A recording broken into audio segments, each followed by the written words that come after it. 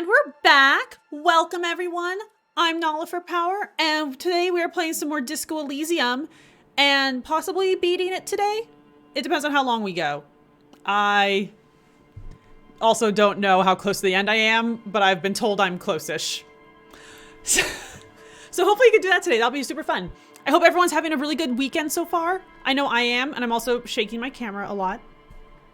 Don't touch my desk too much. Okay.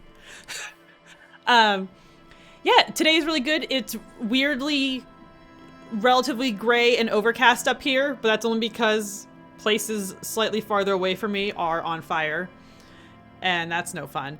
But I got to make pasta sauce all day today. It was awesome. Took the dog for a walk, played some Beat Saber, had some good times.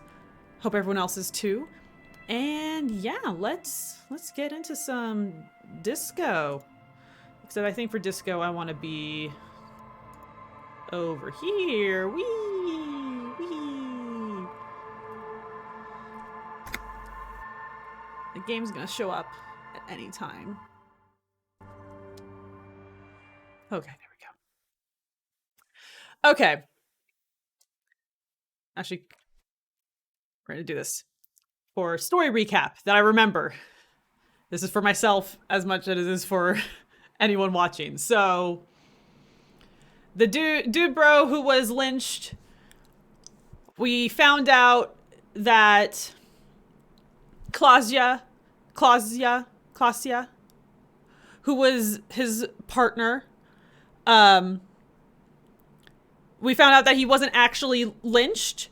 It was a cover-up because he was shot in the head while he and Klausya were in coitus? Is that how you say it properly? I don't know. Mid-coitus? I don't know.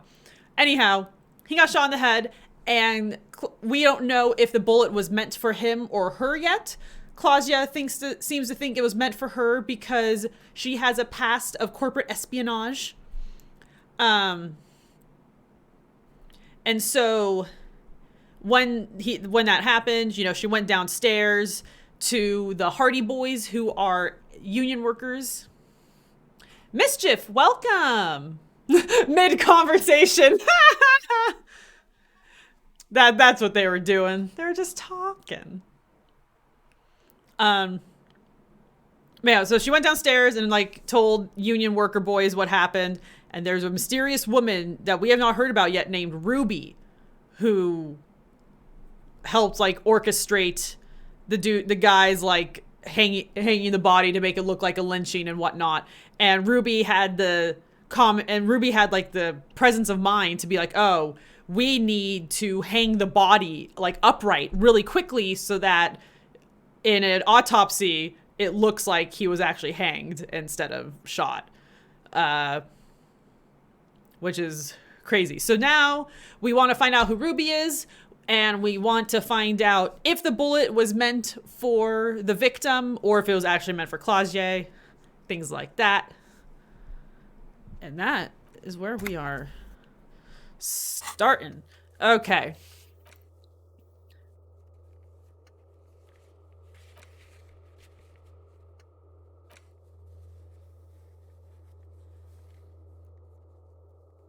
Okay, let's see if Titus will give up Ruby's location. It's unlikely, but you never know. Mischief, how's your Saturday going so far? I hope it's going well.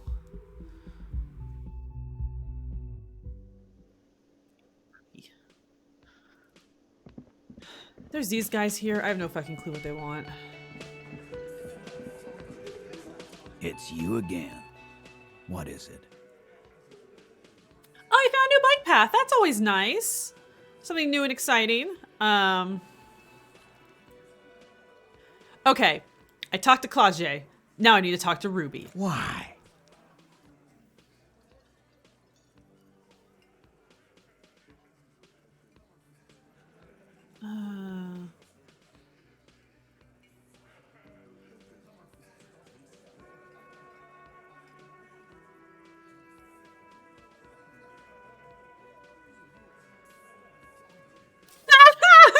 The gravity of Harry's discoveries is a bit undermined by his outfit. Not untrue. but I like his outfits.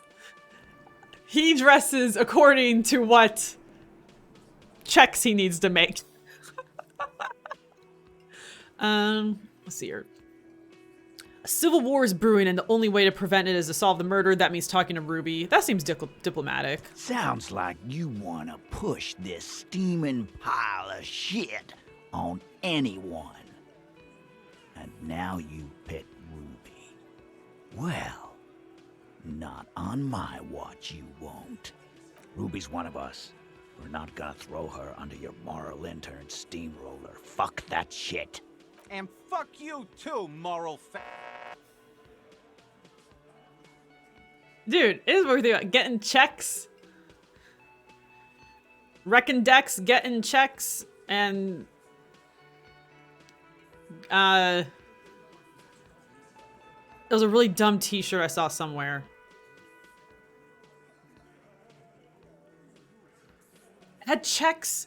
It rhymed decks, checks, and sex, but I forget what the verbs were. Reckon decks, writing checks, getting sex? That might be it.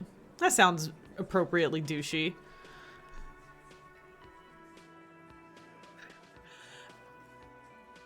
Ruby is missing. If you hide from the police in a murder investigation, you become a suspect. You know how it works, guys. That's nothing.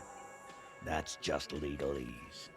You don't even have a sound theory. I don't want to be rude, but we're trying to get some R&R here. Think you could fuck off now? I think we'll keep sticking around, Titus. You'll be surprised at how quickly a theory presents itself if you keep looking. Get him, Kim. From the corner of your eye, you see a little bird fly into the bush, right behind the window, behind Titus's back. 17% for logic.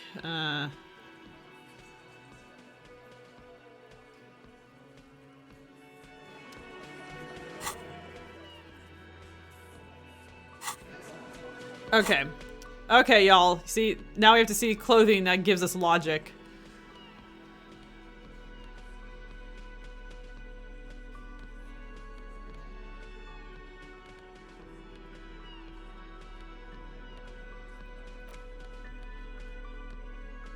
+1 logic, yeah. Ooh, +1 logic.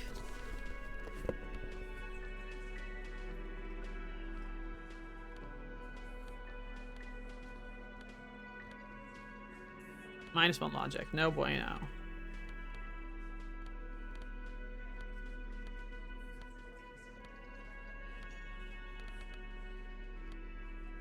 +2 logic?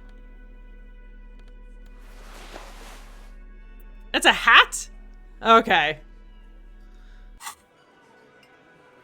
It's you again. What is it?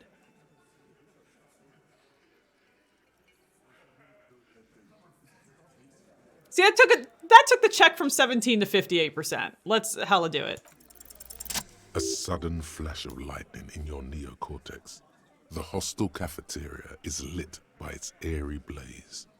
Floor plans, bullet trajectories, webs of human emotion, all channeled into a single thought. They should sell these hats before college exams. They make a fortune.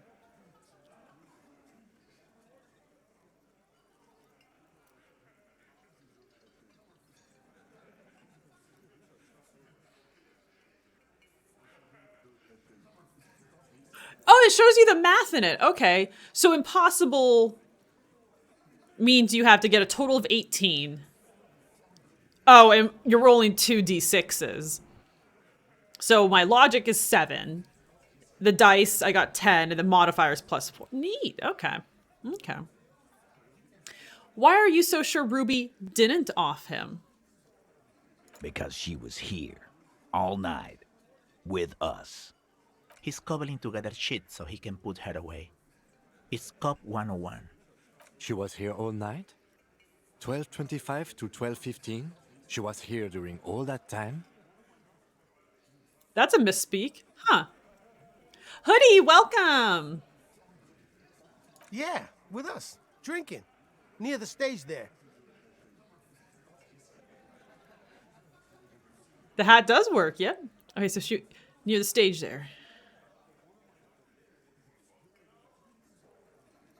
She didn't go out for fresh air for one smoke. No.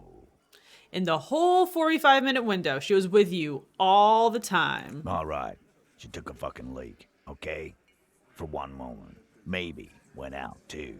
She has a complex operation to run from her lorry. She's a busy girl. Always has been. Of course. Ruby is the lady driver in this great big jam mystery. Probably. Oh. You'll have to keep investigating. They'll never open up about it. Just 'cause she was gone for 5 minutes doesn't mean she magically got to the roof and shot the merc. I've been through this. It's not plausible. All right, we're in. We got Ruby unaccounted for sometime during the window. This was crucial. Now let's place her on that roof.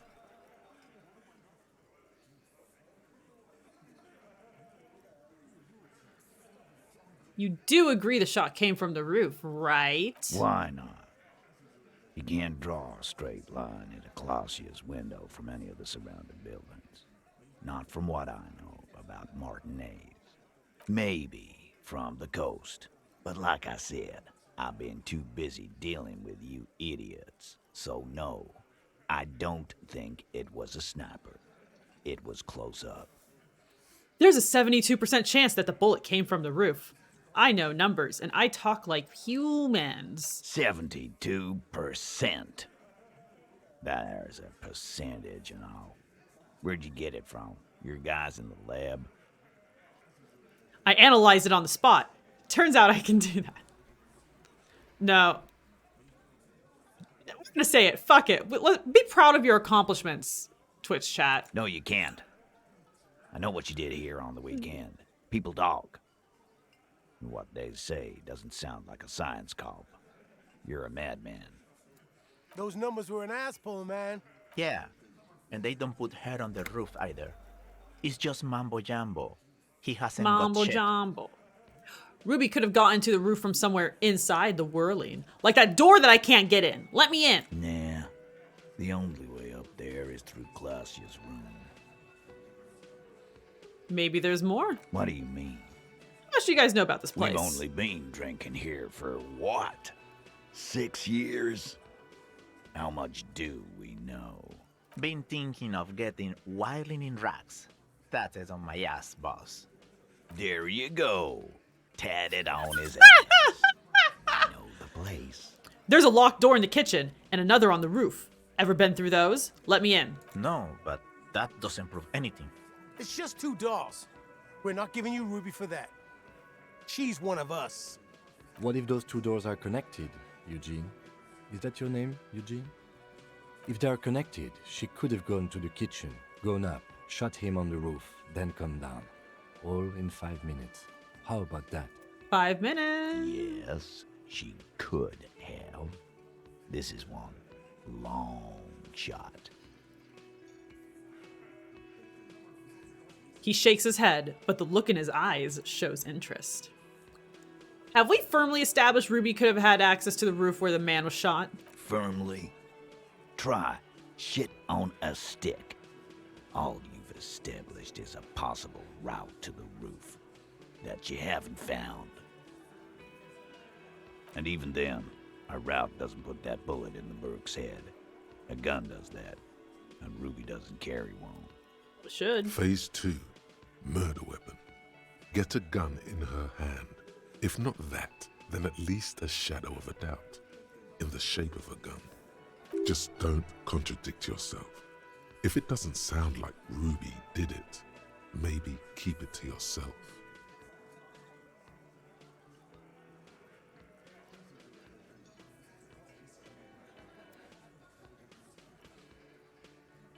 The local pawn shop sold my lost gun to a woman. Maybe it was her. You lost your gun? What an idiot! Tell me, did you lose it before the murder?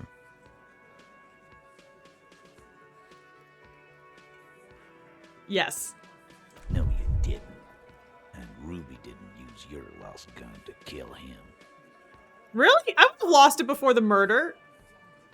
No, we woke up after the murder. Whoopsie doodle. Stop thinking about your lost gun, damn it. You'll get a heart attack. This was merely a thought exercise. He did not lose his gun. Let's move on.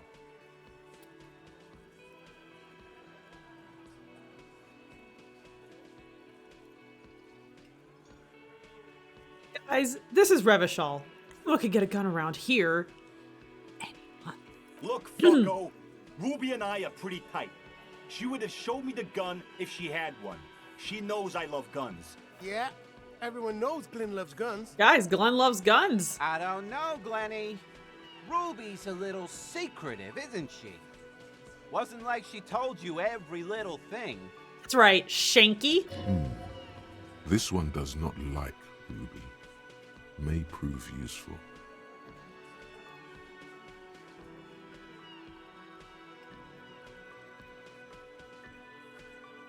Plage said Ruby takes care of things.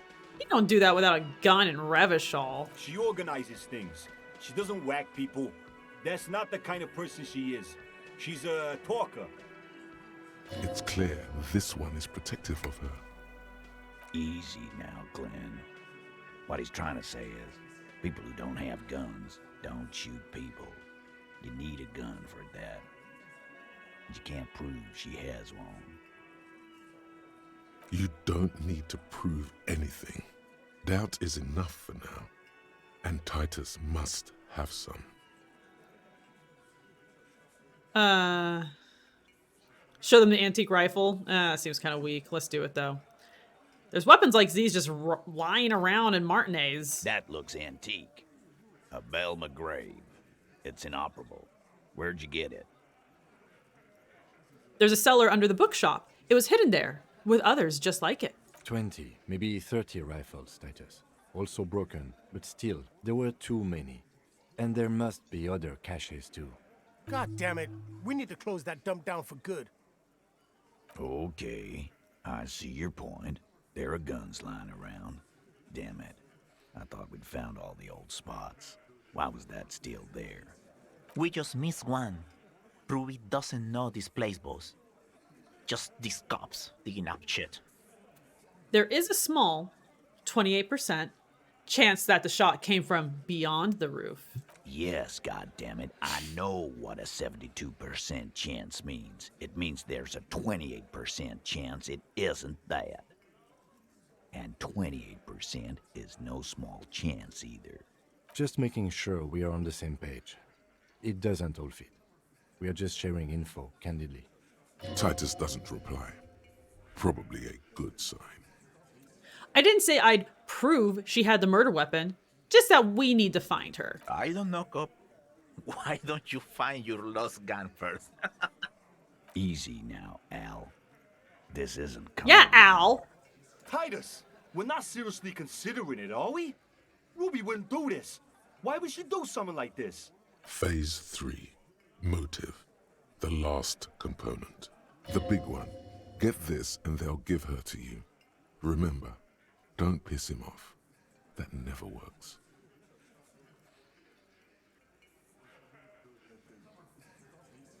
It's not why did she kill him, it's why did she organize the cover-up? And I suppose you have a theory on that. She could have just been covering up for herself, Titus. Think about it. Why go through all that effort? It was her idea, wasn't it? The hanging. You went along, but she suggested it. She had, like, a fully formed plan and shit. Right when she came back downstairs. Really, Shanks? Claudia wanted to talk to another girl, that's all. She was just the first one up there. I could have come up with that plan if I'd have been first. Could you? Time for a I can- logics demonstration.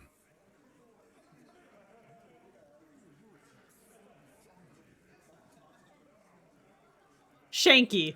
I mean, your name is Shanky. Let's assume you killed him. I didn't do it, fucker. It wasn't my plan. You probably did, though. It's just a thought experiment. Think, Shanky. You killed him. You got up there, shot him, cut down. Would you prefer to go on trial with your buddies as part of a lynch mob, or alone for committing a murder. A murder. Fuck you, man. I would never fuck my guys over like that. Aw, he squeaks with indignation. She didn't either. She would never do that. Why aren't more of you defending her? This is fucking stupid, Titus. Glenn, I thought the same thing when she skipped town and left us in this shit. Oh, so he didn't rule her out completely. And she skipped town. This is good. Maybe it's all part of a leadership challenge against you, Titus. There's no fucking leadership challenge. Just when I thought you were taking this seriously, cop, you put your head in your ass. Man, now he's just throwing shit against the wall to see what sticks. Okay. We ruled out infighting. That's how this works, by exclusion. Remember, all we need to do is rule Ruby out too. That's all this is. There's a bit of truth in there for Titus to react so brashly. He does not like his authority questioned.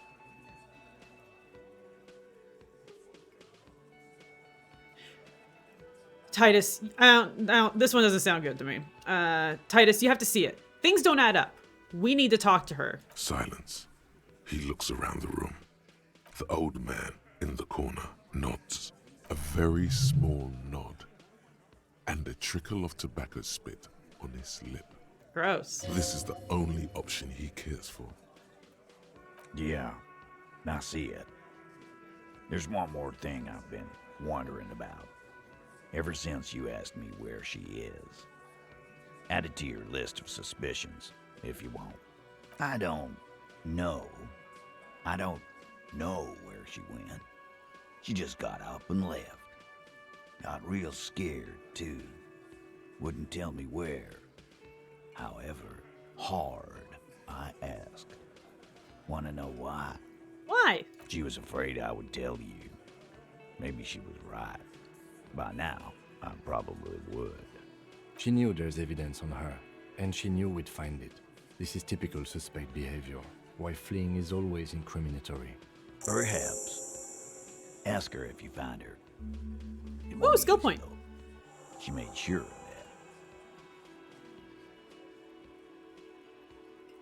that. When did she leave? Friday afternoon, when you first arrived.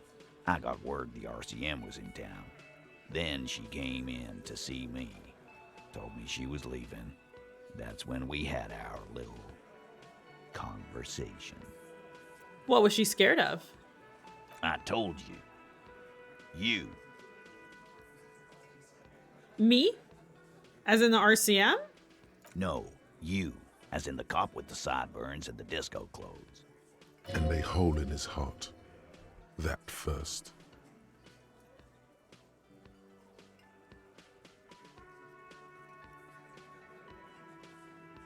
I have no idea why she'd be scared. I'm just a normal cop with regular thoughts, innocent. Sure. Normal. This game's funny, man. You know, when I first saw you limp in here, I thought she was paranoid or sniffing her own supply.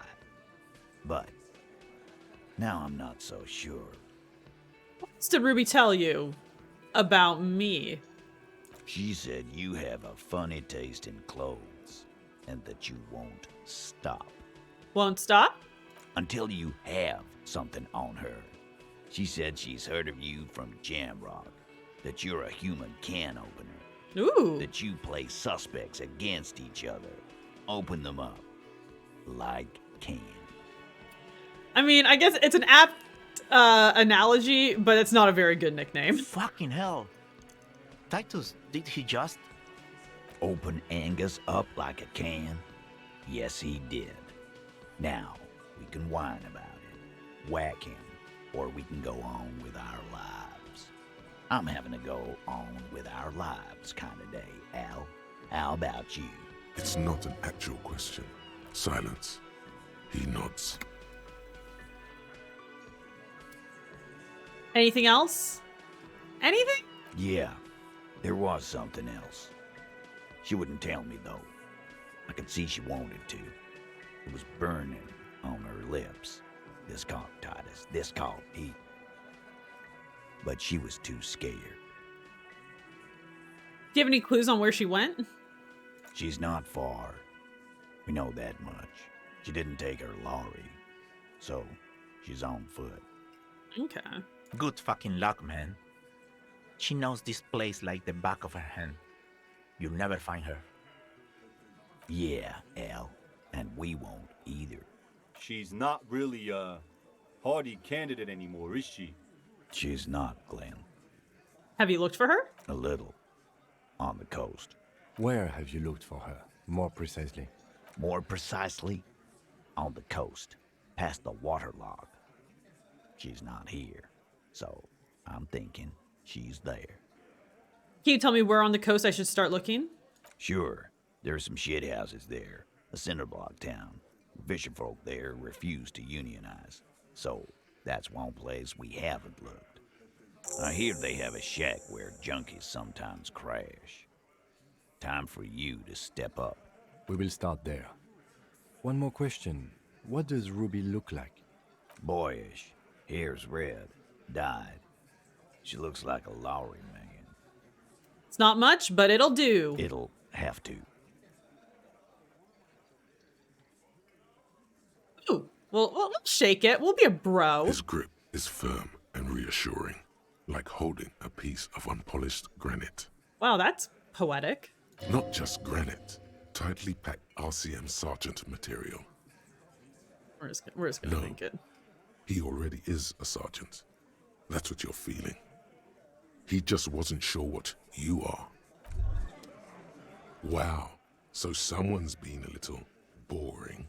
What? Yes, my standard liege. Someone's seen all sorts of wild ideas pop off and thought, I'll take the boring one. The Hey, regular, please. I'm scared of the board. brown.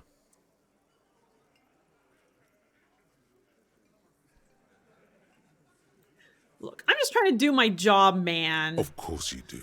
Let's get right to it. My lord's copper type is regular cop. I'll let everyone know. I'll send out a telefax.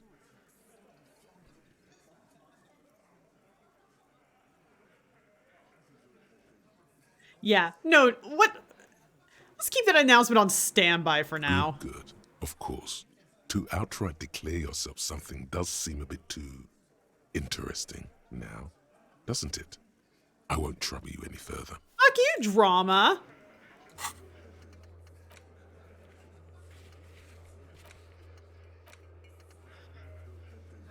There's a buoy west of the boardwalk on the coast. Okay. Do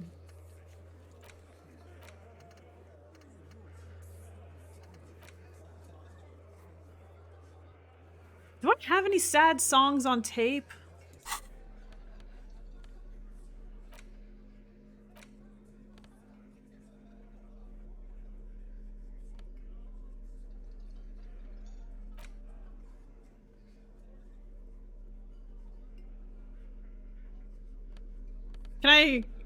Can I do karaoke with this?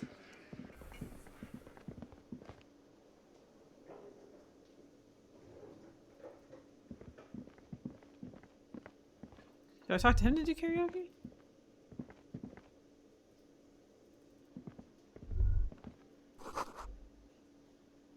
This feels right. You belong here. Hey, was there something you needed? So Another thing. thing. Great. I love those. Oh, there's a mysterious blue. Oh, yeah. Let's talk about this. There's a mysterious blue steel door in the back of the kitchen. Oh, yes, that door, sure. There's nothing mysterious about it. It's just a door. Do you know what's behind it? Do you have? No, I don't have a key. I don't know how to get there. And I don't care either. It's not like I've been wondering about it for 10 years. It's just the frit warehouse, probably. Or some boring storage space with a bunch of old junk and dust. Junk and dust. He's attempting to maintain an air of indifference. It's absolutely not convincing. I think you'd like to know what's back there, buddy. Fine, okay, a little. But my job doesn't leave me time for wondering about one locked door in one of the cafeterias I manage. So I haven't opened it. I have cleaned the whole place 100 times over, though, after the animals. And I haven't found a key, so Good luck with that. Junk and Dust is a good name for a band, Mischief. I agree. Oh. Oh, Clausier in room number 3. She nicked the phone line. Why? No, fuck it. I don't want to know. I don't want to know why these degenerates do what they do. I thought we had one good guest in the building. He really doesn't like it being classier.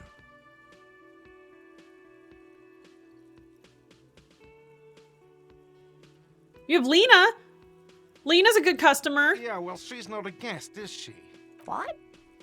Did someone mention my name? Aw. We were just paying you a compliment. And finding out a degenerate from room 3 nicked the phone line. Everything is okay here. Good thing that guest pays for her stuff on time. Oh, yes? Okay, so that's not how I start playing my karaoke.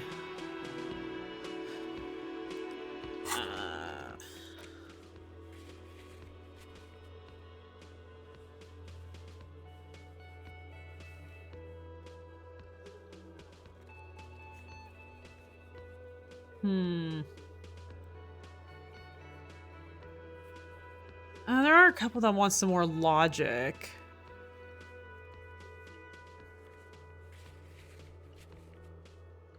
Let's level up logic, why not?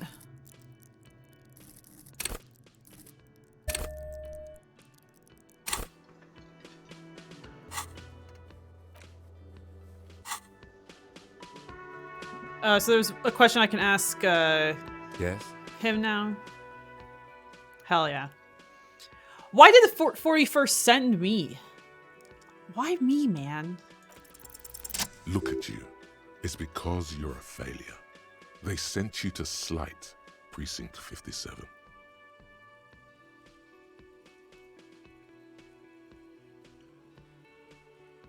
Yeah, that makes more sense than the other stuff I thought of. Just think about it for a second.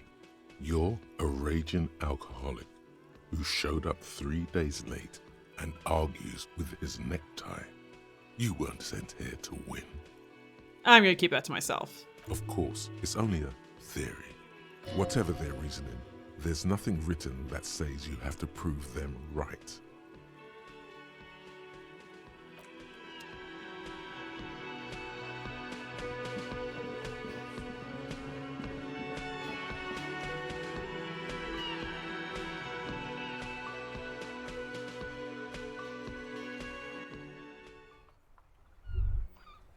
You think you have a pretty hot suspect right now, don't you?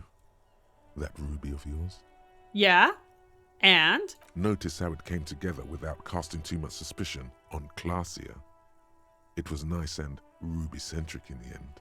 What do you mean? Anything strike you a bit off about this mishmash?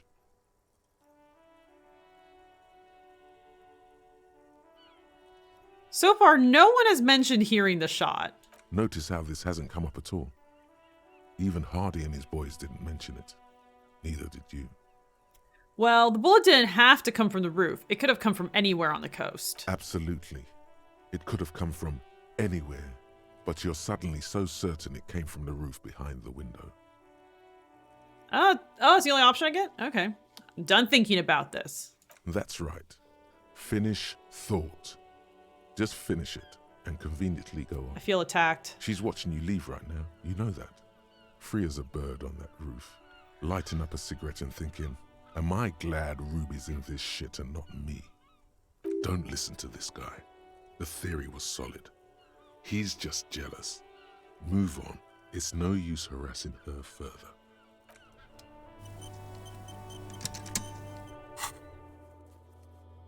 Okay, so who has...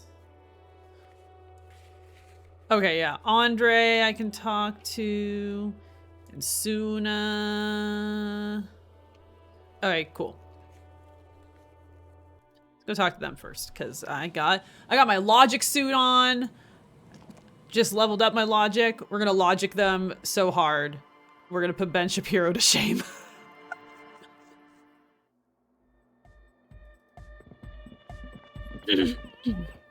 Oh, hey man, it's good to see you.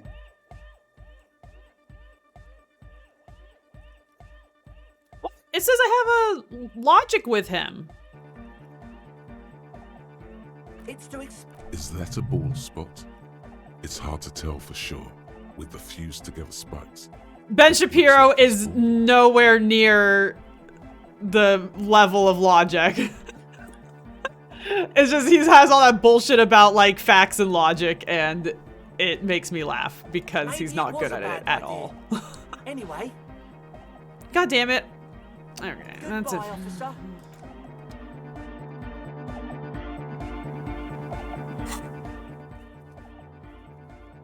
Andre, logic. Like, gosh darn it. The map is like basically useless for telling you which checks you can redo because of how wrong it always is. Yes, what is it? Okay, I'm gonna form a theory on the 2mm hole in the world, and even with all of my checks, there's a 3% chance I'll get it. All you hear is no. silence in your head. Suna, have you seen anyone suspicious say a woman named Ruby? Yet we have heard about it. It is true. What? Unfortunately. No one's suspicious around here. I know! The fucking pale unknown. It's getting me down. She has not seen her, sire. It is true.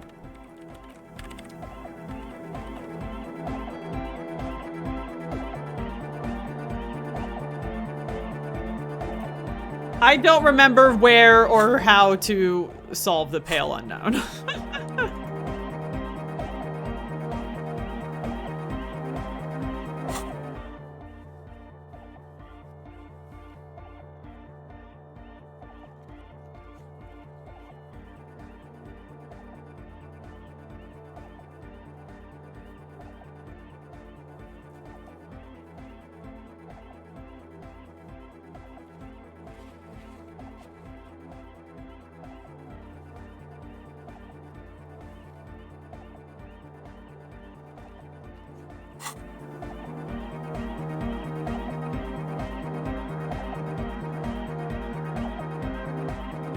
Or it's just a pale imitation of a guess. Yeah, I don't know. I don't know.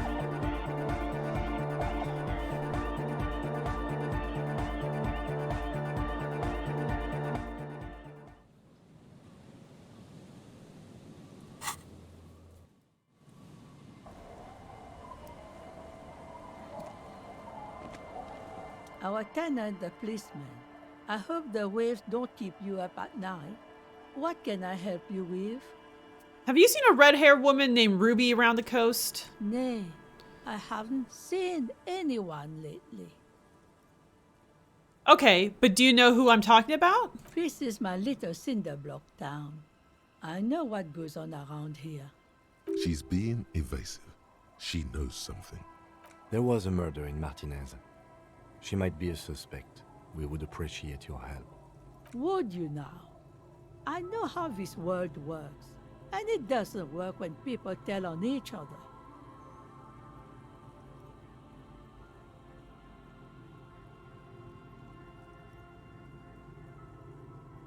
This isn't about the Union, you know. You don't have to worry about retaliation. Ah, I should have known.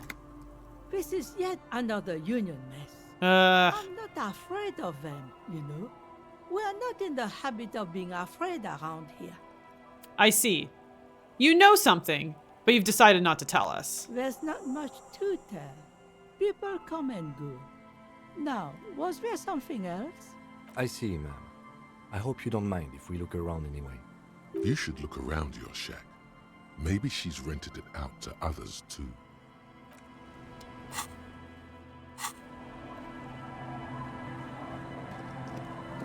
Okay, go look around our shack.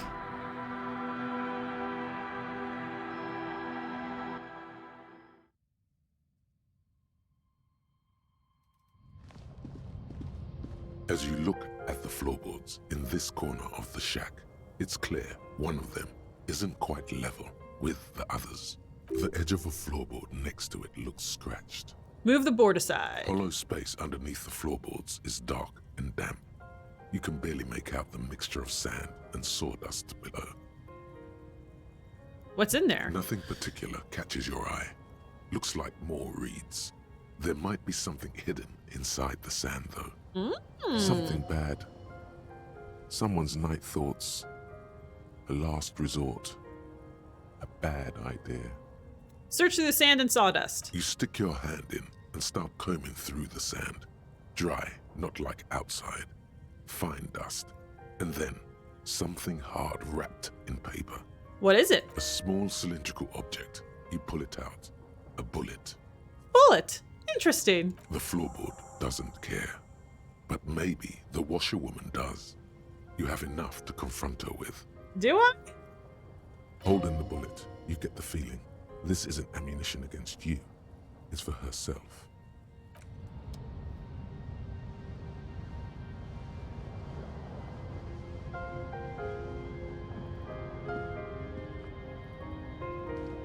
On the table, you see a bowl of water, a rough soap, and neck. An old mirror hangs on the wall. You see the reflection of your face in it, adorned with the express.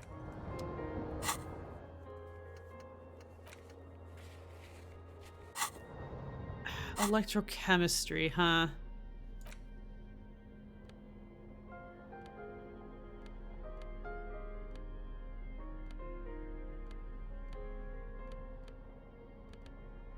I don't think I have any clothes that do electrochemistry.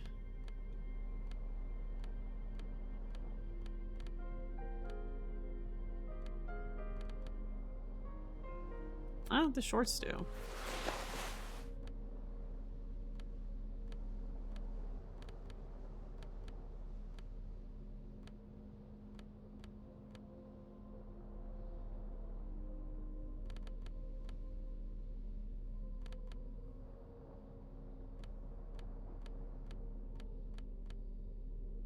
+1 electrochemistry, yeah!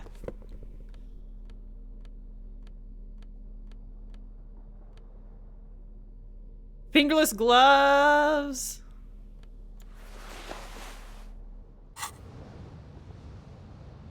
An old mirror hangs on the wall. You see the reflection of your still. Boo! It won't come off that easy. Okay, let the mirror be for now.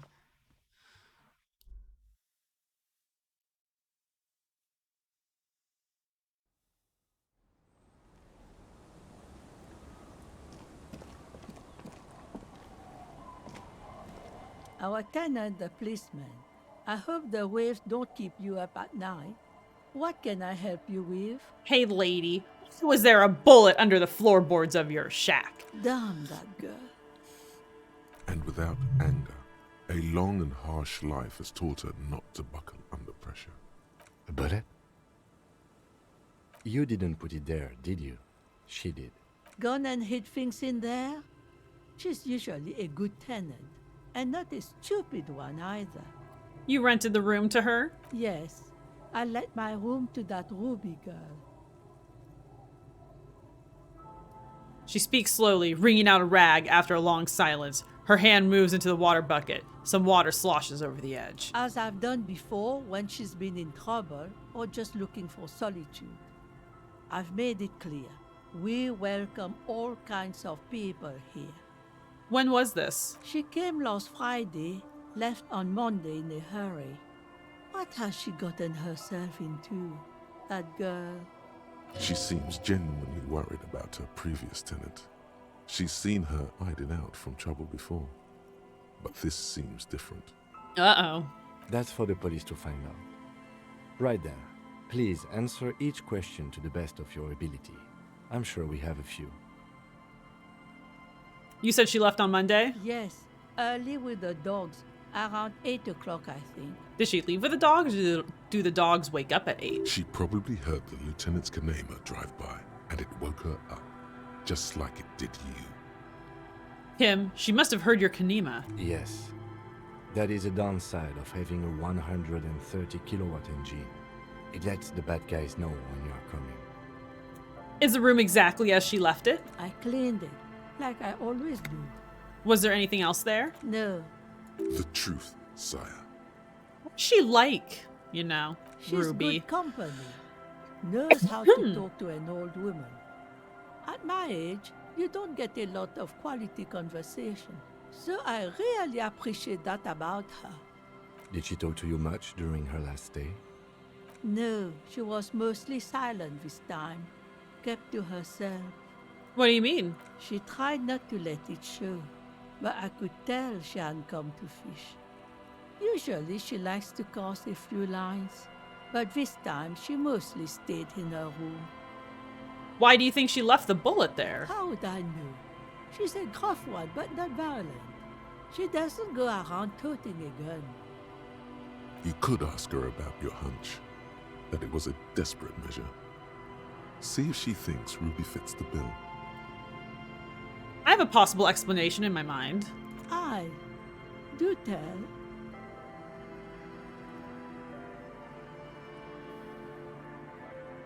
It's an exit plan. Exit from what?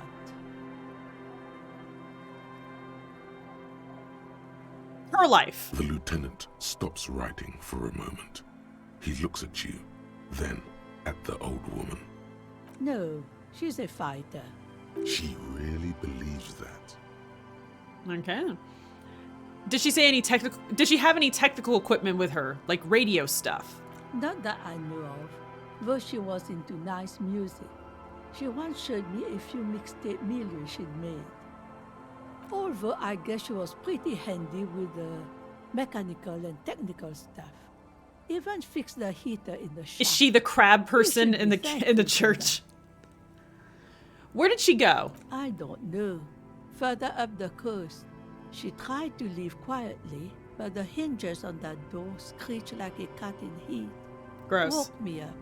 I heard her rushing in those heavy boots, heading up north. You'll never find her, you know. She knows the coast like the back of her hand. You only just arrived. I wouldn't worry about that, man. We are persistent.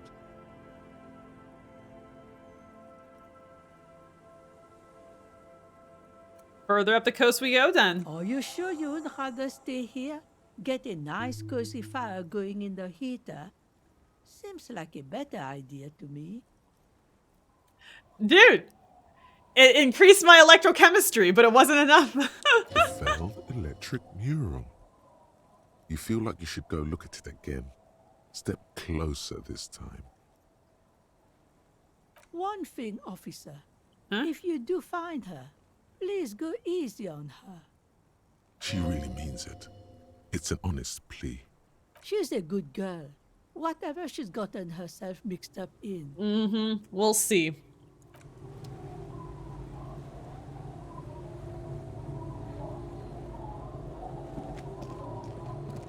What do you know about Ruby?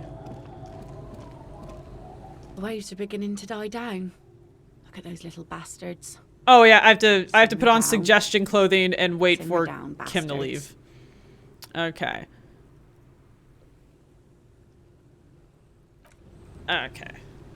No options about talking about Ruby. Who the fuck are you? I'll just keep the cord H-y in the channel, if that's okay. It's too shallow near the pier. Aye, ma'am. And it's a jetty, by the way. Of course. Jetty. I prefer a good jetty to a pier any day. Jetty. Hello, ma'am. Hello, detectives. It's good to see you here. I only just arrived myself. What brings you here, madame? Nothing, really. I've had my eye on this jetty for weeks now, so I decided to investigate it personally. This cluster of buildings isn't on any of the official maps, as far as I can tell. That. And she's also keeping an eye on you. Have you been spying on us? Spying has such a negative connotation. I did track your progress along the coast, however, and decided I would be better able to assist you from here. Then there's the matter of that little scamp in old lady clothes. She threatened to paint the cordelate she read. Like blood, you see. Well, I like it the way it is. White. What is this? Destruction of property? Hooliganism? Elder abuse? And who is this scamp, anyway? No, paint the boat red, it's metal. No matter. Lillian and I are getting on much better. For one, she appreciates the concept of rent. So how do you like it around here? How do I like it? Water drips down eaves of Eternite. The jetty below her feet creaks to the tune. The smell of salt and dog shit in the background. It's pornographically poor. The street has no name. All the men are dead or missing. And is that the carcass of a motor carriage over there? I'm surprised that woman hasn't put me to the sword yet. Maybe she will. You should ask your questions while you can. Dark eyes survey the coast leading up to Martinez. Dull grey metal rests in her scabbard. A sword. The wind is too loud for her to hear. Fortunately for you, madame, the RCM is on the scene. All right. Politics time. Let's react. Real men, real politics, real thoughts in your head.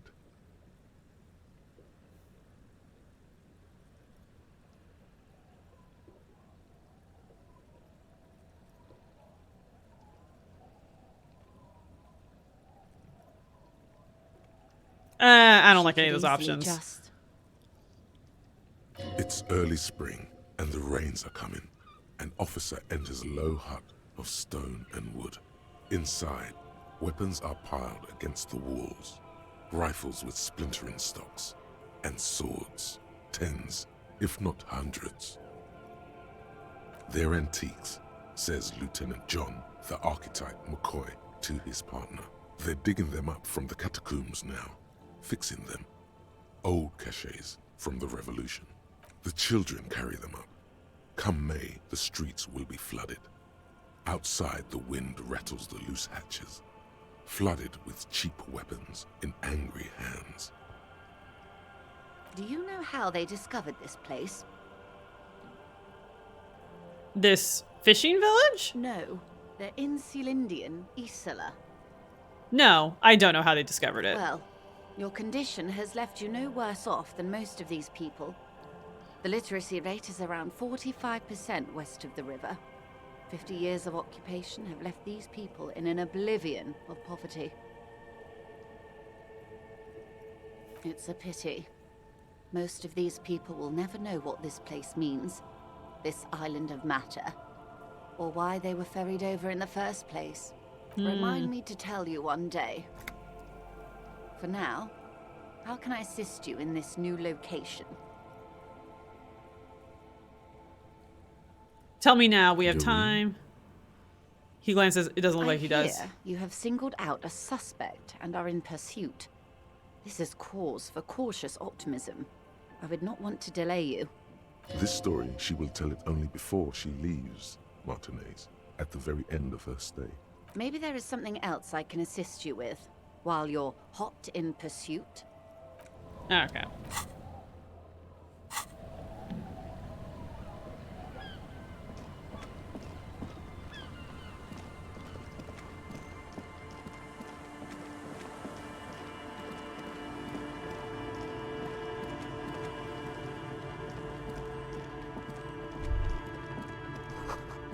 Seems the walker was either very confused or drunk out of his mind.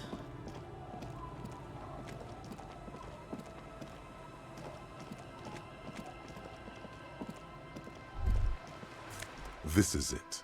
The scene of the party. The fire pit. Cigarettes and empty bottles all evidence it. Sure does look like a lot of folks partied here. Looks like they were here a while, judging from all the bottles. The sunken motor carriage provided them a focal point, like a goose ice sculpture or a chocolate fountain. Man, those do not seem like things that would exist in this world. Hey, Kim, looks like we have a couple party goers here. Looks like it.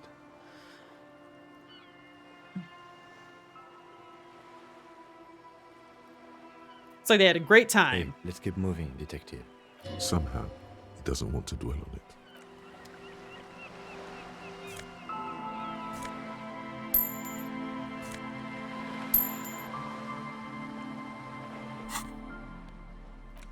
Oh, you already have that equipped. Okay.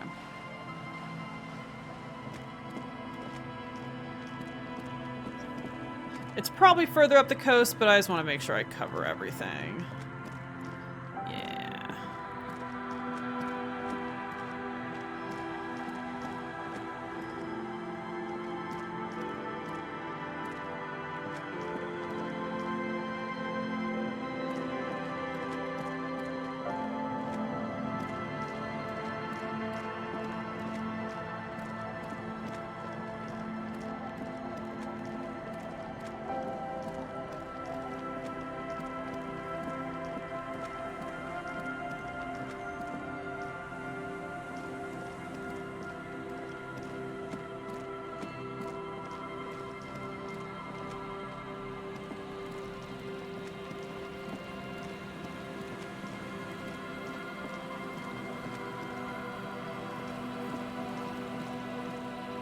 No, Thingy wants me to look at that mural again, which is back here.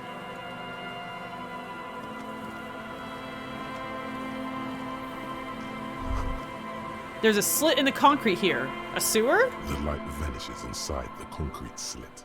The structure goes deep under the earth. What's in there? Maybe it's just a storm drain for the sewer. Oh, Craig, welcome! How's your Saturday going? Kim, any idea what's down there?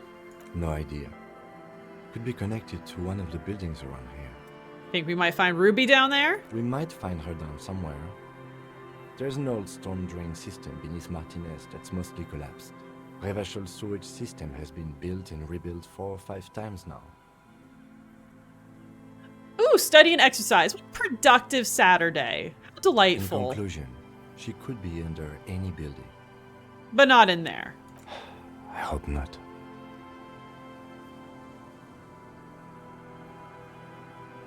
Oh, drink it. Okay.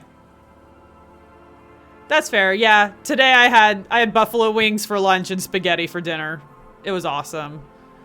It's slightly cooler here than normal, so I took advantage and made like an all-day red sauce, and it was so good. Used oxtail for the first time ever. Highly recommend. Yell ho into the slit. There's no echo and no answer. No echo.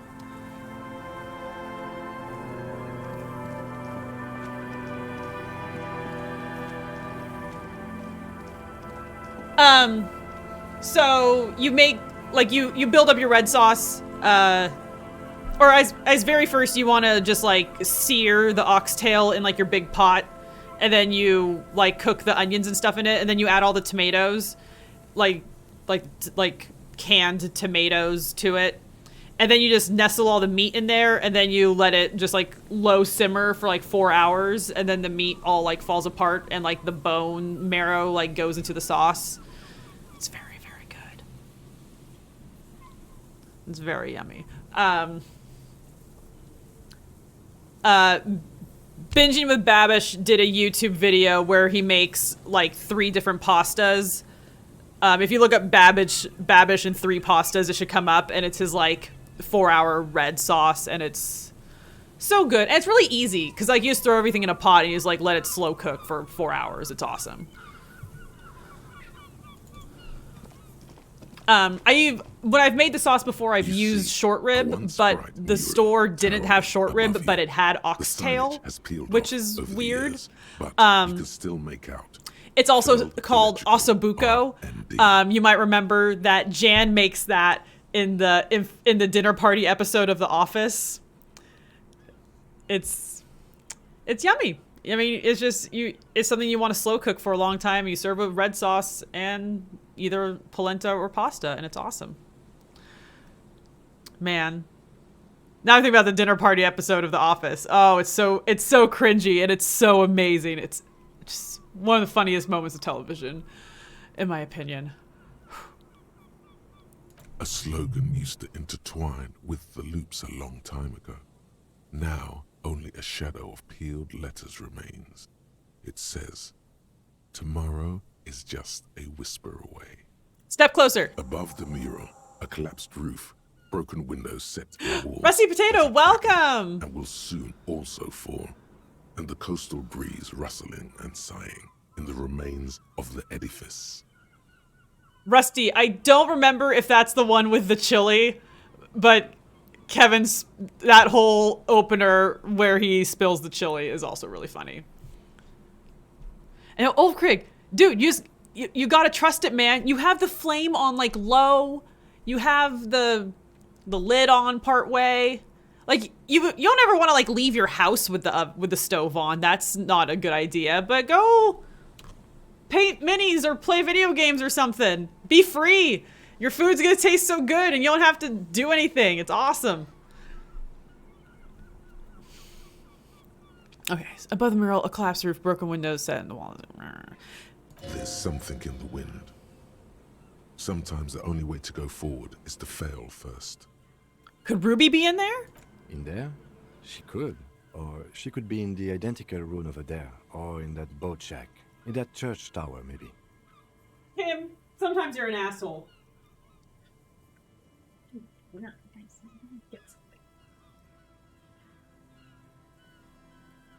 I want to show you guys because this has been killing me. Growing up, my dog was named Ruby, and that's all I think about. And I have a picture of her. Look at her. She's sticking her tongue out at you because she was a grumpy, perfect dog. I love her. She was the laziest Australian Shepherd on the planet. It was so funny, and she was so poofy. She liked to play tug. It was just, she was delightful.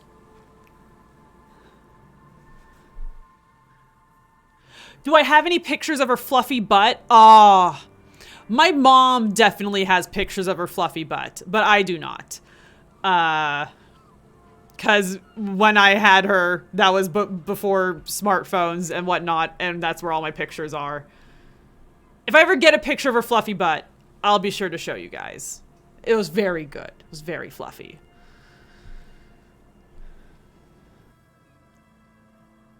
Why single out this one building?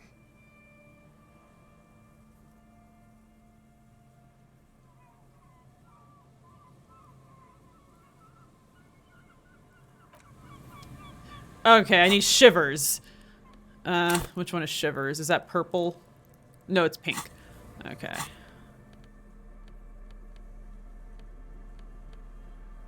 +1 Shivers. Boom.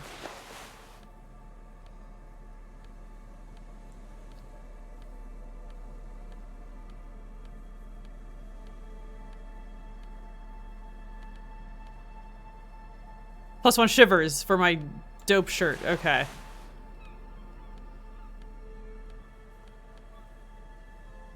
+1 Shivers. Boom.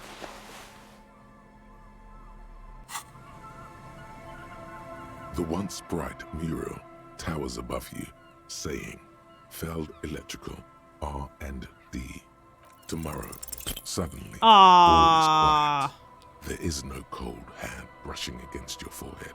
No rustle in the reeds. The wind has died down or gone behind a corner. You only hear distant waves washing the coast. The ruin in front of you is silent as a tomb. She could be anywhere. How do we find her? How do we? I was really hoping she'd be in the village. Okay. She's probably north of the village, and this place is a peninsula. We've already talked to the cryptozoologists. Working with them might give us a good excuse to run around, give us some structure. And then there's the church. We've already searched that and can rule it out. I know it doesn't feel like progress, but exclusion is a step too. Anyway, we do it the old-fashioned way, sector by sector. Go over the whole peninsula, ask the locals, enter the places where we can enter first, like we did in the village. And if that fails, if we don't find her? Then, if we're desperate, we can look where we can't enter. Bunkers, storm drainage, this place. I'm sure it won't come to that. Walk the coast, the old boardwalk, the reeds. You can always come back here and talk to the wind again. Look where it already got you. It's on Shivers? Okay, we're dumping a point into Shivers.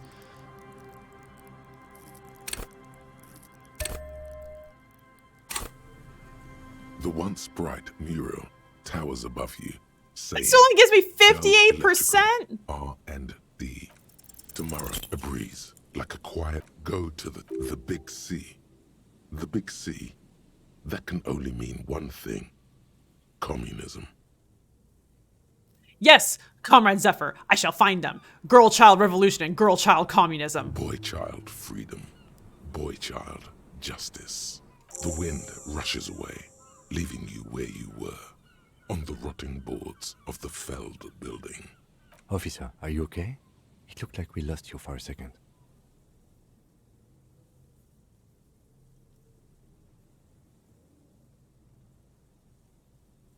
Wow, okay.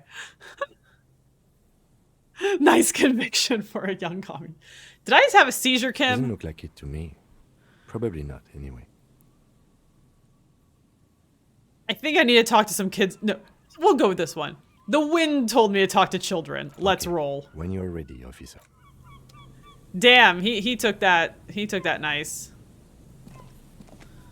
Hello again. I'm looking for a suspect. Have you seen anyone suspicious around? No, I'm afraid I can't help you with this one, officer. It's just a regular day off for me and Mikhail here. So you haven't seen anyone around? No, I'm sorry. As I said, this is just a day off. We just arrived anyway.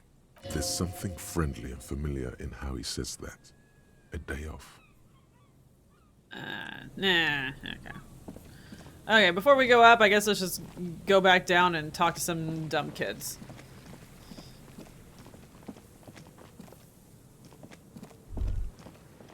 Winter, slow to let go of Rivershell.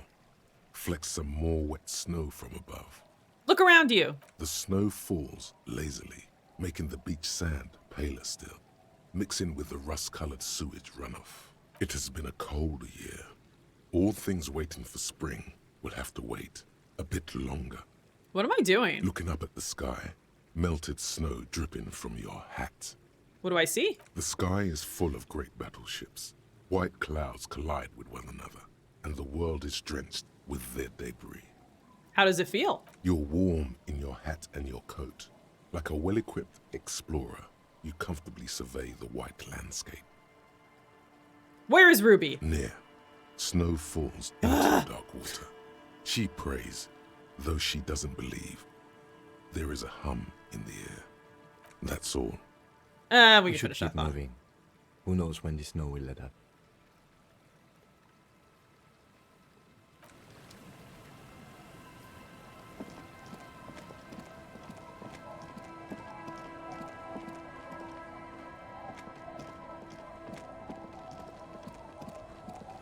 The scruffy-haired little boy kicks a stone while the other watches him do it. Kids, have you seen anything strange happen lately? We had bad words and said, I got in trouble. Bad words. Bad words.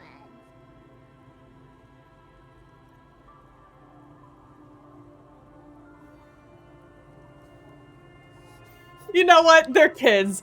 And also, the drama part of my brain thinks I'm boring. Bad words? What bourgeoisie mentality to deem certain working class words bad? Boo, what? Was that a bad word? Bourgeoisie? Yes. One of the worst, child. Don't say more bad words.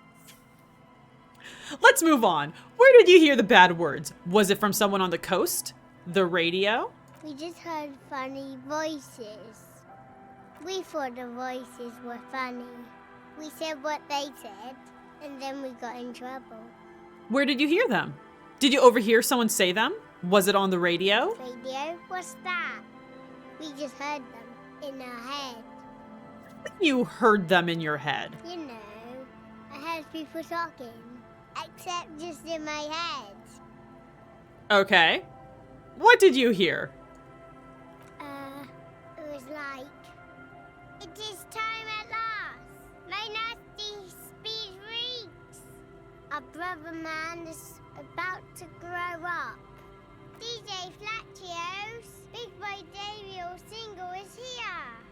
Buckle up, cause this is the fastest track that you're ever gonna hear. Turn up the volume. Blow those speakers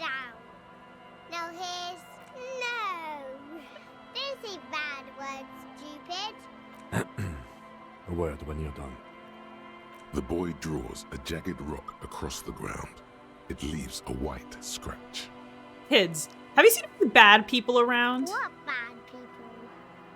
I don't think questioning 4-year-olds without their parents present is gonna crack the case. Okay, Kim. About what the twins had to say. I believe they heard something. And given the poverty of this part of town, I don't know how they could have heard the radio. I don't know how they heard it, but I know the station they imitated. So they must have heard it somehow. What channel was it? Speed Freaks FM. Speed Freaks FM, huh? Yeah, local station, known for its kinetic music and aggressive style. Sounds like a good time. Yeah. Anyway, weird as it is, the situation is not connected to the murder. This isn't our business. But it's related, Kim. The wind told me so. The lieutenant says nothing. An ocean breeze blows in strong. He raises his jacket collar against it. Besides, maybe it was just a radio they overheard. They might not be old enough to know the difference. How would they have heard the voices?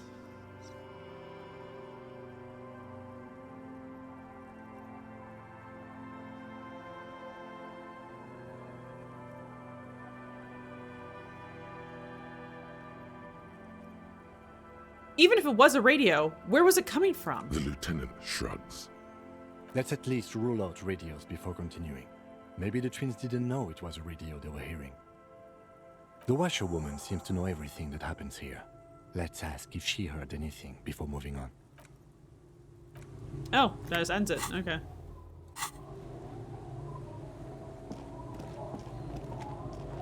Our tenant, the policeman. I hope the waves don't. So that people can say the wind told me so. What can I help you with? That's good. I approve of that. Have you heard a radio on the coast in the last week or so? A radio? Ah, no. We play no radio here. There's one in the shack, but it's never used. Any idea how the twins could have heard Speed Freaks FM? Was that the nonsense we were spouting? Puh. No, I have no idea where they heard it. They've been in earshot all week, and no radio. Are you sure you didn't hear any radio playing? These ears know every sound that belongs to this coast. I would know if I heard anything different. We good, Kim? Let's just get it out of the way as fast as we can. Contact dispatch from my kinema and ask them to connect you to the station. Maybe they can shed some light on this. Thank you, Kim. I'm ready when you are. Thank you, ma'am. Anything else?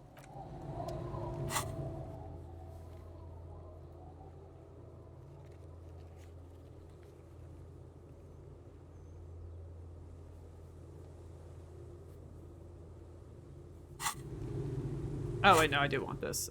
Nope, because I can't. I have to go over here to travel.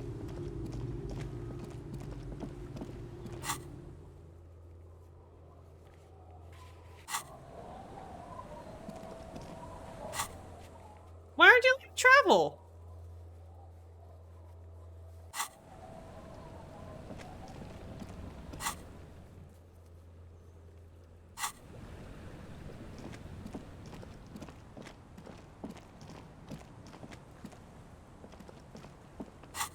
Is this like in the end game you don't get to fast travel or something?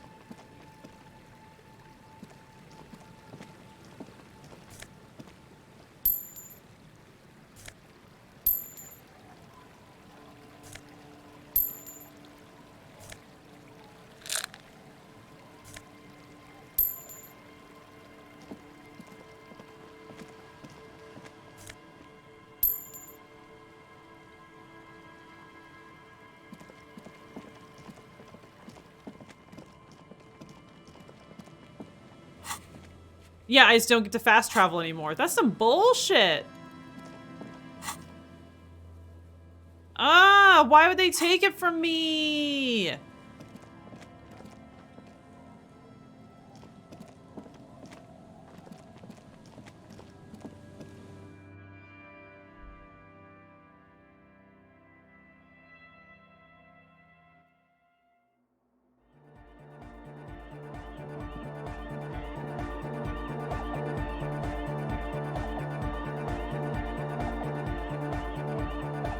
If you order a horoscope, can it be a horoscope? Yeah, I'll try my best.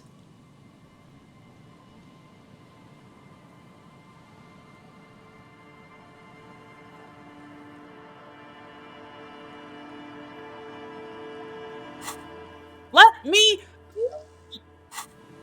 That's gonna make me. That's gonna drive me insane.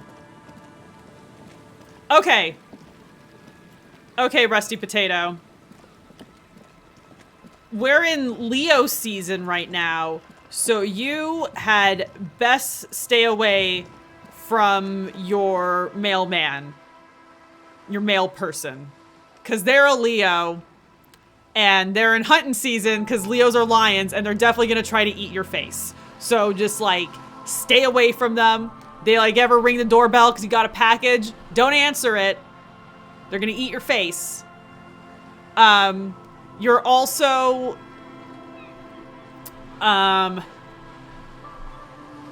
you are afraid of the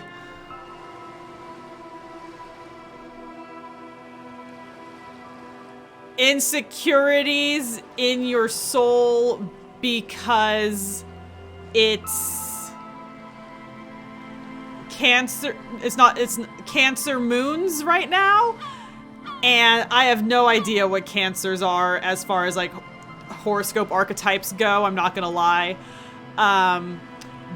But you know, it's like a Cthulhian horror inside you that you just are gonna have to overcome. I suggest trying interpretive dance as a way to express yourself, and then you will maybe be able to defeat the Cthulhu monsters. But definitely not the face-eating male person.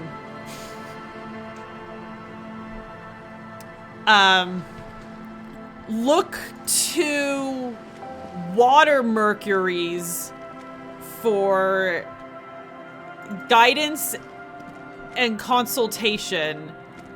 Like consoling, not consulting. Because they'll be the most empathetic.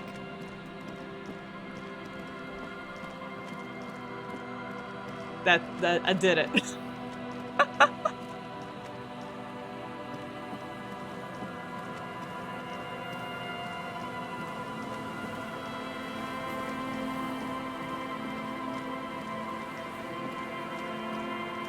Oh, what does this one want? Like physical instrument, I think. Oh, interfacing. Guards the depot. The wind has blown a sand dune in front of it. So welcome. The door hasn't been opened in a long while. Could a handle. Could this structure have been used to make the shot? From here to the whirling, I can't see how. The church is in the way. So it's interfacing.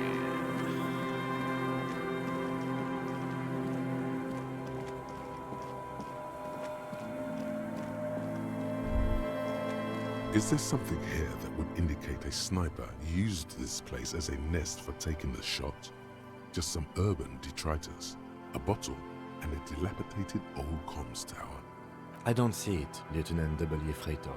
I don't see a person take a shot here and hit something there, in the whirling in rags.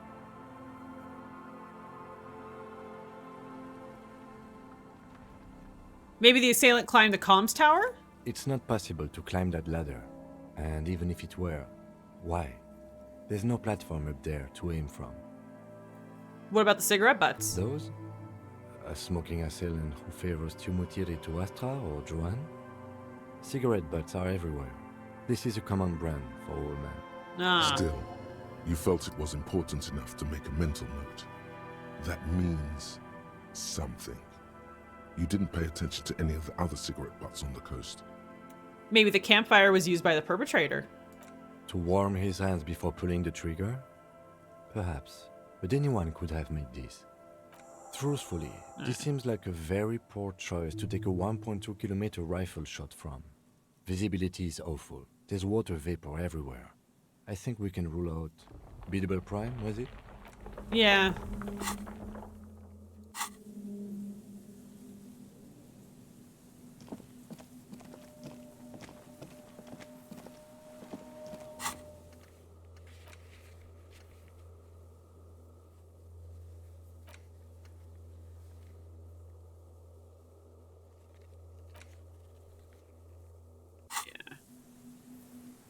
Yeah, let me...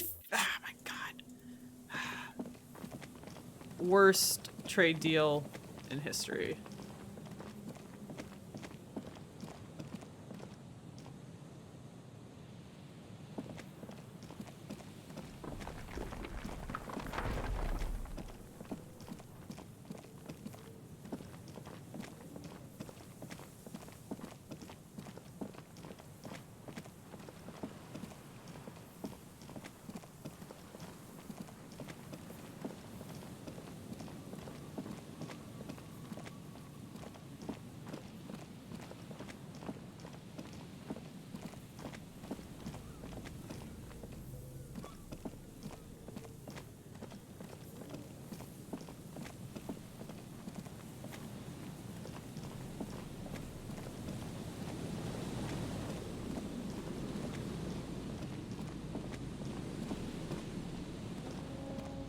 There's some tear.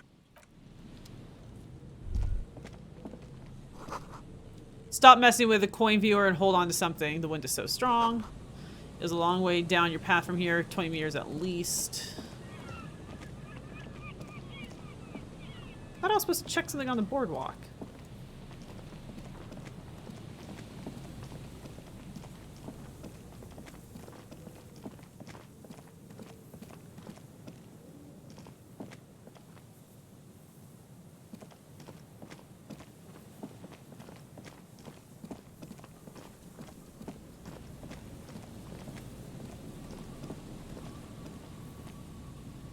See those stairs highlight. Ah, we can't get in there yet. Ah.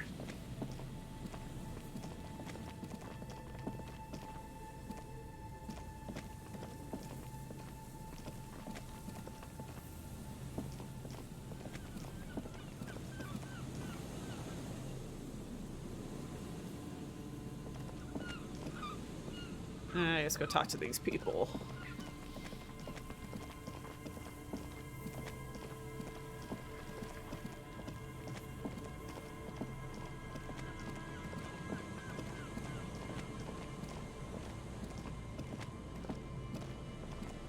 Hello. What can I do for you, officer? I'm looking for a suspect. Have you seen a woman with red hair who seemed to be on the run? I'm afraid not, officer. I've been busy digging around in the reeds for days, looking for signs of insect activity. I'm less interested in mammalian concerns, to be perfectly honest. The lieutenant takes a short note in his notebook. Hello, yellow man. I mean, officer. The lieutenant raises his eyebrows slightly and takes out his notebook. Yellow man. Interesting. This is something to ask him about, after a little probing first. I'm just waiting for my friend Morel to finish up with his insect traps so we can return to civilization. Not a lover of the great outdoors. I like nature, just not this bloody coast. It's mostly drunks and degenerates that come here.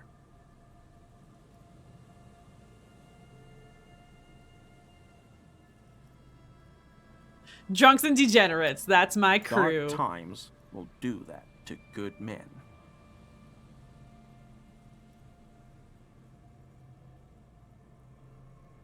You were surprised to see my colleague, Lieutenant Kitsuragi. Not many Sealites here, or anywhere, other than Sail. I meant no offense, truly. Do you remember how, when we met Measurehead and I said the next races will be the really good one? Yes. Well, this is that racist.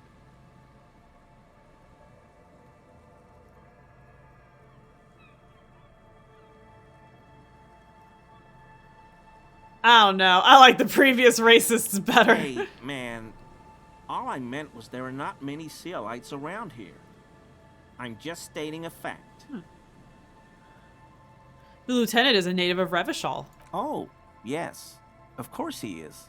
I was just speaking about his connections. Let's change the subject. Connections, huh? Okay. Sounds like some conspiracy topic. You might be able to discuss it with him when the lieutenant isn't here, if you can remember it. Do you ever think about the hanged man behind the whirling rags? Oh, whirling in rags. So that's what the RCM in Martinez is about. Great. Great to hear someone's finally taking care of that. So you do know something about it? No. Nothing. He was some kind of mercenary. But everyone here knows that. I'm just glad to hear you're looking into it.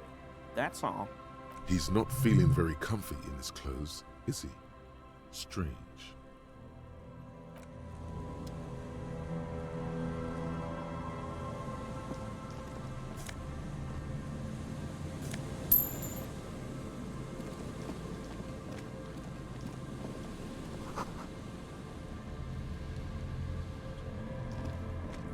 A metal and plastic contraption bobs up and down amidst the trembling reeds.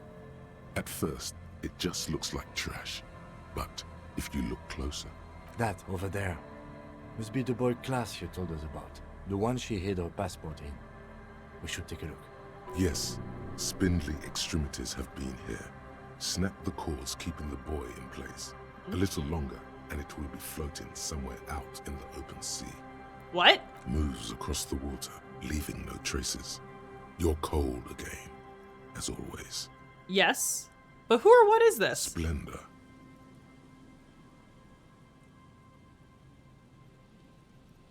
We're lucky it's still here. A little longer and it would have floated away. Indeed. Let's see what's inside. Pick it up. The boy is not tied to anything. The cords dangling from the bottom really have been torn or cut. You lift it out of the water easily, noticing how light it is. Open the boy. A shot glass's worth of seawater pours out. Some algae, and nothing else. Well, damn. No documents. Who do you think took them? I have no idea. This is a minor quirk. We knew what was in it anyway. Or think we do. This is a small loose end, either way. Not important, I hope. Could this be related to the cryptozoologists and their little expedition? In my experience, cryptids are generally uninterested in travel documentation. We should go. You could ask the miss what she thinks. Later, if you have the time. Though you doubt she'll tell you much at this point. Okay, leave it be.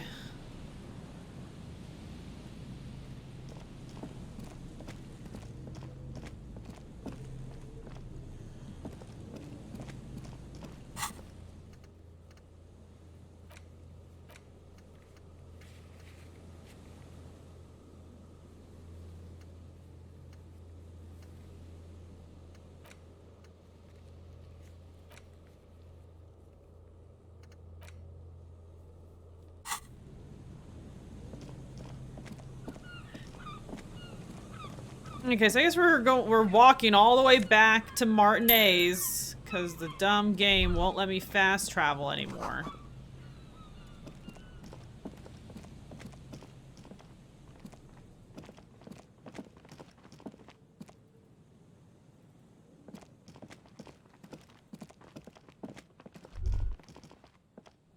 A scattering of...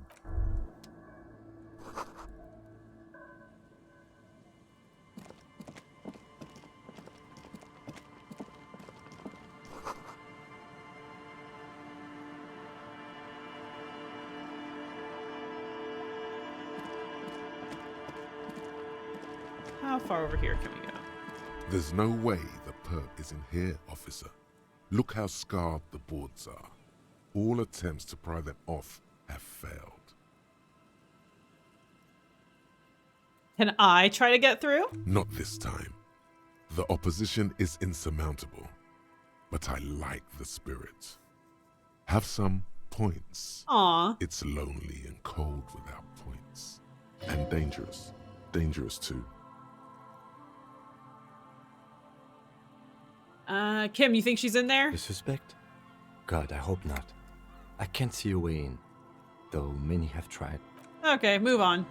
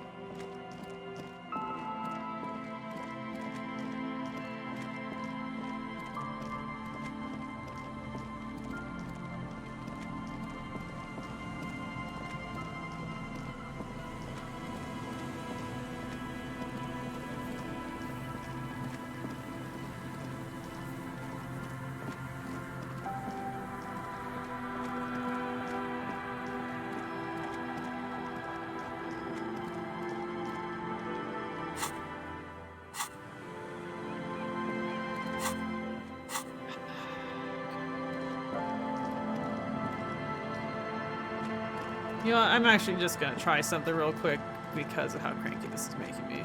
Then we're gonna quick save. Main menu. I'm just gonna quit real quick. And we're gonna come back and pray to baby Jesus that it lets me fast travel.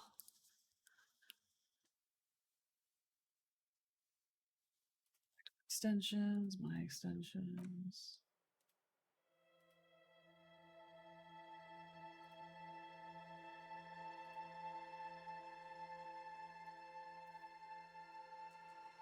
Okay.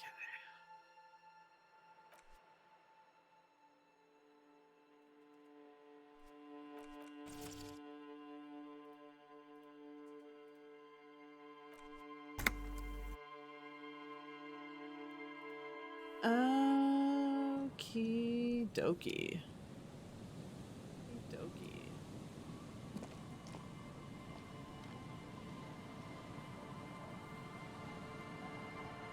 I don't know why that was unmuted. I do not like that. Oh my god, it doesn't let me fucking fast travel. God damn it. Okay, fine.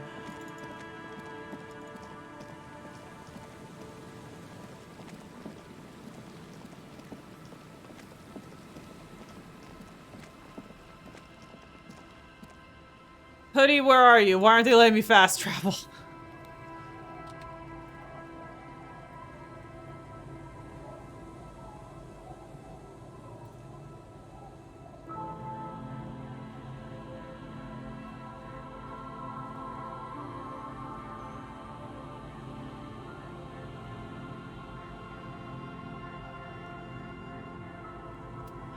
Apparently fast travel seems to stop working for most at around day 4.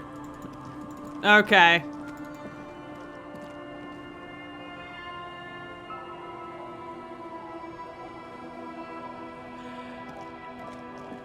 Yep, so that's what this thread is saying. It seems to be a bug. It was just introduced with a new update, which introduced a ton of bugs. This was back in April. Well, that sucks.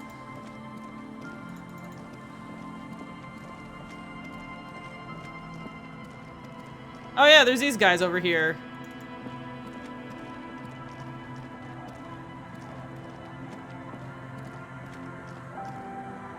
Really? Okay, we go this way, only this way? Okay.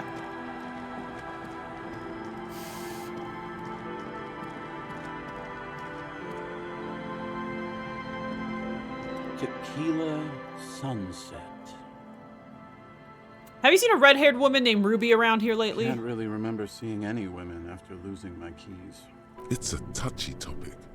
He hasn't got laid in ages. He really has no idea who this Ruby is, sire. Okay. The legend! He's back.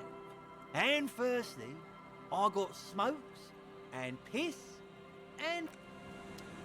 Oh wait, is that one of my thingies is to do speed? Find speed and sniff it. Hell yeah. legend. He's back. And firstly, I got smoke Mountain Dew is and a little speed to spice things up. We Here did you not go, like it. friend. That is unhygienic and dangerous, and it does not endear you to me. Just wanted to make that clear, okay? Unhygienic. This stuff. Okay. Him. I'll wait for you to leave, Mr. Fuddy Duddy. I want to do some speed. It's on my checklist.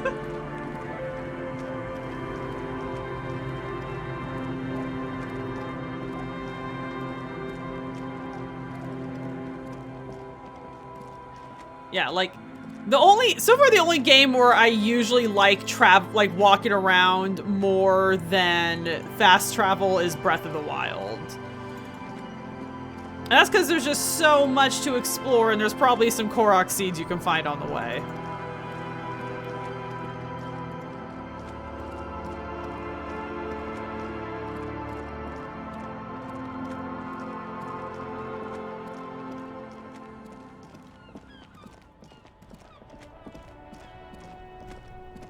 Yeah. I love the Koroks so much. They are so delightful. Inside, you see a set of steering levers, a radio microphone, a pull-out. This is Precinct 57. How may I assist you? Alice, I need you to connect me to Speed Freaks FM. Come again, officer? Speed Freaks FM, a radio station. It's for the case. Okay, officer. One moment.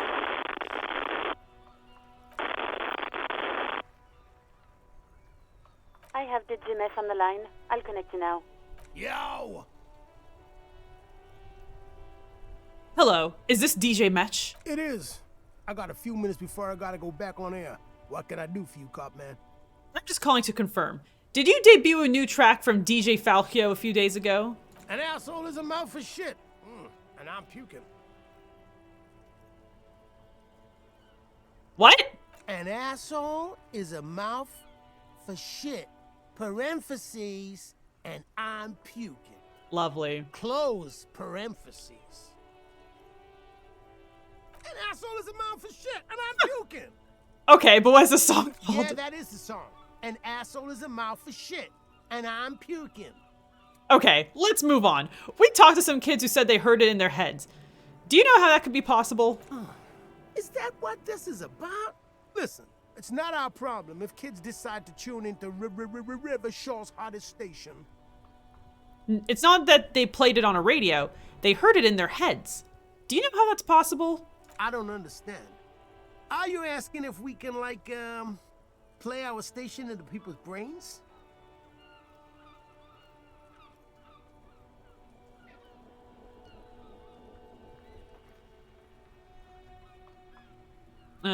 Yeah, like that. Maybe it was part of your civic duty. You were just testing it out for the government. We ain't testing anything out for the man, unless it's how many bricks you need to break all his windows. That wasn't a threat, by the way. Just a figure of speech. I'm a spoken word guy. Now, is there anything else you needed? No, thanks for your time. Nah, man. Thank you. This has been an absolute pleasure. Later, cop man. The party has terminated the call. Is there anything else I can do for you, officer? Turn on Speed It Freaks FM. requires no adjustment. Spoke to the wildest cop in Rabbit Show. Didn't even get his name. But whoever that mystery cop was, we salute him. Right away, the lieutenant reaches into the cabin and turns off the radio. He's not looking at you as he says, Someone must have been messing with the radio, or maybe it picked up a random frequency. You wanted the prime line, right? he's still avoiding your gaze, and his ears glow red. That's DJ Mesh. That was Speed Freaks The FM. lieutenant is resolutely silent, staring at the console. Aw, man, you should have told me you liked them. I could have asked for a shout out. Aw. I don't listen to them. It's okay that you like them, Kim. I don't like it. I don't know how that channel got marked. You're lying to me right now, Kim. Excuse me? Come on, man, you can tell me. The lieutenant raises an eyebrow. The ocean wind blows, bringing in the smell of salt. That eyebrow. He's using his authority against you. You can't resist. Aw, I failed. I'm sorry, Kim. He remains silent. Right. You don't want to get into this. No problem. Nothing to get into, really. But sure, let's focus on the important things. This is Precinct 57. 57's over and out. In the cabin, you see a set. What's this? We're getting reports of normal, reasonable, temperate, political opinions somewhere in Martinez.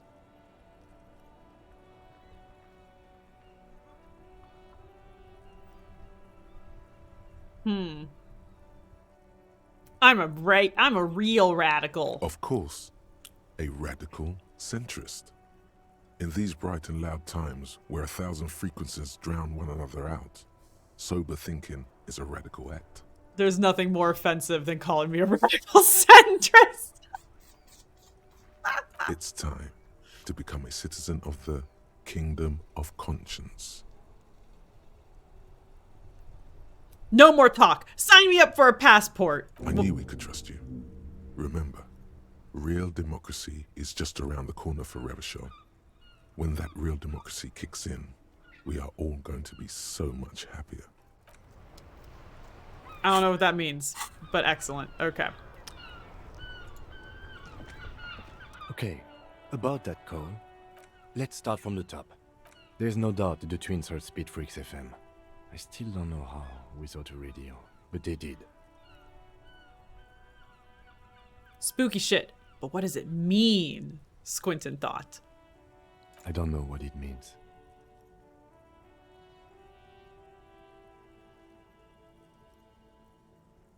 I mean, a weird voice in my head said to talk to the kids. Maybe it's related. I don't think the voices in your head are related to this, no. But it didn't sound like one of my thoughts. It sounded like a lady. The lieutenant gives you a long look. I don't know what to say to that, or what you want me to say. I'm sorry. Did we ask where the kids were when they heard the voice? Nope. We could ask where the kids were when... And detective, thanks for this. It's been interesting.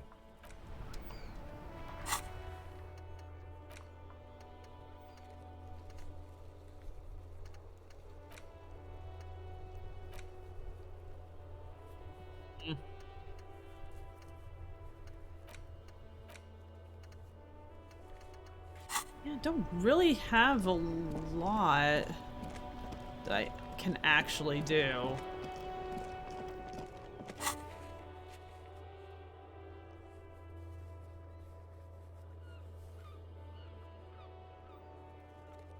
You know what? We got our Shivers outfit on. Let's go talk to the dice maker again real quick.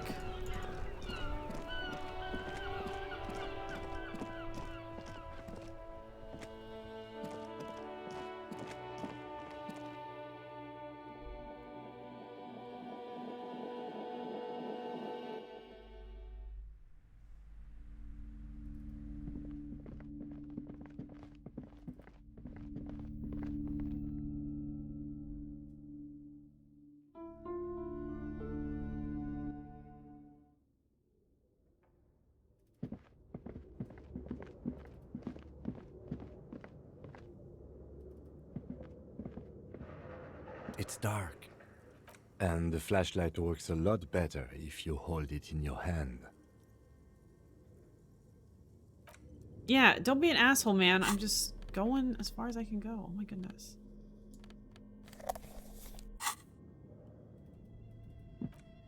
Oh, no, that's not what I want.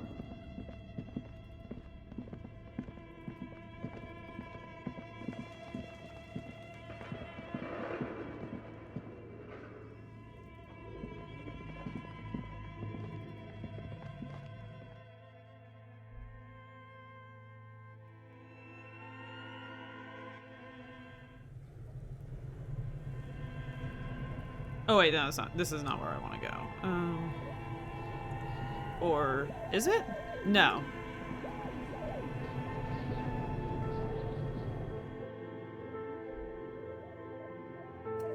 get to her room?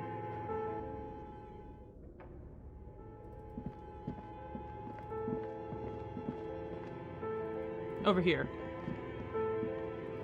Ruby might be watching us from the shadows. This place is quite spoopy.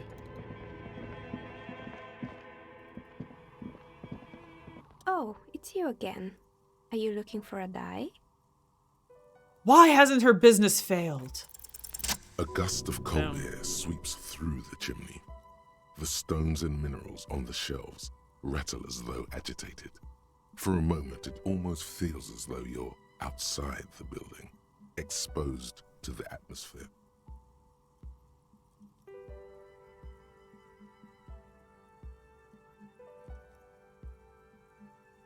This is still just a theory, but hear me out.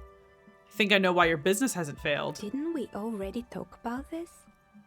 It's because you're not in the same building as the others. This isn't technically the doomed commercial area. What are you talking about? My address is exactly the same. Rue de Saint-Guilain 10. No, the old coal plant that used to be here was subsumed into the new venture. Its ruins swallowed up. Yet it has a different address in the heart of the city. No, this used to be a coal plant. You're in a chimney of another building. This doesn't make any sense. Are you saying my business was spared because of a technicality? Where is this coming from?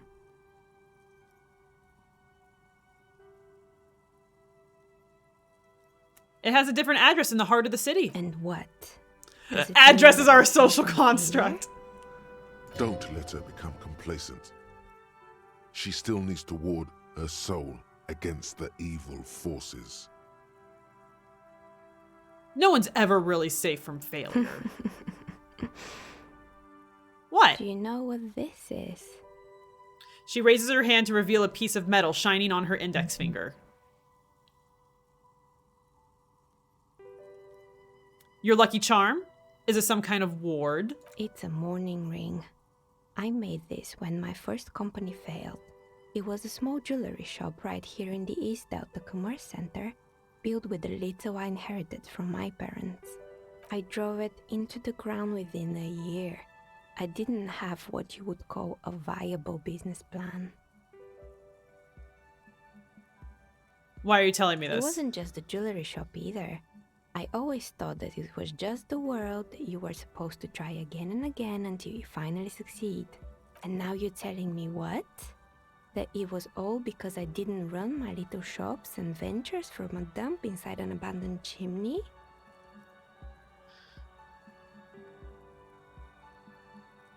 Don't call it a dump. You've made it nice and cozy here. Yeah. Or maybe it's the entire world that's cursed. It's such a precarious place. Nothing ever works out the way you want it. That's why people like role-playing games. You can be whoever you want to be, you can try again. Still, there is something inherently violent even about dice rolls. It's like every time you cast a die, something disappears. Some alternative ending or an entirely different world. But anyway, thanks for sharing your theories, officer. Okay.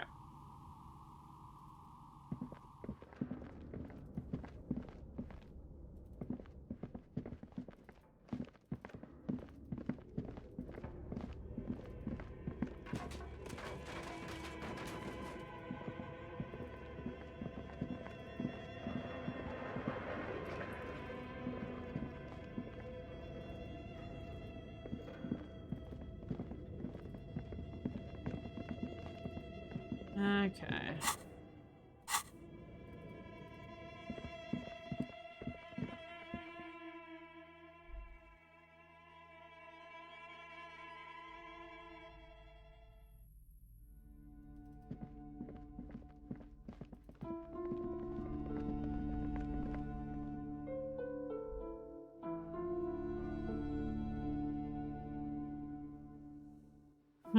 Okay. Do that. Get my multi-tool back.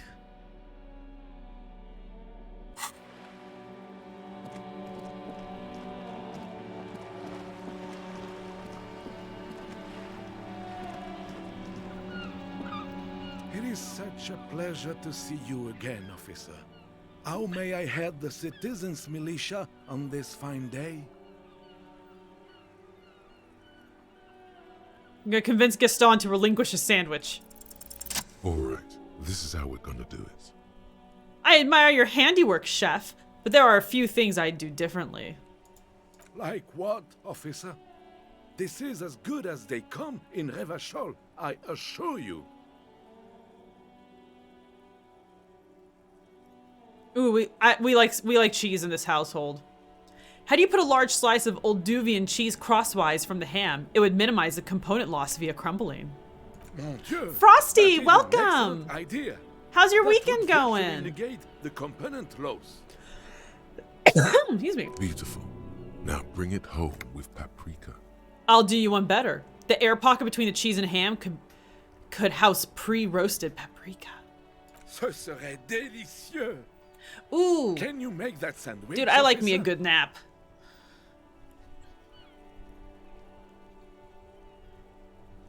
Ooh, whoop, sorry on that. Blue brie. Yeah.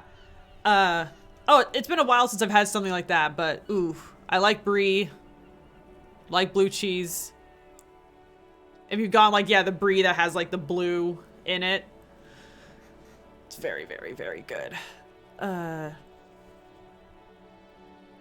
Sure, but I'm going to need yours as a prototype first. I hope you are not just tricking an old man out of the little he has left.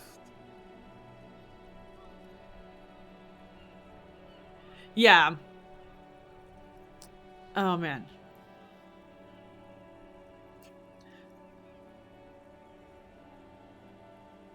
Don't worry about it. Okay, sure. I'm not worried. Is there anything I can do?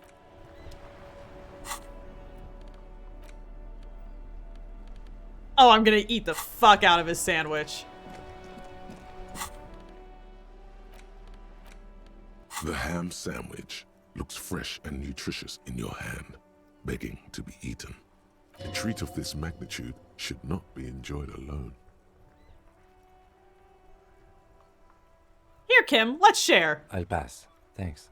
When you hold something up long enough, some people are compelled to take it. Try it on the lieutenant.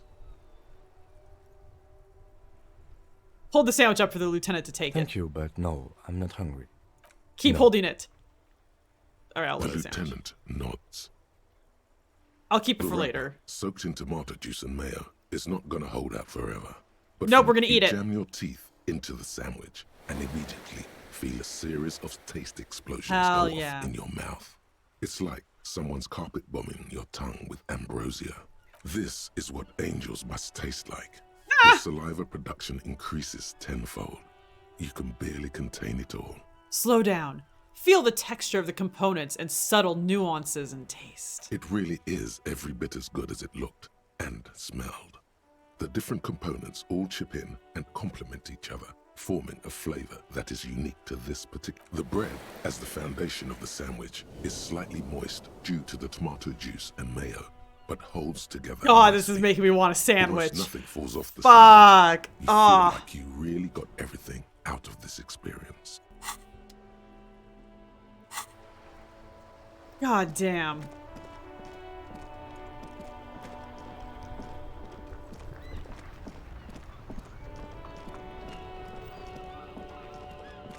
Now you get to run all the way back to go look for stupid Ruby. Talk to the dumb kids.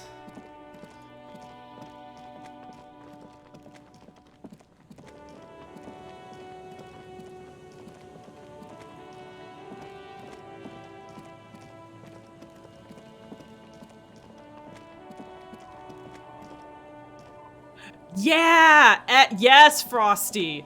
Reuben is one of the best sandwiches. A good Reuben is top tier.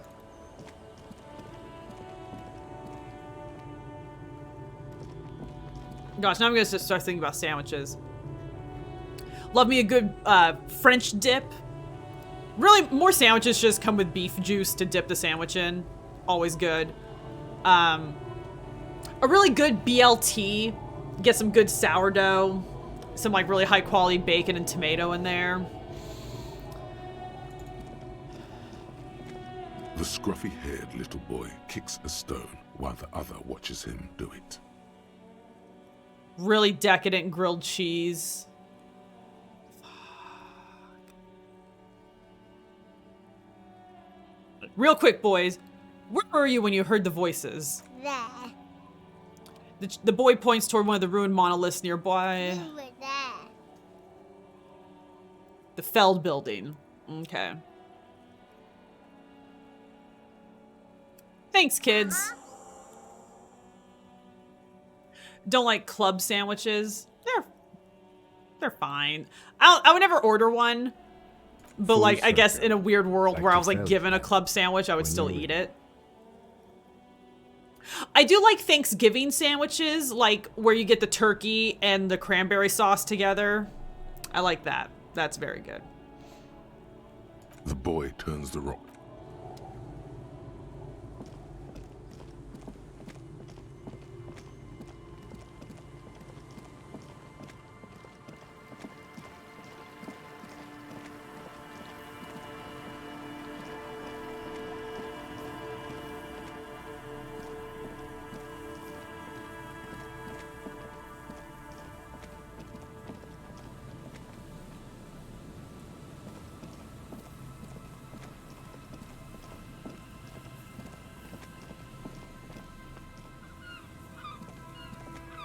Hello again. Sure, what's on your mind?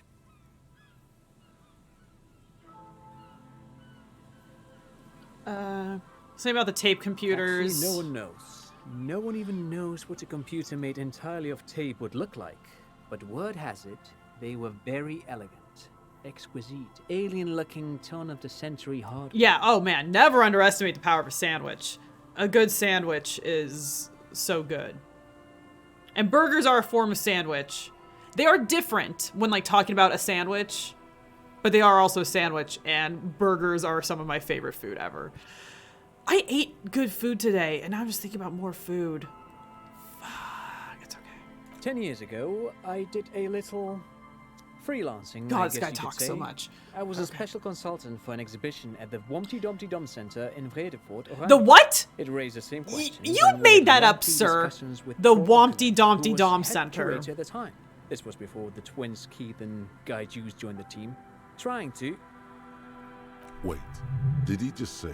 Okay, Wumpty good. Dumpty Dum Center? He did it. He said Wumpty Dumpty Dum Center, like it's the most natural thing in the world. What the hell is a Wumpty Dumpty Dum Center? And who the hell are Keith and Guy Yost?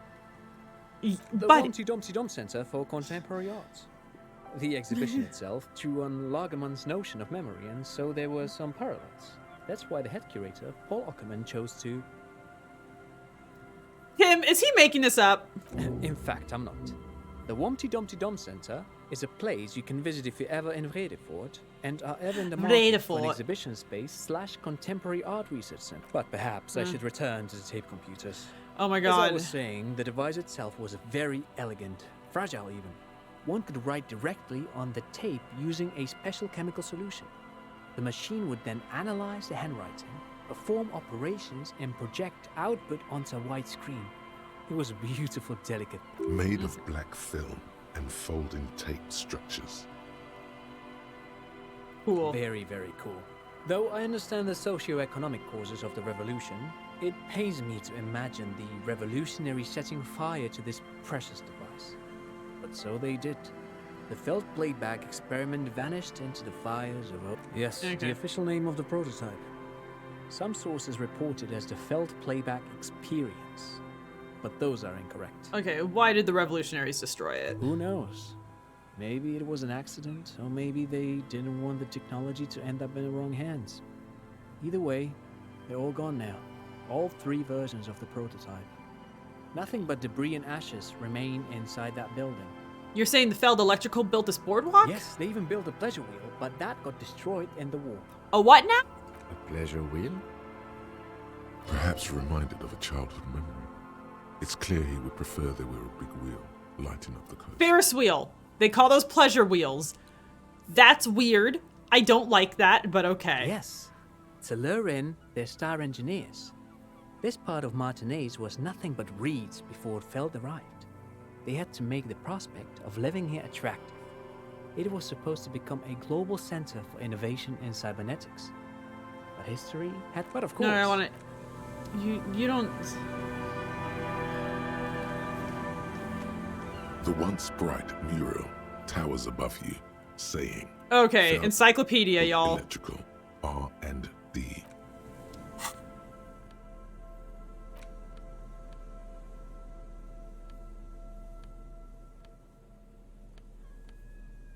I don't think any of these are going to give me encyclopedia.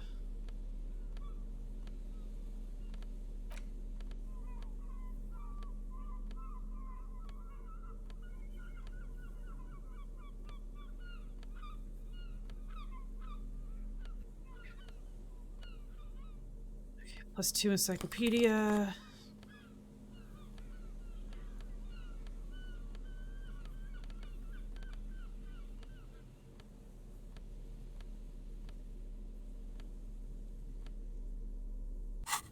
Okay. The once bright mural towers above you. Say, let's see. Let's see. Just flicking through the index of your knowledge.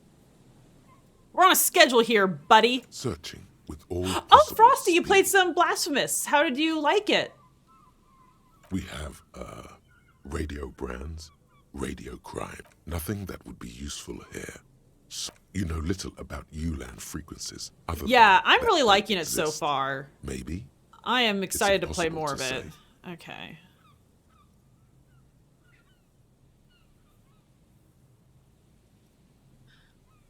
Radio was killing the fucking cop star. Come on. What is he talking about? I am not sure, Mikhail. Yeah, the Jesus boy. It's like a simple fight, but it's pretty cool. His intro is awesome, where he's like in the whatever, the Mary statue. I forget what it's called. That one. Let's move on. Yeah, I don't yeah. think we need to stand around anymore. Apologies. You just need time. God damn it.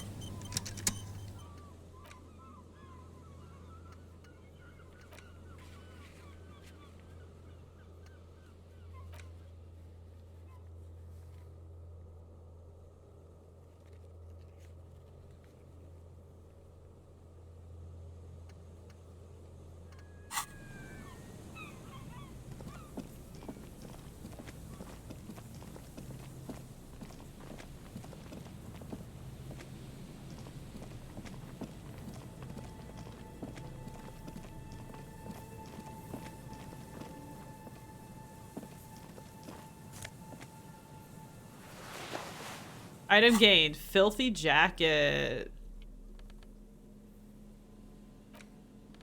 Oh, it's an interact. It's not something you wear. Okay. As you hold it in your hands, it makes an uncomfortable crunching sound.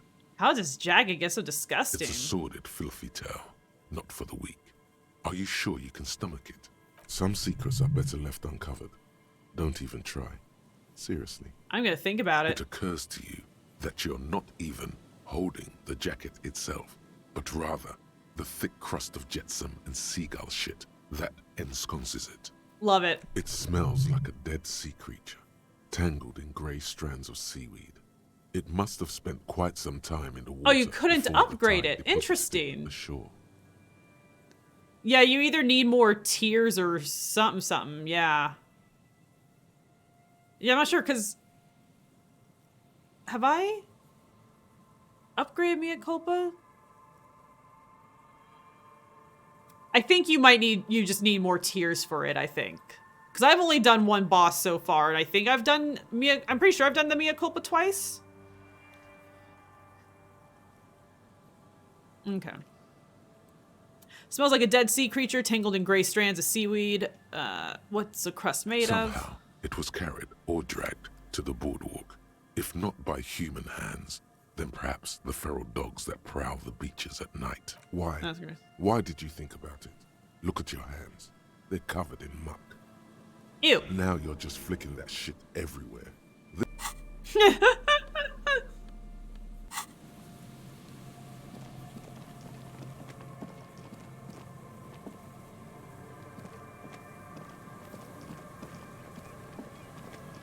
Oh wait, it's taking me. No.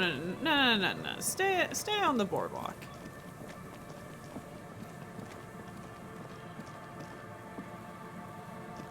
Nope. Okay.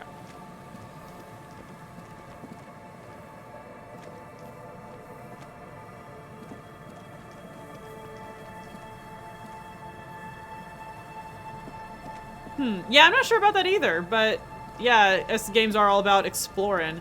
I need to figure out what the offerings are for that tree so I can fight Vampire Boy again.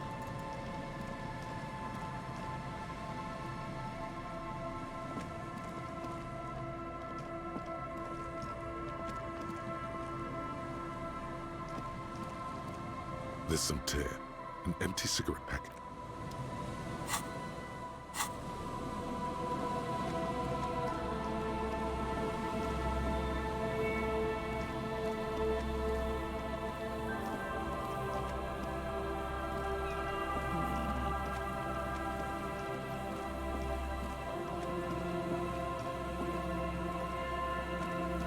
I'm really not sure where to look now.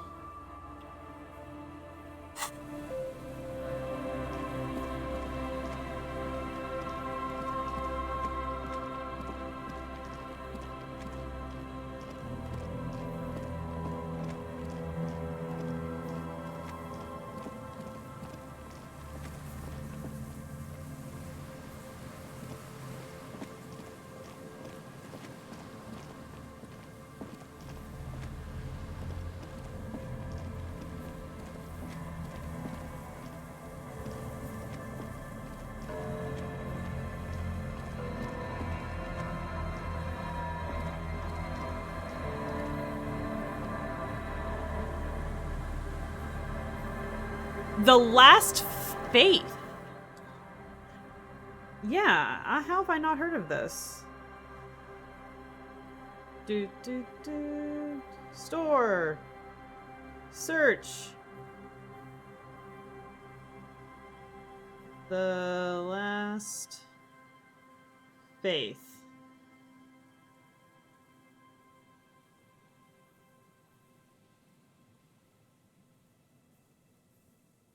Looks great. I'm in. Add to my wish list.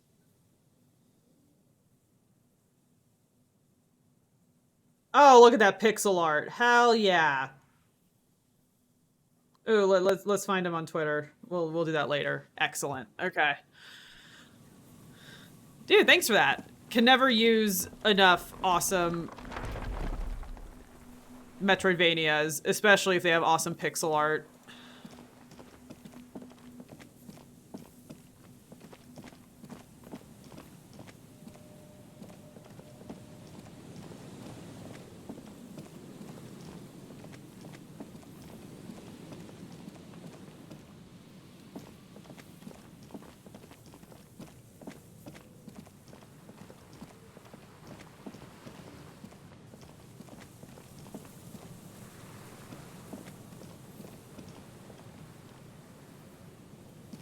Dude, I'm basically always looking.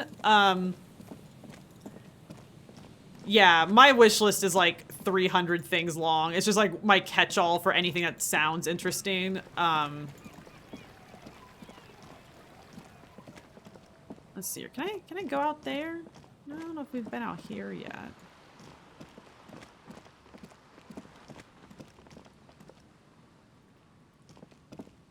Yeah.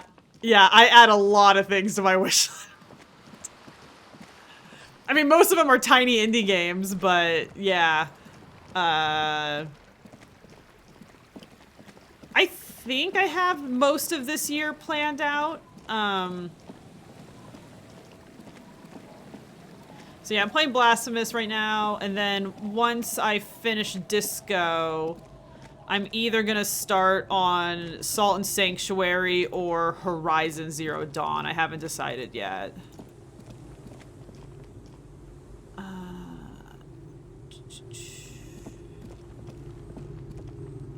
What do we want to do? What do we want to do?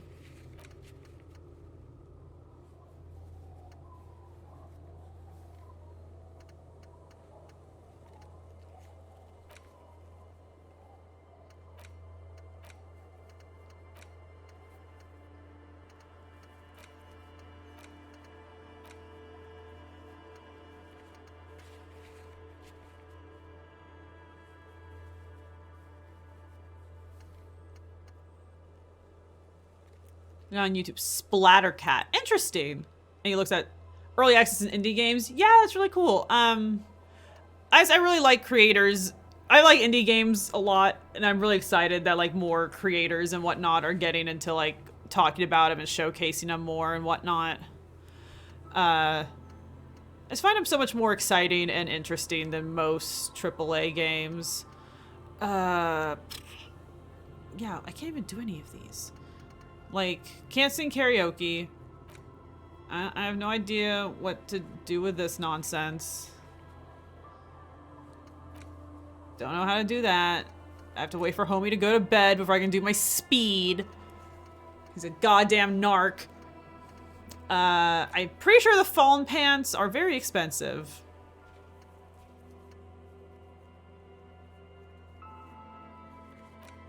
Find an armor piece.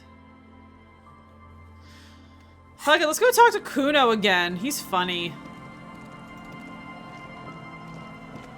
Oh, also once Homeboy goes to bed, I can ask Girl out on a date and most likely fail.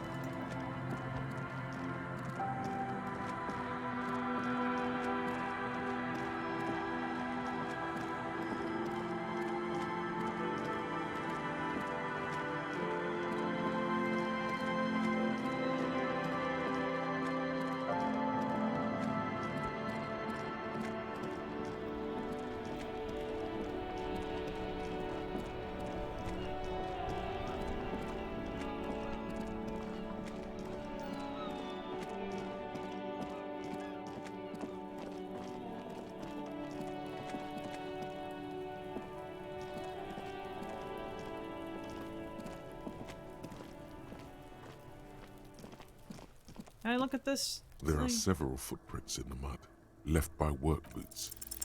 8 pairs of boots have shuffled back and forth in the mud. Where else have we seen a gang of men in work boots? That's right. The Hardy Okay, Boys yeah, in the so mess we hall. sort of 1. know this. Standard work boot. Steel reinforced toes. Number 46. Just like Titus was wearing in his booth. This 2. Yep. Standard work boot. 3. Okay. Hobnailed work boot. Steel reinforced. 4. Standard work boot. 5. Okay. Another standard work boot. Reinforced. 6. Light as air. Same make of boot. But number 41. 7. Count the rest. The glowing outline of a standard work boot. 8. Another standard work boot. Number 44. There's an aberration in 7 sets of tracks, right? 8 actually. That's all? Interesting. Then one of them seems to be missing. Anything else out of the ordinary? Oh, so one of them's rubies! Note to self. This would be a good question to ask Titus. A leader like Titus doesn't let one of his guys out of sight easily, especially at a time like this.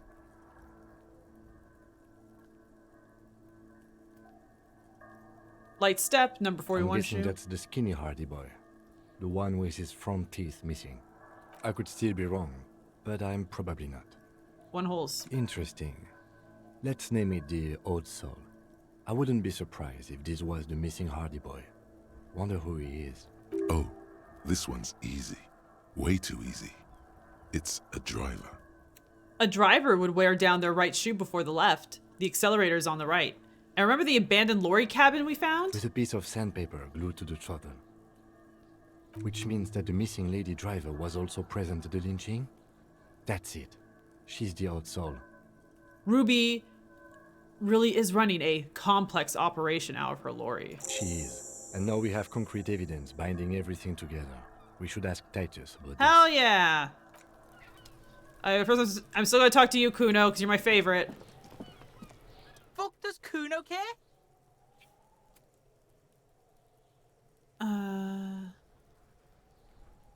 talk about your shack What again. do you want with it? Good call, Pigmeister. Kuno No, doesn't... it doesn't give me... I want to talk to him. I have to learn about his life. Oh, let's talk to his girlfriend. I'll die before I squeal, pig. Child, converse with me. Murder was the case they gave me. I'll die before I squeal, pig. You there, behind the fence. You don't want to fuck with me. I got my hands bloody. I'm not here, pig. You're not seeing this. Are you sure? You can still see the top of her hat from behind the fence.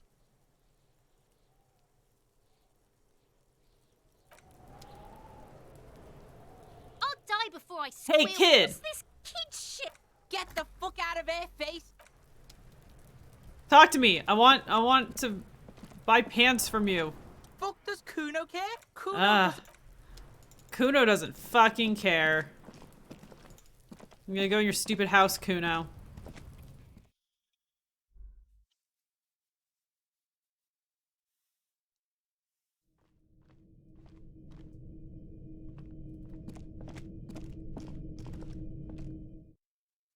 Oh, you can go upstairs. Oh, yeah, you're able to go upstairs here.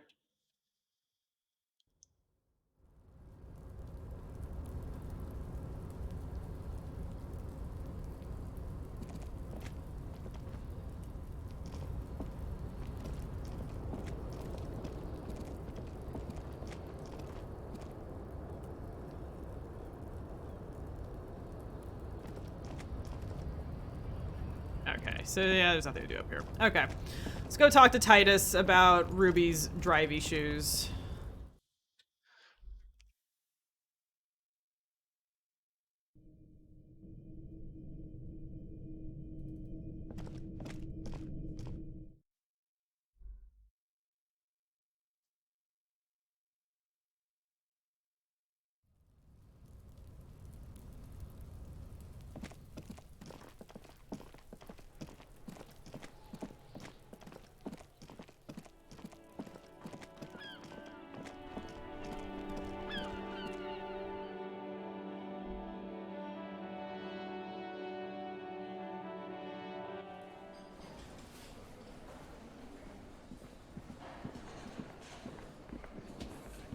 The Copper NATO is back. The Copper NATO? What do you want? I like the nickname. It's delightful.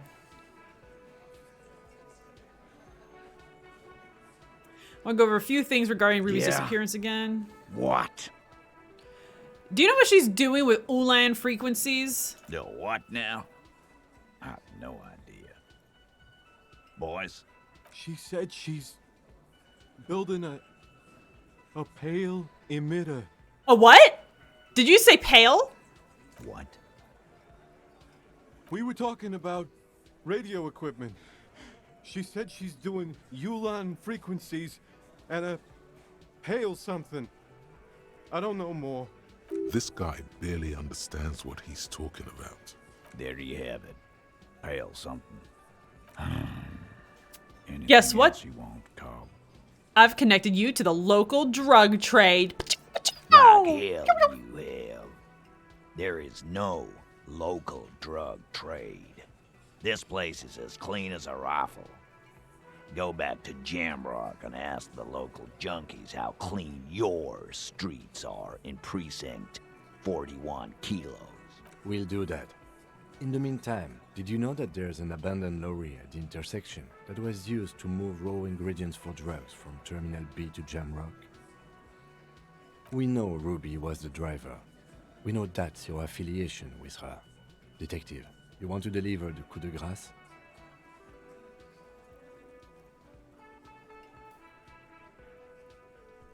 Okay.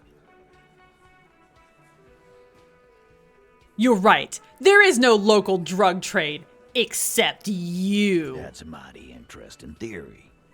I guess that's what you would need to do, theoretically. A big, strong, state-run monopoly would outcompete the runts on the street. Yeah, man. Theoretically, that's what you would do. To get rid of the gangs, the dealers, even some of the junkies. You would need good, trustworthy people to take their place, of course. Hardy men to run such a monopoly. For the good of the community, of course. Yes, but that just sends everyone else to Jamrock, doesn't it?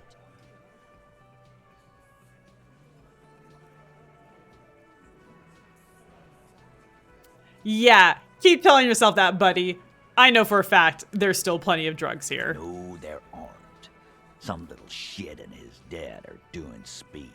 Who fucking who? Stuff's probably from Jamrock. Oh no. Whatever you've seen is peanuts.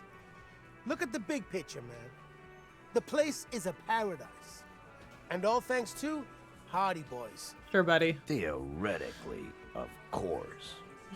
We're just talking politics here. My answer to your drug accusation is, how dare you? Go fuck yourself. And what about this Ruby? Is she the 8th Hardy who runs this thing for you? You sure do love long walks through Theory Town, don't you? I do like long walks through Theory Town. I'm thirsty now. Thirsty for beer. Got any less theoretical questions, Carl? He doesn't let it show, but must be a little impressed. You've put a lot of things together, fast. It's just a hair floating like in my peripheral. Oh my gosh, okay.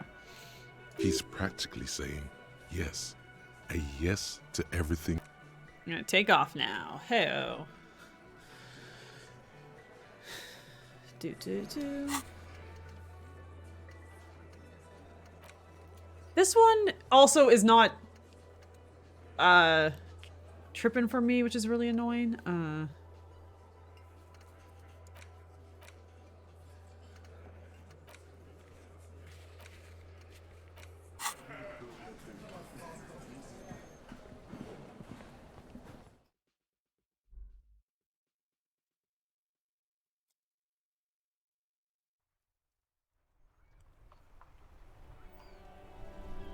Actually, okay, guys. Before we do some more walking around, I'm just going to take just a quick couple-minute break to refresh my water and whatnot. We'll be right back. Thanks so much for hanging out.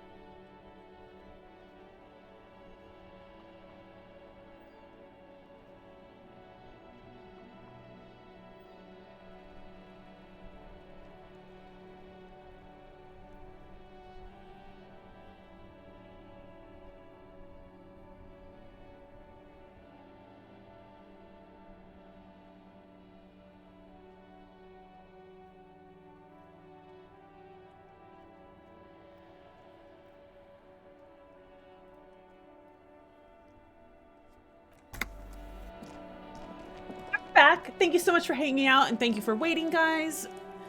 Got my hoodie on, because basements are always freezing, and I think we're just gonna walk up a bit, hope to have something trigger for like finding like where those shots came from or something.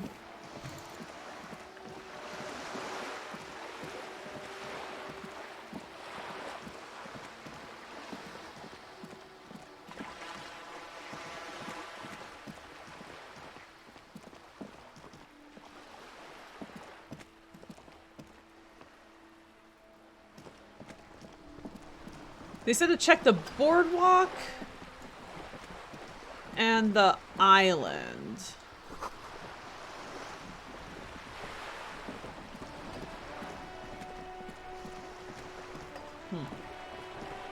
Oh, can I get a brush from this lady yet? Hello again, officers. Have you come to admire my mural?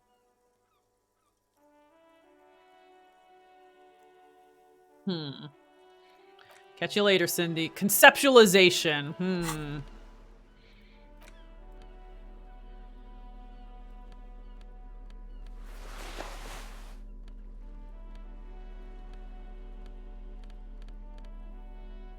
The blue thing, okay.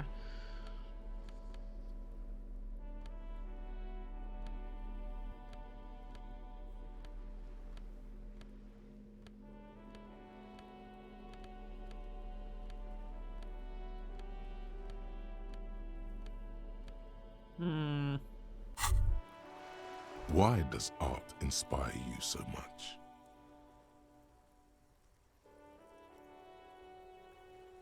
It does, yes. But what is art? Excellent question. Art is a diverse range of visual, literary, auditory, and performative creativity. It's an expression of imagination and technical skill.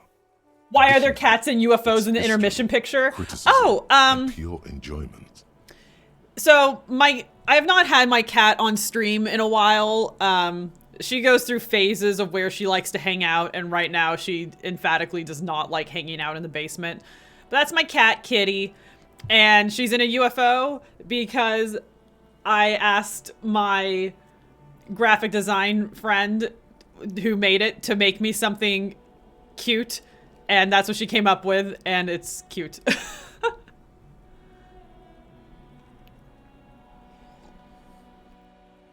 I gave her the color palette and then like the aesthetic of like vague like 80s space princess, and I mean UFOs are very space, so that's what I got.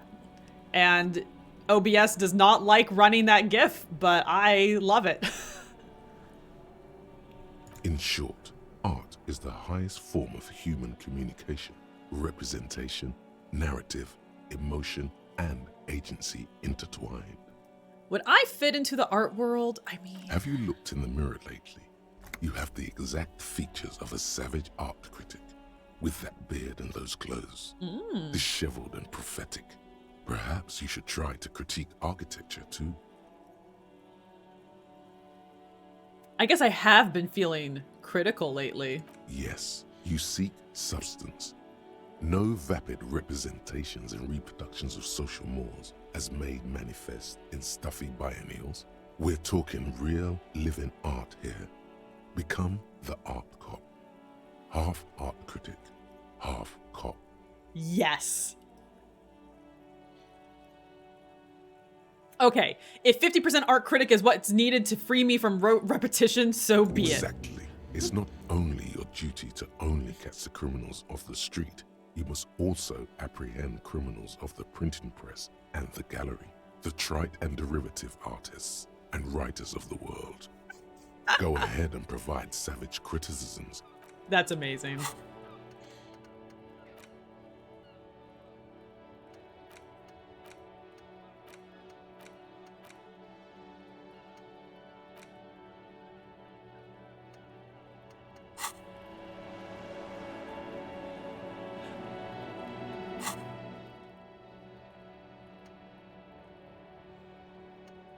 So can you not...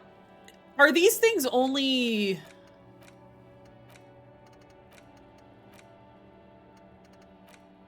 working...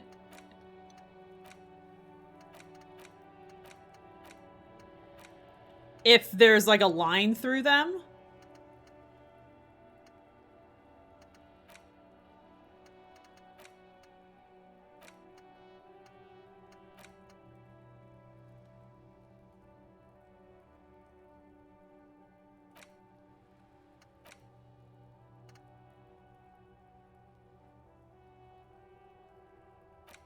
Huh.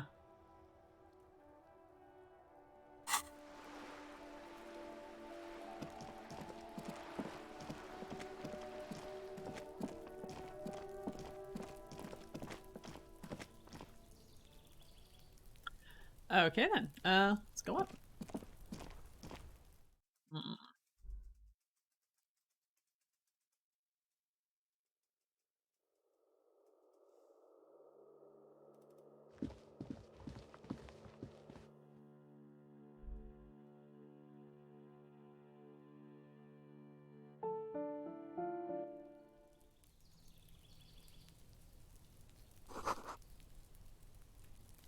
Hmm.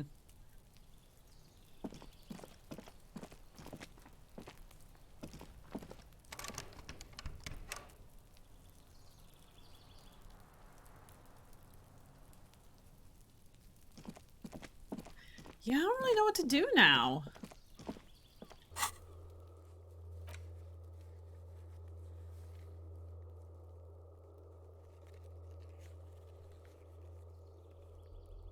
Oh, I'm gonna tell my bad poetry again? Excellent.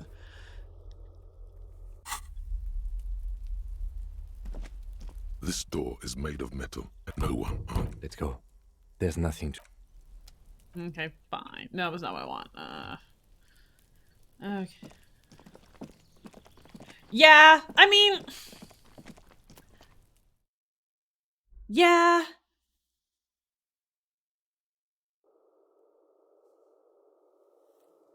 I'm definitely... There's, like, plenty of things to do.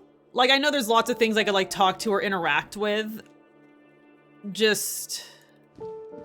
They don't really make sense immediately, but can... I'm just gonna start clicking on things and hope I gain some XP. Like this door over here. This door has been closed with a padlock. A chalk-drawn number on the board says, number 11. Interfacing, okay.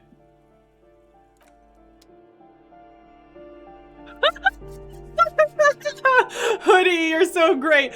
You want a hint? Oh.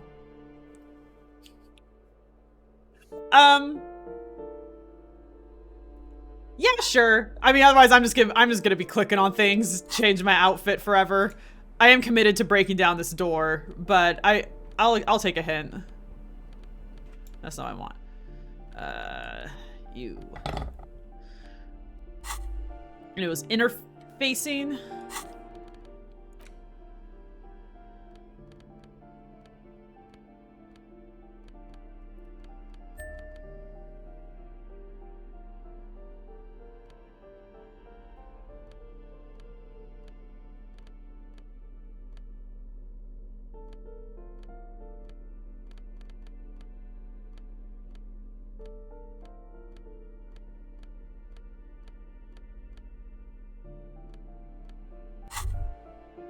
As you fold your fingers into a fist, you realize you could knock anyone out with one punch.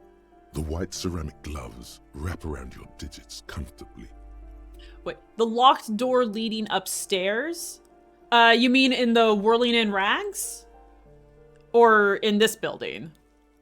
Your movements cause tiny little clicks, like dice rolling somewhere far away, as the plates reorient to your motions.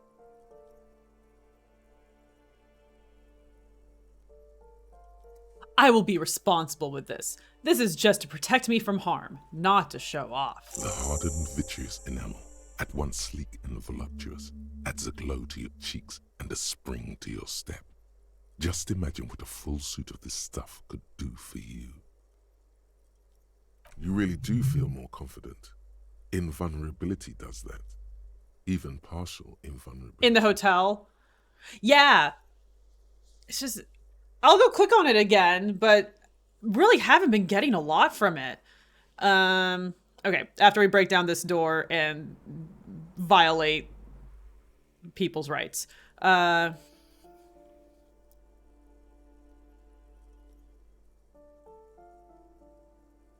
One down, 2 pieces to go. Here I come. 2. Are you sure you're correct there? There was a helmet too. 3 pieces more like. You were ambitious. This door has been closed with a padlock. The shackle snaps like a twig, and the lock falls to the floor with a little thud. It should be possible to enter now. After you, detective.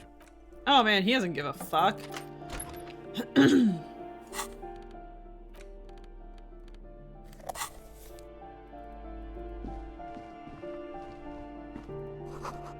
Flamboyant poster of a white star, real lithography, books of critical theory on the monstrosities of capital, photos of revolutionaries posing with guns. Revolutionaries love to pose with their guns.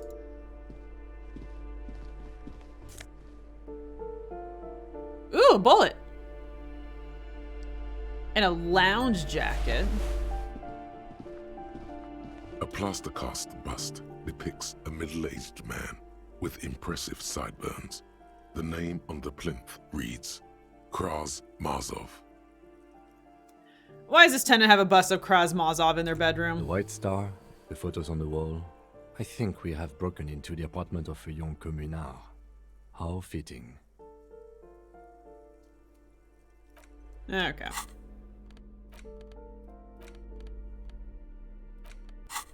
Ooh, it gives me plus conceptualization. That's fun.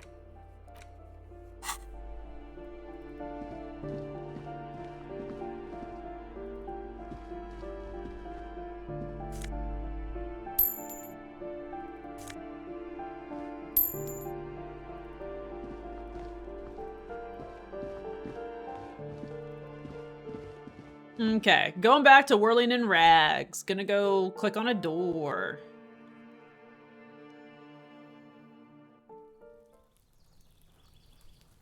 Although I do not need a flashlight anymore. Let's go back to multi-tool.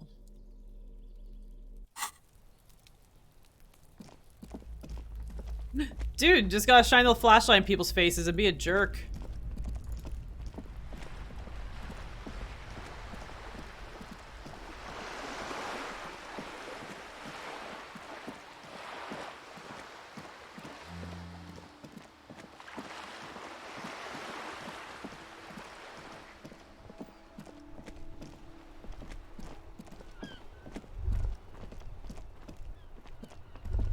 The afternoon sun shimmers off the white on blue police livery of the motor carriage. Wait, why am I thinking about this? Wasn't it supposed to... Do something important? Something murder-related? There's always something important. Okay, Doesn't Mr. mean you can't Interfacing. take a moment to admire this piece of machinery. This is a Caprice Kanema, the Caprice Motor Corps follow-up to their highly successful workhorse, Caprice 40, and the answer to the Lum's racing breed, Ferv series. With its air-cooled, rear-mounted 12-cylinder compression ignition engine, driving the rear wheels through a 4-speed manual gearbox, the Kanema is able to reach 100 kilometers per hour in 13.5 seconds, and go on to a top speed of 180 kilometers an hour. Won't it roll over in the first sharp corner? The high center of balance is offset by a large battery bank mounted at the bottom of the cabin, feeding all the auxiliary systems and making the Kanema effectively a mobile power plant. Turn your attention to the motor carriage itself. Even at a standstill, the unibody Caprice Kanema looks sleek and dynamic. The cabin is tilted frontward to give it a more aggressive, hunched look. Someone has waxed it recently. That machine really puts the loco back in locomotion. Very cool. Mm-hmm. You want to take a closer look?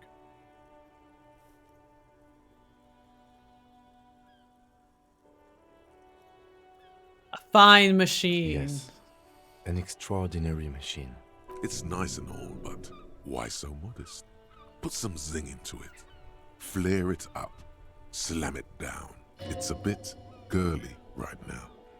Fit it with some proper authority. Components. You know, I think you really need to examine your toxic masculinity about this car.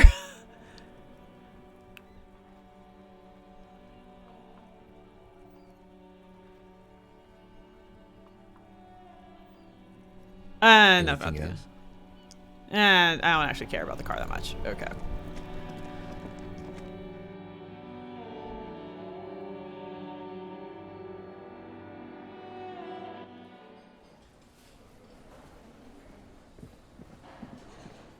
Oh yeah, I have a level up point, a skill to level up, but I'm gonna see if I can do anything about this door.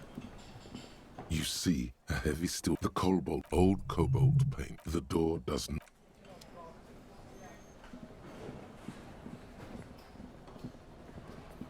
Hey, was there something you got the 20 real? Then why are you wasting my time? And your another thing. Great. I love those. Oh yes, that door, sure. Yes. Yes.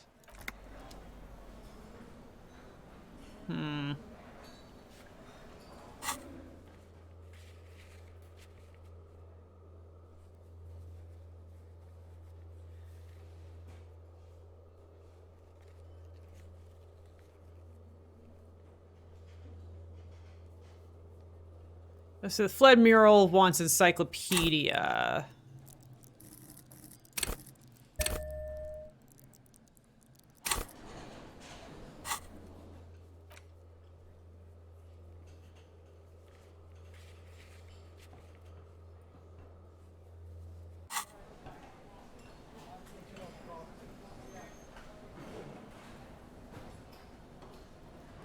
What are these guys? Again?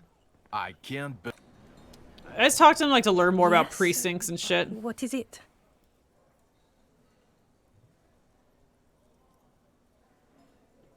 Something's really bugging me. Or are we not from the same police station? God damn it, you leave her alone. Keep your weird bullshit to yourself and be professional for once, for fuck's sake. Okay. Can I actually help you with something? Yes, of course. Preposterous. I mean, you would remember if they were, right? Who forgets their squad mates? That's not possible. Are you with him? Of course I'm with him. Why do you ask? Is he famous? Oh, what? No. No, he's not. What are you talking about? Actually, never mind. Don't tell me about it. It'll just turn into another... Whackathon? Shit show? Pity party? You're the police, right? Cool. So am I. I don't know what to say. Don't say anything, Judith. What are the police doing here? I'm just looking out for... You? No one. I'm just a man with sunglasses. And you are... A policewoman. Yes. A policewoman who just wants to do her job. That's all. Something about the man with sunglasses and you. The energy between you two. Okay, goodbye. Again? No. Okay, he all mad. Let's talk to this asshole.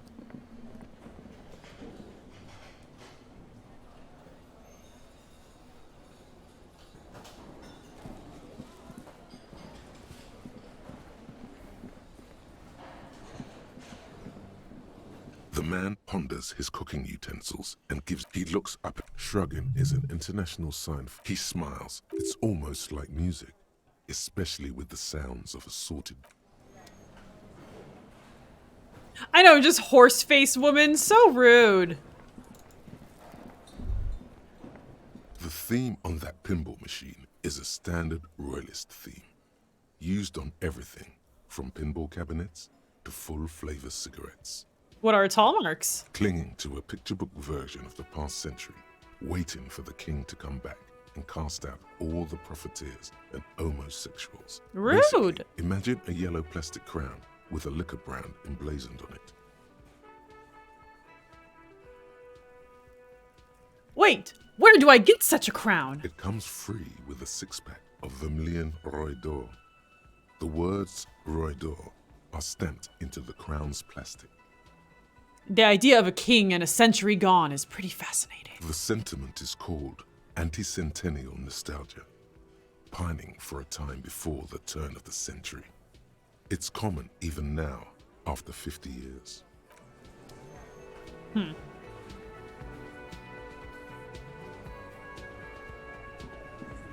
Behind the dockworkers, a ceiling height window. The hawthorn branches, there's a yellow ribbon tied to one of the branches. Light yellow, faded with time. A tiny splash of color in the blackness of the thicket. Hanging from it, a bronze key.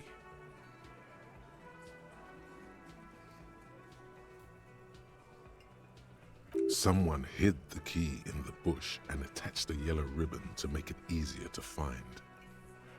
It's close enough to the latch up there. One can slide it open and just take it. Surely not a coincidence. Someone's hid a key in the bush. Huh?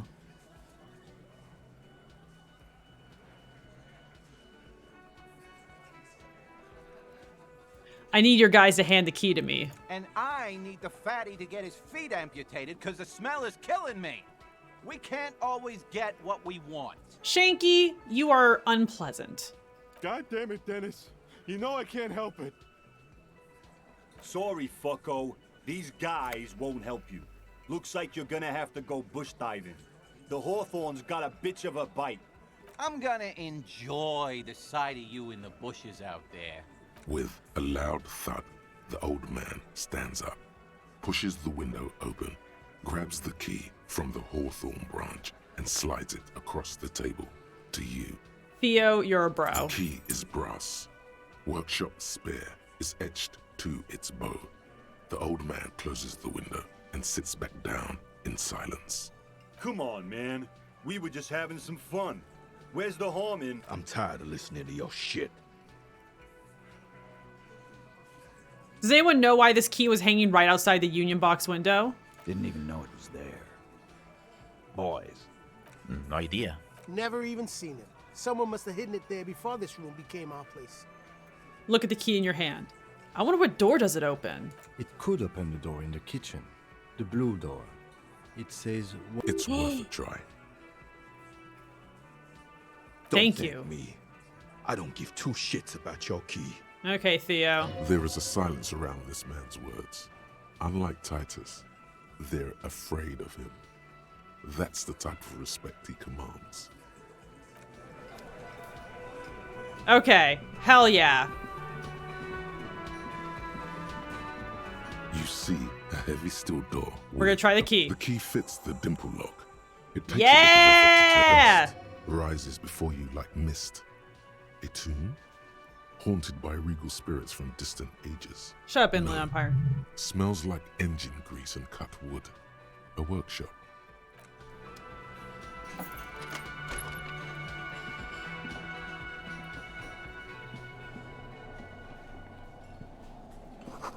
The pinball says, Franconciergen. The theme is horse and swords. This pinball is white Diora. The back glass shows a female figure in mourning. And a note. NB, the spare key is tied to the bush outside the corner room window.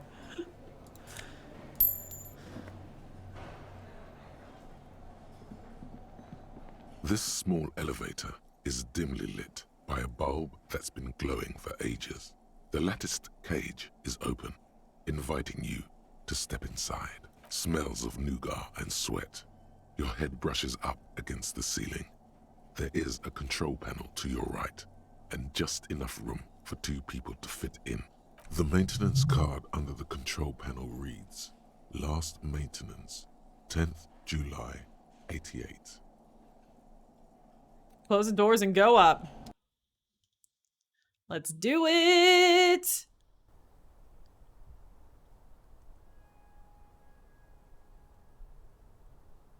Oh damn, got a whole room up here.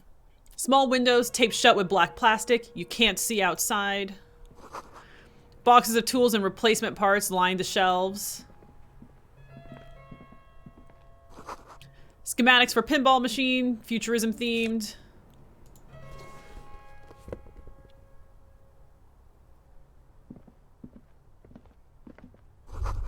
The pinball machine has been taken apart and gutted. So this is where they brought 40 pinball machines to fix them up. A long time ago. Everything is covered with dust now. The lieutenant looks around the dusty, crowded room, inspecting the tools on the shelf. Looks like they gave up on fixing the pinball machines at some point. At some point, 20 years ago, 15 maybe, before pinball went out of vogue. Looks like it. I'm guessing Martinez North 22 used to be a pinball arcade before it became a hostel. There are machines left over. A creak. Some dust falls off a shelf. Downstairs in the hall, next to the main door. One of them even works. I've seen one of the hearties bang away at it. Remember the dice maker? Then that means... Whirling in Rags was once the East Delta Pinball Arcade. This is all left over from that. Ah, yes. As the novelty dice makers said. This has absolutely nothing to do with the case, I'm sure. But I do like a nice little connection. Don't we all? But then it went bankrupt. Your skin crawls from making the connection. Could this mean the Whirling in Rags really is part of the doomed commercial area? If that's true, then our cafeteria manager is not going to like it. We should tell him what we found up here, omitting that suspicion. He does not appear to be the kind of man who likes his establishment to be part of a neighborhood ghost story about bankruptcy. Fair enough. Stupid superstition. But still, it would be interesting to see what the cafeteria manager thinks of this. It's not a ghost story. Okay.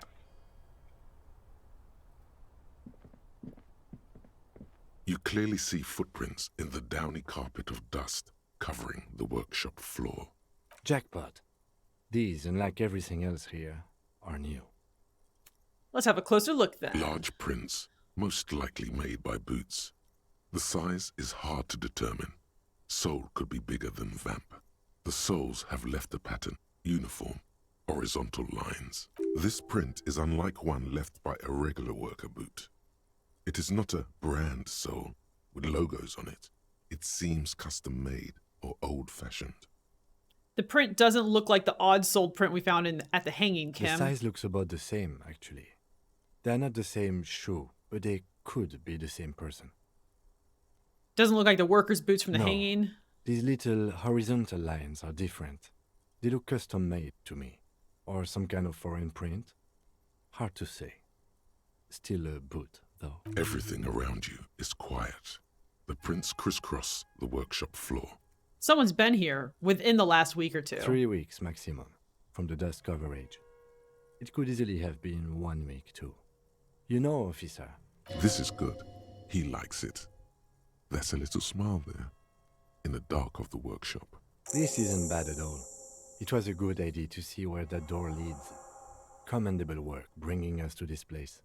What does this mean? It means someone snuck through what seemed like a secret route, leading to the roof, from where you can shoot our victim. These prints, officer, could be...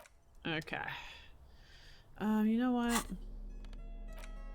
Yeah, we got a new jacket, but I'm gonna equip that.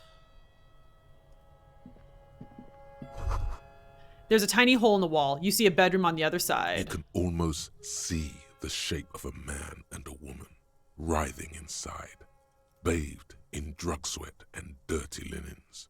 Bottles lie around everywhere. I think I can see into Claudier's room from here. You can barely see through. Better not to jump to sensationalist conclusions here. The footprints on the floor, however, definitely suspicious. Boring footprints. I want to jump to sensationalist conclusions. What were those people doing in there? You lean closer to the peephole instinctively. I bet they're doing something. Gross. Rude.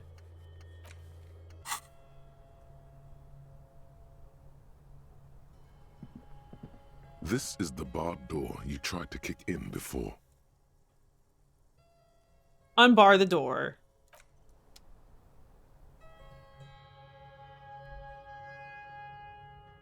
Yeah! Solving the mystery! Officer, it's a fine day for questions. Found your buoy. It was empty. Just seawater. Oh. Did you take the documents? No, of course not. As I said, it would have been too risky for me to use those documents anyway. My employer gave them to me. In truth, I should have destroyed them. Perhaps the people who are after you took it. They couldn't know where I put it. I'm absolutely sure I was not followed. And I've told no one but you. You mentioned seawater? I was worried I'd been too careless with the latch. The documents were probably just washed away. Why do I feel like you've won here? I really don't know, sir. I certainly don't feel like I've won. I feel like shit, sir. All the time. I feel like shit. I feel like shit, sir. That was a little harder to say. I got my shins. She smiles. A bitter little smile. She means it. How well could it have turned out for me? I mean... The snow falls on her shoulders, then melts in her light blonde hair, cold and soft. I'm stuck in Martinez just like all of us. I've been up here for... I don't know how long now. I like to call this my rooftop containment facility. Something seems off with this theory I've developed about Ruby. I don't know what to say. It all seems fortuitous for you. None of this is fortuitous for me.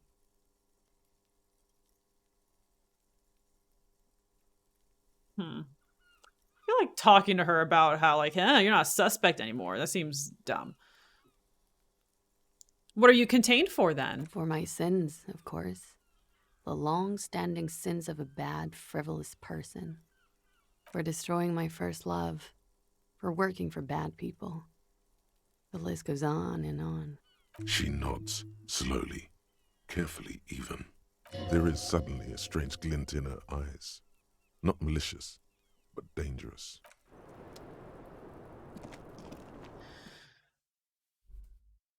Okay.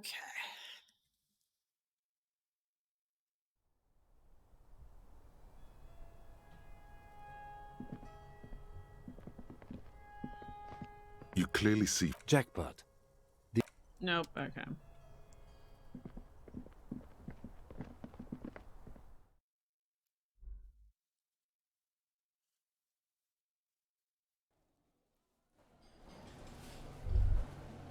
all these mesmerizing machines, just waiting to be plugged back in and played. Run your finger across the dust of the white Diora machine. Feels like it might jump back to life any moment, the lights illuminating the white-robed woman. It's white Diora. Some kind of inane pinball theme, probably related to Messina during the DeLorean age. The history themes are the worst. History themes are the worst. Diora was one of the 3 crown cities of the DeLorean era. On the Muindi Isola, the Lieutenant grimaces looking at the machines. Sounds like you don't enjoy pinball, Kim. No, I love it. I love pinball. Who doesn't love pinball? Let's move on. He doesn't. What about the other one? The Franz Konigiran ball. Want to play that? No. How about we fire up one of these bad boys? You can't fire them up. Aww. What a dumb name. Royalist Pinball. If they weren't broken, he would kick one of these machines about now. Ooh. Think. Kim Pinball Kitsuragi. Him Pinball Kitsuragi, aka Kimball? Exactly. That's what he's known as. His reputation precedes him. You're Kim Pinball Kitsuragi! So now he remembers. Fine, I'm Kim Pinball Kitsuragi, aka the Kimball. You remembered. Congratulations. You don't seem to really like pinball. No human being should. It is a game that requires no skill and a childlike affinity to flashing lights and to fantastic, science fiction, and historic romance franchise. It is Lame. Then why are you called Pinball? I am not called Pinball. It was used to taunt me a long time ago, before I became a homicide detective and got my lieutenancy. How did you... Fine. I was a juvenile police officer for over 15 years. It's how I started out in the RCM. Once I had to infiltrate a pinball ring, as you do when you're a juvie cop. Okay. It was not okay. I needed to become a pinball champion. I trained for 9 months. The job was successful and I was moved out of the juvenile wing to homicide. End of story. You were a juvie cop for 15 years? That time is over now. I was already a 38-year-old man. It was unbecoming, as was playing pinball. So that's why he doesn't want to talk to Kuno. Trauma and stressor disorder from being a juvie cop.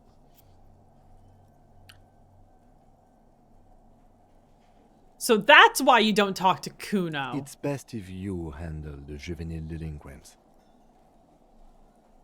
Don't worry, I'll keep calling you Kim. Lieutenant Kitsuragi is good too. Now, we really need to continue our sweep of what appears to be a secret path through the whirling.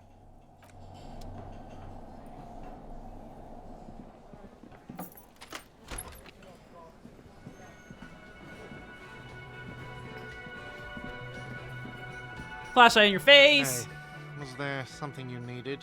Sorry. Another thing. Great. I love those.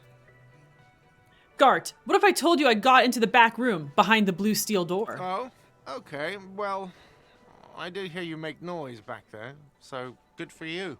He's really holding himself back here. It takes a lot of willpower not to ask. Obviously, he's been wanting to know what's behind the door. Aren't you going to ask me what's back there? Okay, what is back there? Pinball machines. A pinball workshop. Ha!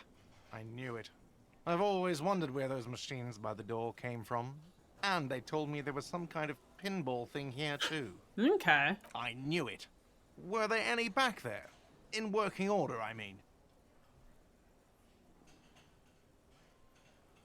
Why? Do you want to play? Because I might be up for a game. No, I was just wondering if you found pinball machines there. Thinking of turning this place back into a pinball arcade? No, but we could diversify the entertainment options, seeing as you've opened the door back there. The machine we have in the corner now is broken. It wouldn't hurt to get a little life in here, other than the hellish karaoke machine.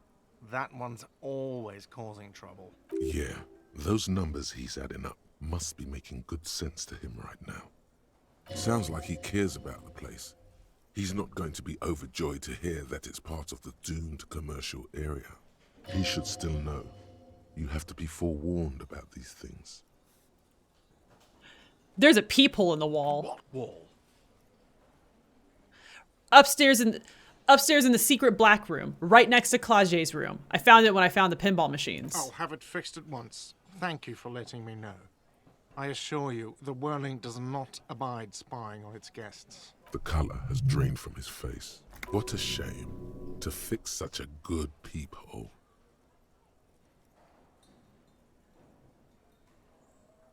Are you sure you haven't been spying on your guests? Absolutely not.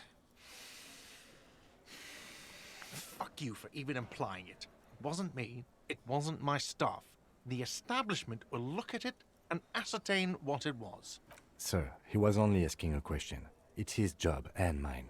See that it's covered. Yes, I absolutely will. Sorry, it's been a bit of a day. And now a hole in the wall. Thank you. I'll patch it up personally. Was there something else about the establishment? I hope not. I have to warn you. I may have Fuck it, let's tell him. Part of the doomed commercial area. What? Why would you say that? We're at a completely different address from that whole thing. So he knows of the doomed commercial area and its address. The He's whirling thought is about this. The whirling is listed on the intercom outside. As one of the buildings in Building B, you should get your wiring fixed. I tried to call and couldn't reach you. I've been working here for a long time, and that intercom has never been used by the whirling. The Whirling was once the East Delta Pinball Arcade before it failed. It's only a matter of time before the Whirling fails too. Wait. Okay, this one. The Whirling was once the East Delta Pinball Arcade, which failed, though perhaps the Whirling will escape the curse. Does this look like part of a doomed commercial area? This pre-revolutionary tilework? These high ceilings? The nice rooms? Well, most of the rooms. For 14 years, man. That's how long I've worked here. I've kept this place up through hail and through sleet. Fuck me, some doom ghost. He's done a fine job too. Though he's spoken of the place dismissively before, the hostel is actually very important to him. You really care about the Whirling, huh? Yeah. It's slowly growing on me again. It's beautiful in its own way. Especially for this neighborhood. I've been trying to keep it that way. Even if it is part of the damn doomed commercial area. You shouldn't be so worried about that label, you I know. don't place much stock in the curse and so on, but the label frightens the clientele. Who wants to stay at a doomed hostel? Everything's doomed enough without that. Good luck to you with this place. Luck has got nothing to do with it. I need to think about where I'm going to place those pinballs. I have a feeling they're going to help. Against the doom, it's implied. So, if you didn't have anything else... Yes? Yes, okay.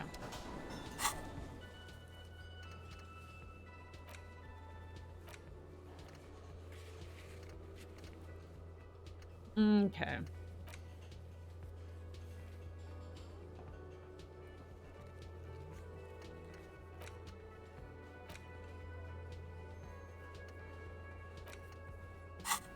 Okay, I guess back to the mural. Get to walk all the way across town. Because...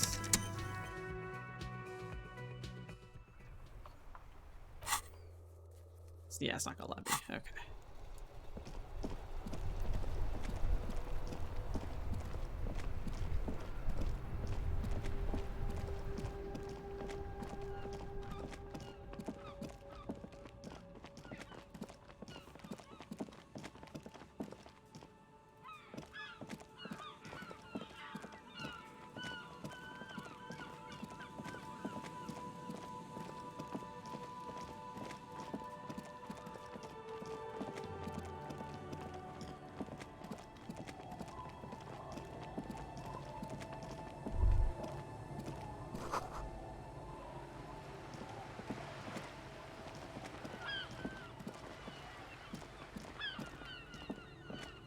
Okay.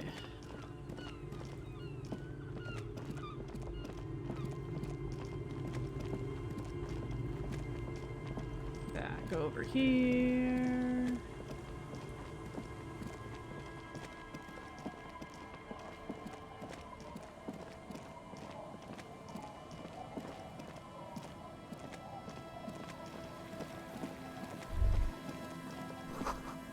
That's Nolan V-Sync, an unsuccessful model. I want it over here. We gotta put on our encyclopedia outfit.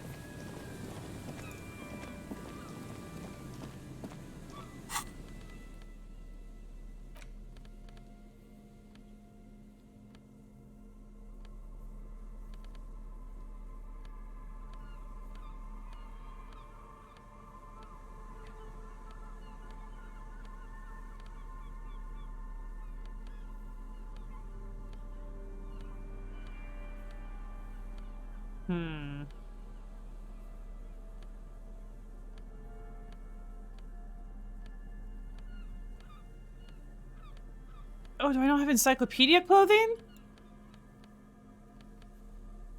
Okay, then. The once bright mural towers above you, saying, Feld Electrical, R&D. Pull on your knowledge to understand what caused the twins to hear radio in their heads. You know a lot about yes. radio. Enough to know you have no idea how or why those boys heard Speed Freaks FM in their heads. Knowledge like that isn't just obscure, it's unknowable. Dangerous theoretical facts like that are probably protected under the Coalition Government's Articles of Dominion, Title 14, Article 7C. While an expert might be able to suss it out on their own, a layman like you has no hope. You don't know how it happened, but the stores of your knowledge are vast, and there is something crucial in them. I really like that encyclopedia has an open book for eyebrows. You know where Ruby isn't. She isn't in the fishing village. She's not with her bullet under the floorboards in the shack. So where could she be? You've even entered the church, helped the Raver set up a nightclub, and overheard, well, we don't need to think about that. Point is, some criminals seek sanctuary from sacred buildings, though the sanctuary laws were abolished decades ago. But Ruby wasn't such a one. And you were probably right. The Ulan frequency is likely connected to all this. Ruby dabbles in advanced radio theories. The Speed Freaks FM case is a radio mystery. That may not be a coincidence. So I was right. Ulan, she is here. That isn't a fact yet, but it's a compelling suspicion. Suddenly, there's a sigh, carried on the molecules around you, moving, flowing from high pressure to low pressure, like that of a woman emptying her lungs. She wraps the collapsing stone box in front of you, in her breath, flowing through it. Where does it go? In through the collapsed roof, flowing down a concrete staircase to the basement, sweeping away footprints in the dust on the stairs, and then the beach below the boardwalk, its winding tunnels, a whisper away. What is happening? She's down there. Say, I think she's down there, below this building. Okay. Why?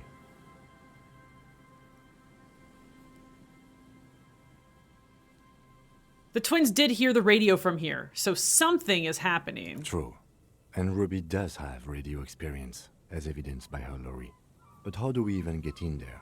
The doors were on the collapsed side of this building. They're gone, basically. There's a ladder next to the sign. Perhaps we can climb it.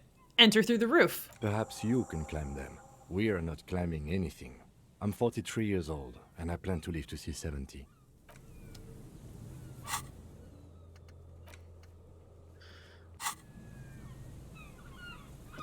A rusty ladder. Yeah, that doesn't look good at all. Assess the situation. The distances between the remaining rungs are rather wide. You'd have to use the mounting brackets.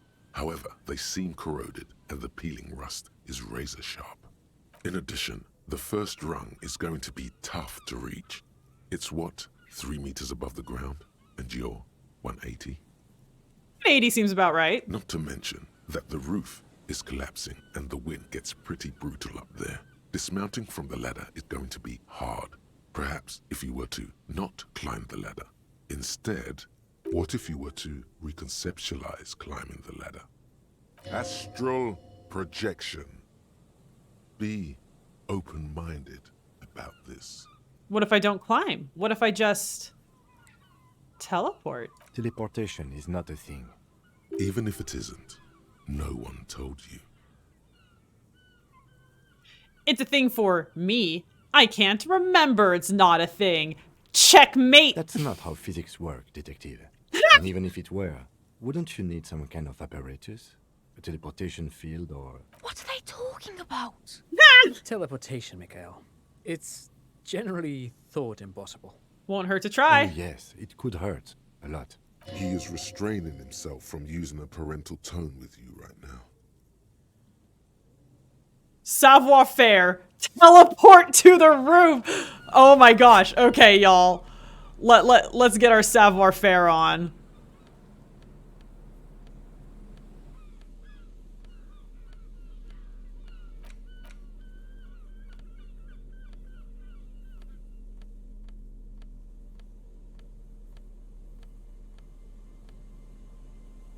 Ooh, I have -1 on my savoir faire right now.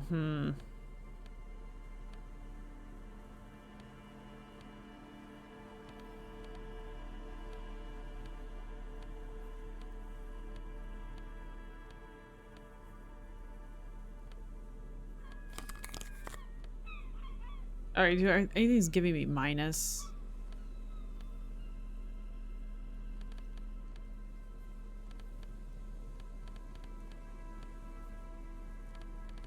Maybe I want better reaction speed. Actually, I don't have a lot of pants, do I?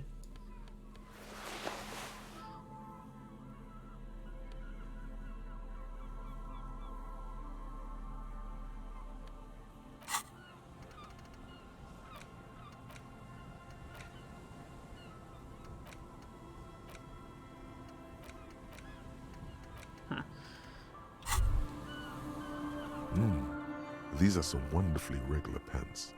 Not too tight, not too loose, moderate in every sense. You'll blend right in at some pleasant dinner party. I like regular, normal things. I know you do. These Inter-Isolari pants are like wearing a perfect compromise in your nether regions. No one will call the moral intern on you like this, that's for sure. You're a little more moralist now, buddy. A little more normal, even if you didn't want to be. Makes sense? This is what wearing boring office trousers does to you. Okay, y'all. Savoir faire. Level up. We're teleporting. The rusty ladder leads to the rooftop.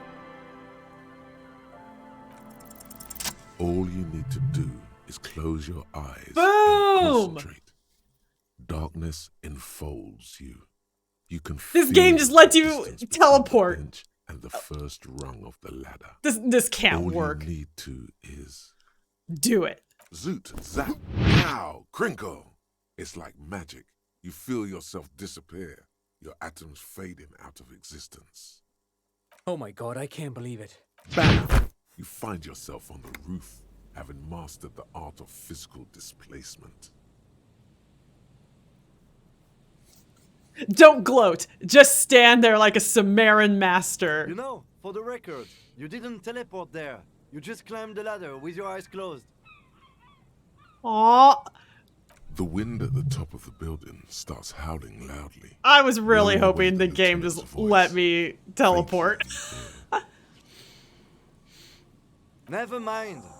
Find a way to let me in when you get inside. Don't go adventuring with a backup, especially if we think the suspect may be hiding here.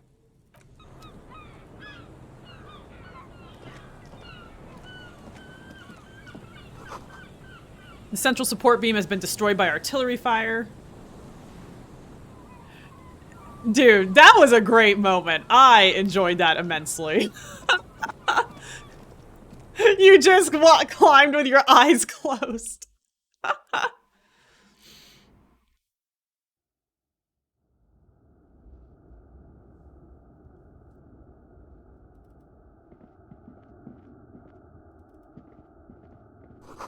The glass is covered in grime and dust. Postcard.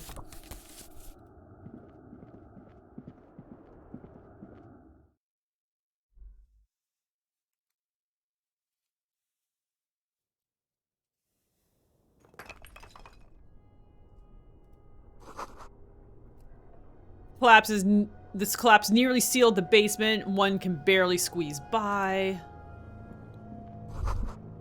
Antiquated office furniture. Last century, maybe? Brought down forgotten so long ago. Overturned tables covered in orange mildew. Crawling with something. Gross. Old file folders in the cart. Documents silvery with mold. Series of thick, dusty panes of glass. This isn't just glass. These are old computation components. These are computer components? Yes, filament memories. From the time when wires were cast in glass, slides with an inlaid nervous system. How'd they do that, and why? The how was a closely guarded secret. Something that was locked in safes in human heads across the river where they were manufactured. As to why, your fingers don't know. The why is easy, because they hadn't come up with modern silicon-based systems yet. For vitreous cast filament memories, though, these seem incredibly advanced.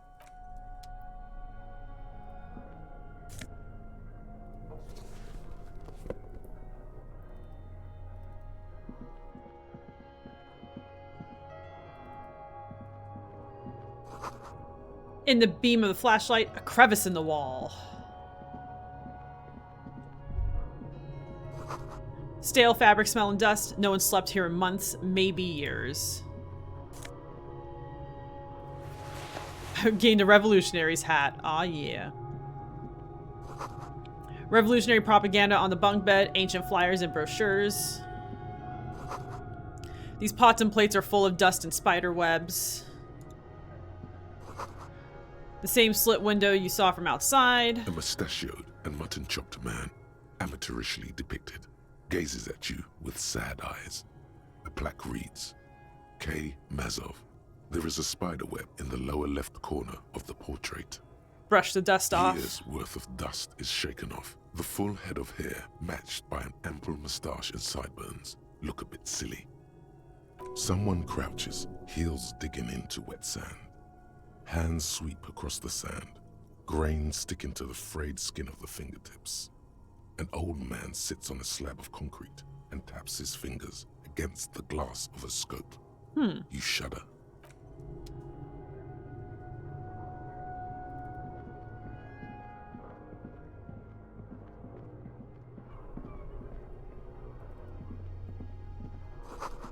Footprints in the sand. One of the souls appears more worn than the other. We need to find a way to get Kim in here, though. There he is. Okay.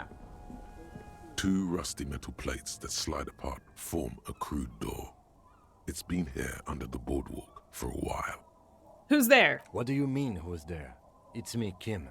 Stop playing around. I'm making sure it's not the suspect, Kim.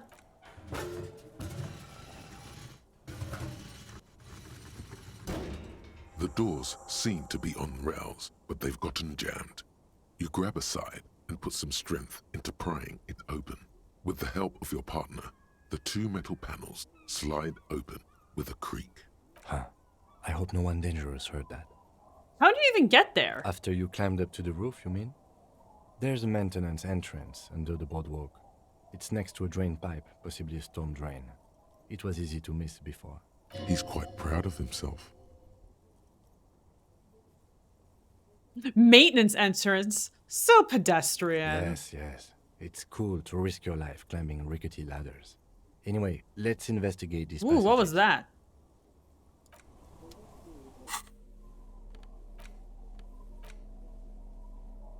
+1 to Mazovian socioeconomics. Oh, well, now I have to put this hat on. This hat is so soft, so warm.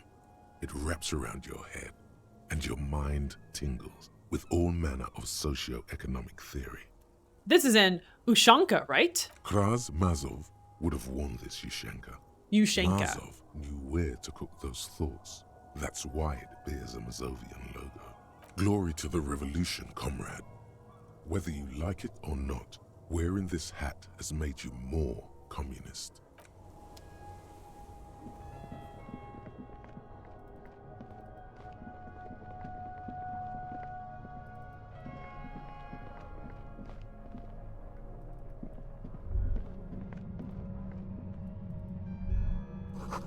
There's something in the air, an unnatural buzzing. The tunnel collapsed. You must find another way around.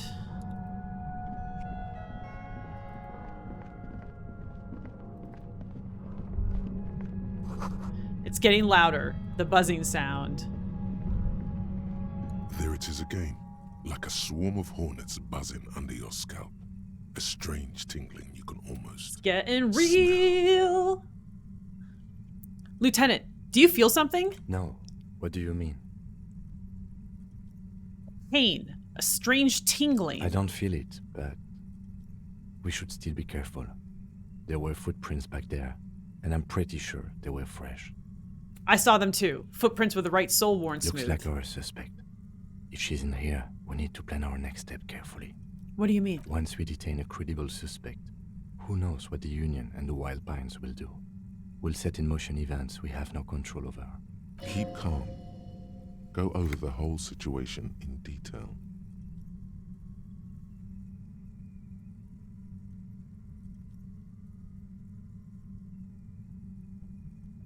Everard knows more than he's told us. Maybe we should continue working for him? You're right. However corrupt he may be, nothing happens in Martinez without him knowing. We might have to dirty our hands, but... In this case, we can't afford to be squeaky clean. We know what Joyce knows about the murder, but I may have other things to discuss with her. Yes. There won't be time for that once things go down.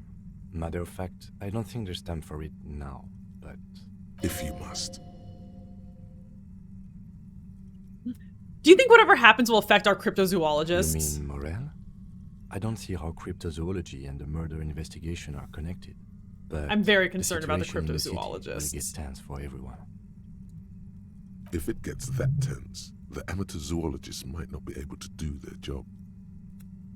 How bad do you think things could get? Well, we are not responsible for what we can't predict, are we? I agree. I don't think the entire city will be razed to the ground. Let's try not to worry. If you can't predict it, there's nothing you could have done. I think I see a cavern. Maybe more cellars? I think we've been careful enough. We still have the element of surprise. I wouldn't be so sure. You haven't exactly been sneaking. Or maybe not. Either way, once we go deeper, there will be no turning back.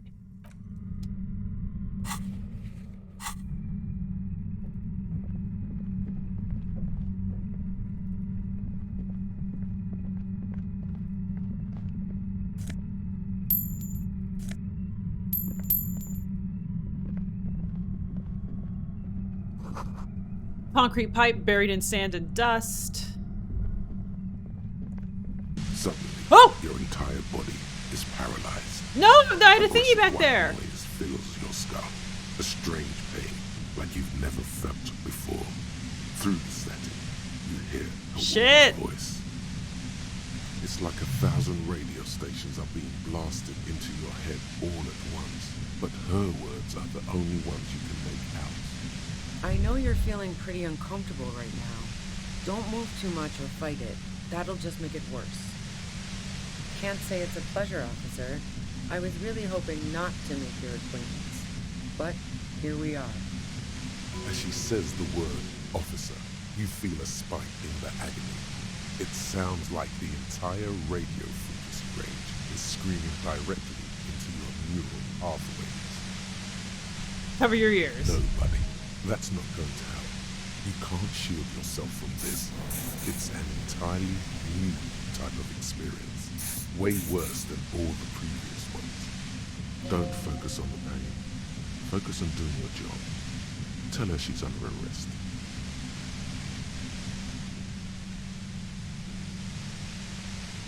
You're under arrest, lady. Really now? Check this out. You're overwhelmed with a new surge of violent static. It feels like a blood vessel exploded in your brain. Are you gonna kill me too? No, I'm not going to fucking kill you. If that had been my plan, you'd be dead already. All things considered, I'm being pretty reasonable here. I'm using a pale latitude compressor. You and your partner have been caught in its field. The explosion of static you're hearing is the ULAN frequency. Blasted from that pale emitter that Angus mentioned.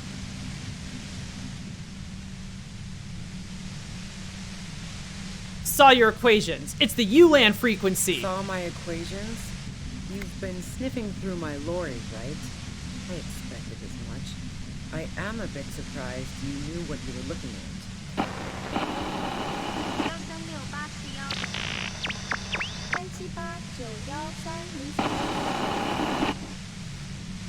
You should probably check on Kim. That's what good partners do. Look back at Kim. Right behind you, officer. Eyes closed, the lieutenant is doubled over. He's still alive and breathing. A pale latitude compressor is used to sort of make the pale more manageable. The pale, With a lot okay. of these, you can force a radio signal grid on the pale. Literally crunch the distance across it. Signals are relayed across a series of repeater stations fixed to buoys. Not a fun job manning those stations. All alone out there in the pale, people lose their minds in just a few years. So, what we are experiencing is concentration of radio waves. Precisely.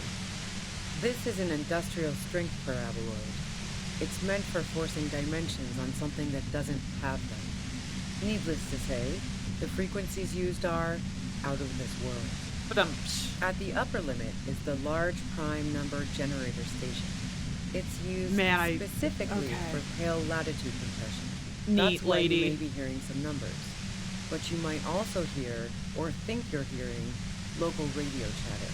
Uh-huh. She's been holed up in here for a while with no one to talk to. Keep her talking, and you just might get an opportunity to break you loose. What's this goddamn pail anyway? The pail? It's the end of the world. How do you get your hands on this thing? I built it myself. That's illegal. I'm guessing it's patented. But we are beyond that, aren't we? Oh yeah. Way beyond. Will I stay like this forever? No. Once I shut down the compressor, the pain will end.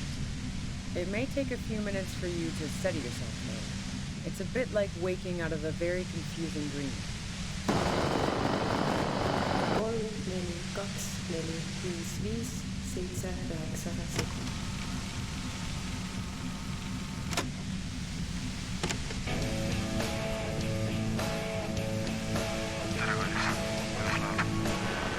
Just vibing, you know?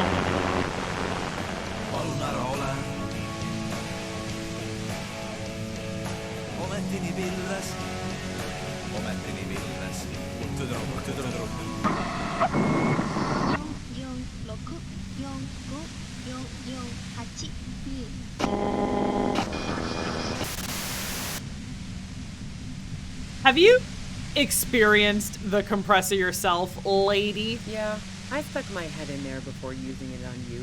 It seemed like the ethical thing to do. Can't say that I enjoyed it. The field was weaker, but I can imagine what you're going through. This is all great, but let's talk about the man who was killed. Yeah, let's not talk about that shit. You were hunting me and fell into my trap instead. That's all there is to say about it. So she thinks of you as hunters, not the cops, and of herself merely as prey.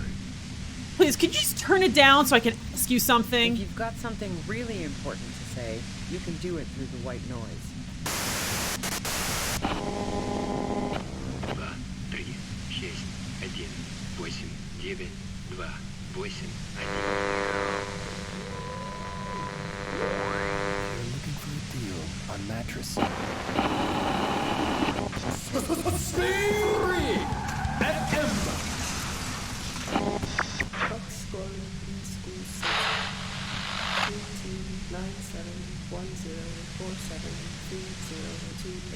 2297104730281.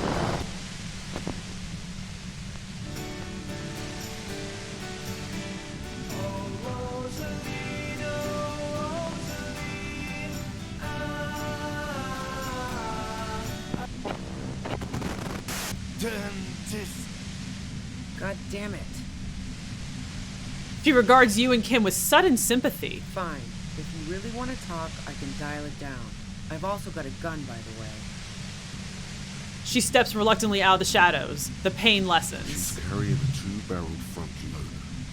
Remain careful. Well, it doesn't feel much better, but you can form sentences now. Thinking doesn't seem to hurt as much. Yeah, we're solving the crimes. Just keep her talking, and you'll get through this.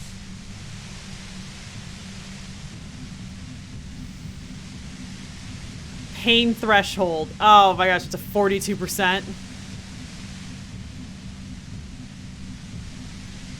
How did you know we were coming? I heard you in the passages, and I've been preparing for quite a Oh, while. much then have a sandwich. You have excellent ideas, Frosty.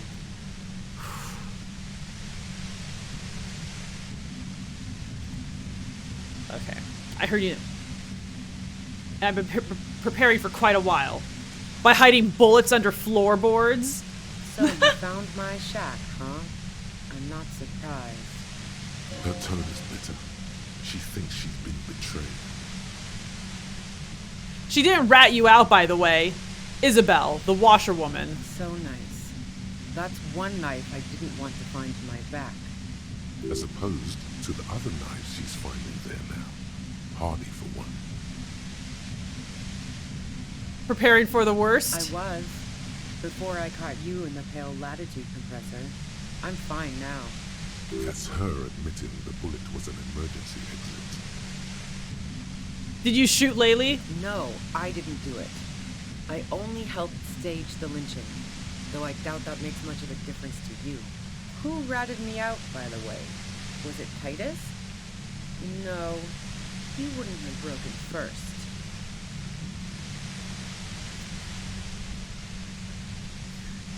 It was your girlfriend. She cracked. Nah, she didn't crack. She's a survivor. If she told you anything, it was to save herself. But she couldn't have known I was on the coast. How did you find me?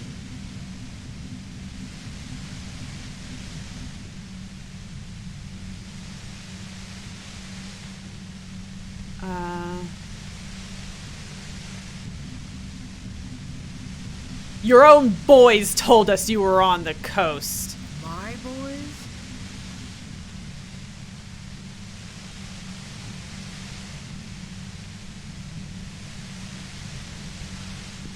Okay, call them Hardy Boys then. Well, fuck. Those guys liked me, I know it. If this is what happens to people whom people like... A dull despair is creeping into her voice. How the fuck did the rest of you get by?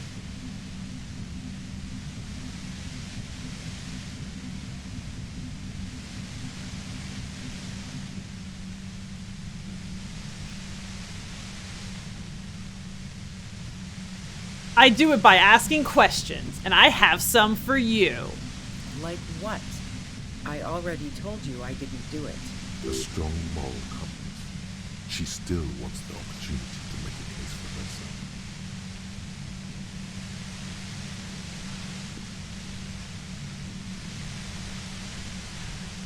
Would you say that Laylee was a likable person? I didn't like him. Hardened mercenaries aren't particularly likable types. Did you feel protective of the Union? Yeah, sure. And I didn't like Wild Pines sending in those foreign hirelings. Me and a fuck ton of other people around here. She didn't hate it, okay? You don't feel sympathy for the mercs? It's hard Plenty work. of broken people who don't come with that kind of body count. Besides, they're paid well for what they do. I'm listening. Do you have an alibi for when Laylee was shot? Man, I was with the boys the whole night. I hope they at least bothered to impress that upon me.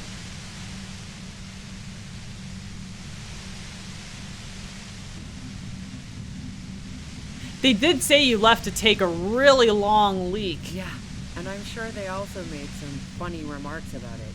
They always do. I've driven a lot of long haul and chugged a lot of beer, man. Can't do either without some power of mind over bladder. And anyway, that wouldn't have been enough time. Our investigation has shown that 15 minutes was just enough time to commit the murder. Wow. Now I'm curious. Please, explain.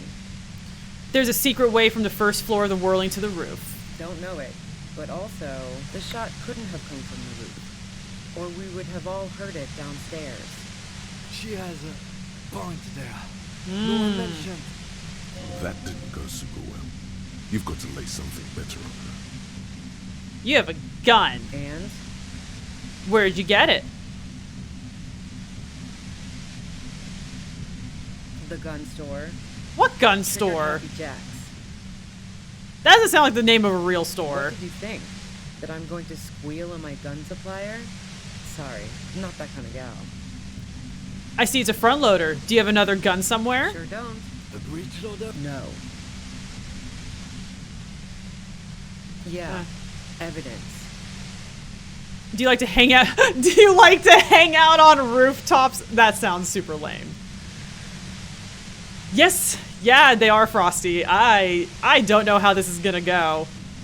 You're running drugs for the Union. I've been through your lorry. So, Heart of Gold Tommy fucked me over too. Never trust a musician.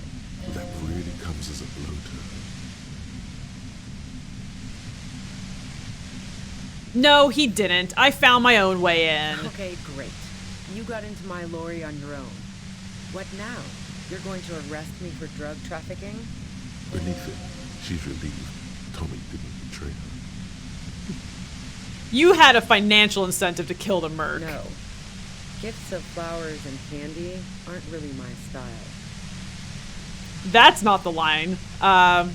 Man, it's to get away from all that murderous shit that I left Jamrock, my previous employer, for the Union. She deliberately avoided naming the mob she worked for. You might be able to find this out later. I got lucky being a dispatcher. Never had to do any of the really dirty work myself. This gun has only been used for self-defense against serious scum. But you're threatening us with it. Based on what I've heard about you, you are serious scum.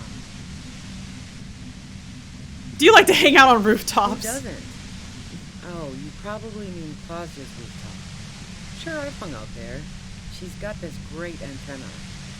What's so great about her antenna? It's very powerful. I used it to tune into RCM frequencies. That's how I knew to be prepared for your arrival.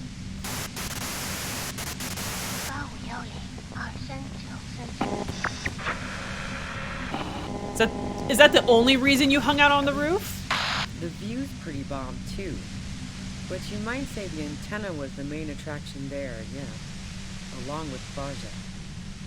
Okay, yes, so I'm sure. And anyway, as I said before, the shot had to have come from afar. Let's take a step back. Yeah? More questions before doing anything. Who killed the merc, if it wasn't you? How should I know? As I keep saying, he already had a bullet in his head when I got to him, and there hasn't been any useful gossip over the radio. Those rings around her eyes, her tired voice. She's been staying up late, listening in on the conversations crisscrossing Martinez. Police radio? You've been following the case? Who hasn't? You know, I can still see him there, in Claus's room, lying on his side. He was still warm, but the bluish light coming through the broken window made him look as though he'd been dead for a good long while. What happened Sunday night? Tell me your version. She eyes you warily, as though gauging your sincerity. She's refusing to adopt the demeanor of a cornered animal, a leader with no one to lead. She still wants to retain some control of the situation. It's okay. We just want to... All right, don't kill yourself over it. I was shooting the shit with Hardy and the boys over a few beers, like always. Then Claudia comes in, all pale and shuddering. She sits down with a drink, trying to steady her nerves. So I grab a seat next to her.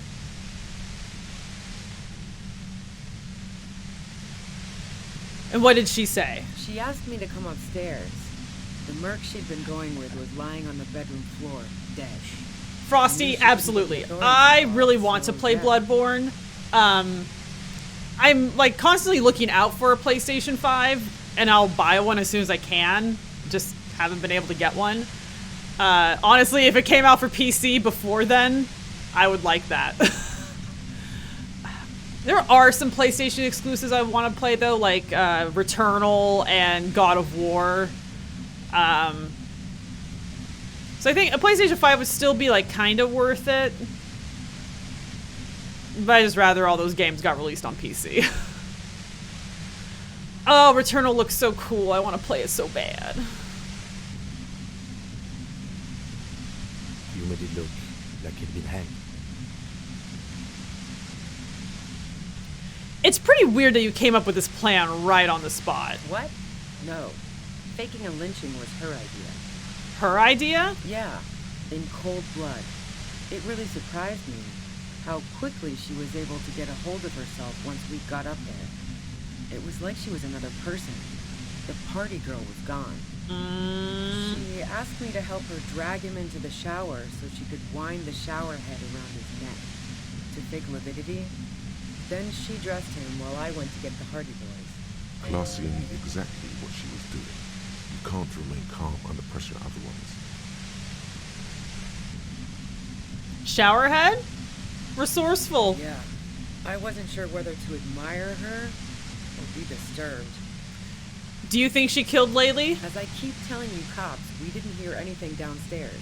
No gunshot, nothing. But even if this is true, weren't you worried you mentioned might lead to... War? The thought crossed my mind. But the mercenary's death was going to have repercussions either way. Although the way things are going, fuck it. I'm not responsible for these people after what they did to me.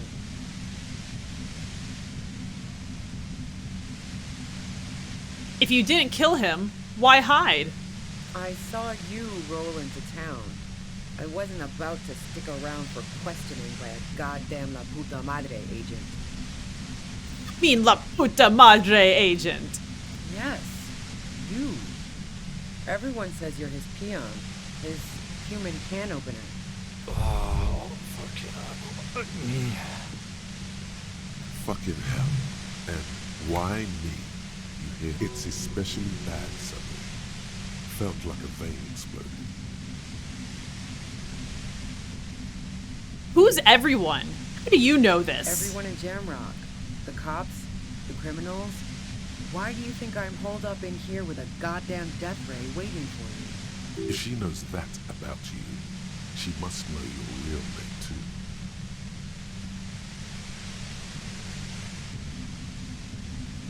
Tell me, what's my name? If you know that about me, you must know my name. There you are. One corrupt motherfucker with the disco pants and a funny tie. Agent to La Puta Madre. So she knows your name. That doesn't mean you're on the tape. Criminals make up bogeyman stories about cops all the time. Fuck yeah, I'm La Puta Madre agent. You better let me go. Nah. That I'm not planning to shoot you is the extent of the courtesy I can extend to La Puta Madre at present. What did you do to this Madre anyway? You've been to my lorry. You think the biggest player in Jamrock appreciates competition? Now I have Harry Can Opener in my lair. Fucking Titus. She's not going to change her mind that easily. She still perceives you as a threat. Wait, one thing, possibly small, but she said you rolled into town. Was that you singular or plural? She might know something. When I came into town, was there anyone with me? Yeah, you had your death squad with you. What happened to them anyway? Who was in this squad? Well, it wasn't this scrawny dude. You had two guys and a lady. The guys looked pretty buff. Lady wasn't bad either. What else can you tell me? One of the guys seemed chipper, a blonde. The other had a brooding something or other about him. And the woman was the only one in uniform. All were carrying. That sound about right? Satellite Officer Whitmere looks out of the window grimly, then puts his coffee down and turns to Patrol Officer Miller. We can either take a room here in the Okay, so those cops in there, yeah. Let's go home, John. The cops at the Whirling Wind were were my boys. Call Heidelstein. He can give us a ride.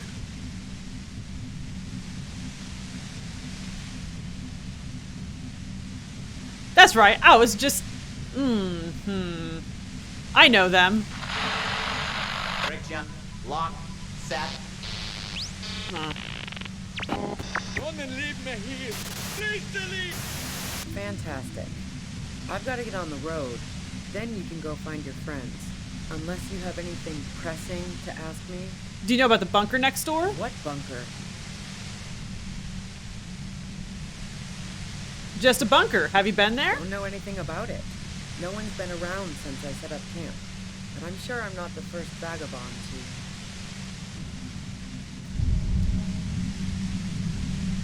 I just fucking died! You feel something in your chest. An unnatural pressure.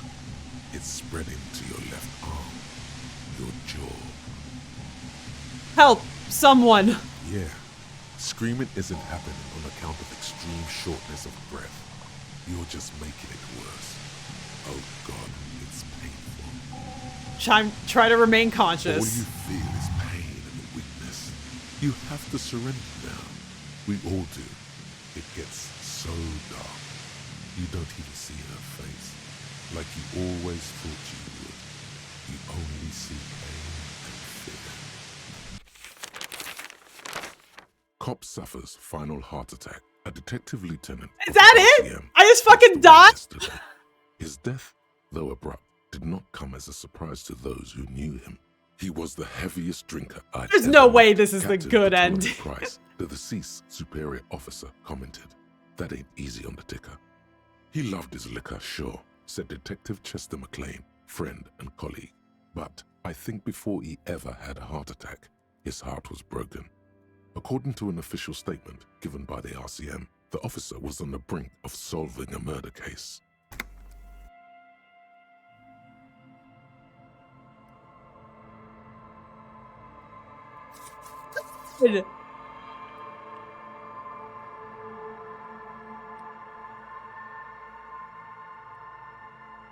Oh my gosh! Yeah? I guess I should have just tried to break the thing, but like... God damn! Health was incredibly unimportant in this game until it wasn't.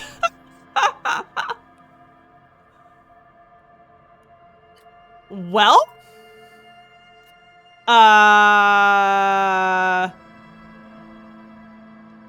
That's unsatisfying.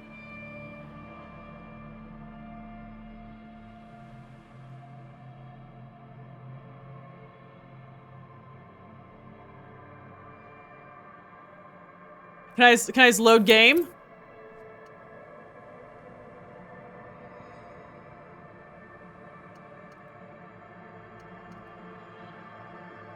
Is that just me dying?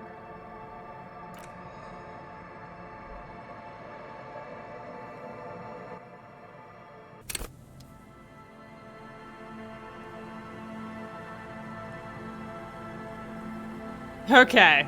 The once bright mural towers above you, saying, "Feld Electrical." You know a lot about knowledge like that. You don't know how. You know where she isn't. And you were probably... That isn't a fact yet. Suddenly, in through... She's down there. Okay. Why? Quinn's heard the radio here. And Ruby does have There's a perhaps ladder. You can climb there. Weird. And then we're putting this point into savoir-faire. And we're putting on our savoir-faire clothing.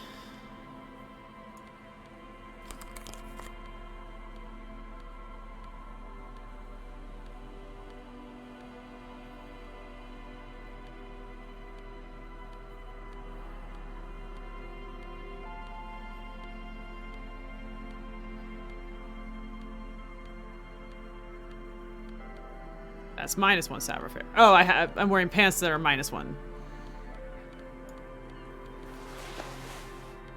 Ooh, I don't like my reaction speed being that slow. Okay.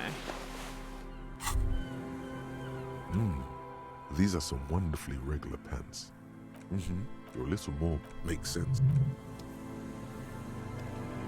A rusty ladder. Yeah, that doesn't look... The distance, in addition, the first rung is going... Not to mention, what if you were to... Astral projection. Teleportation. Even if it isn't, no one... That's not how... What are they talking? Teleportation. Oh, yeah. He is restraining himself from using a parental tone with you right now. On second thought, maybe teleport because you're just standing there squeezing your buttons. God damn it. And nothing is happening.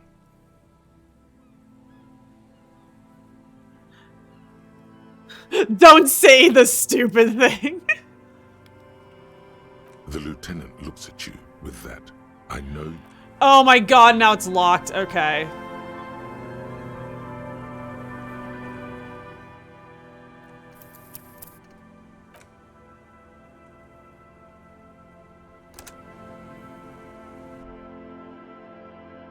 I can get in another way? Okay.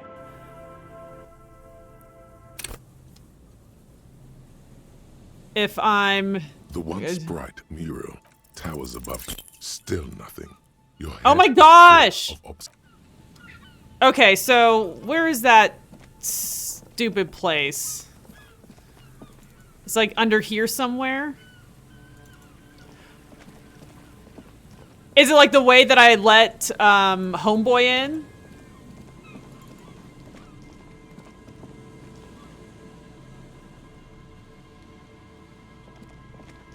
I walk under it?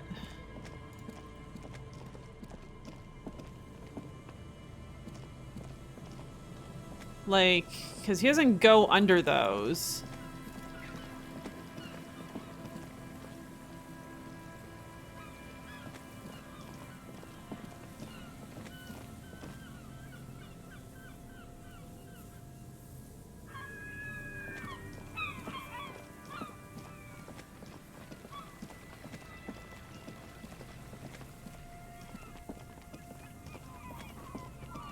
Yeah, it's right below the mural. Yeah, it's like not letting me walk under there.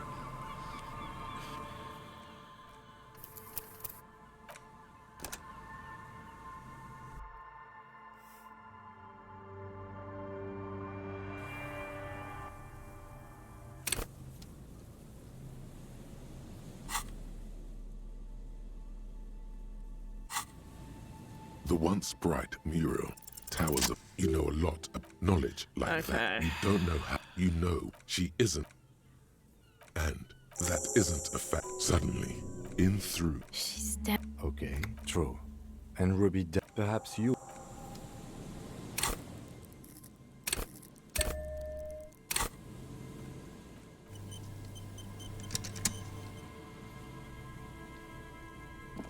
A rusty ladder. Yeah. Okay. I'm wearing my boring pants and good glasses. Your little more makes sense. The rusty ladder, the distant in addition. Not to mention, what if you were to astral teleportation? Even if it isn't, no one told you. That's not how. What did I do? Teleportation. Oh yeah. He is restraining himself from using it. On second thought, because you're just standing there, the lieutenant looks at you.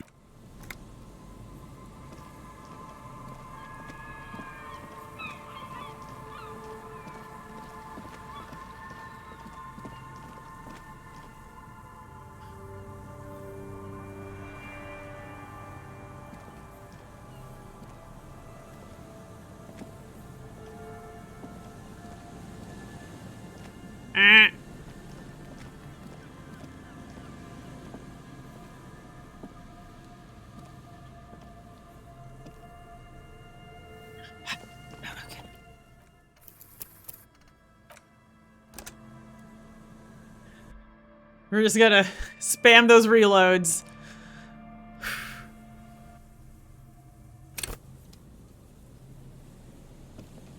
A rusty ladder. Yeah, that doesn't look.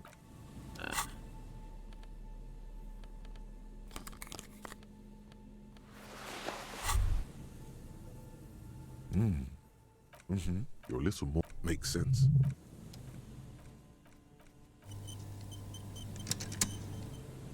The rusty ladder leads to the distance. In addition, not to mention, what if you were to astral teleport? Even if it isn't, no. That's not how. What did I do?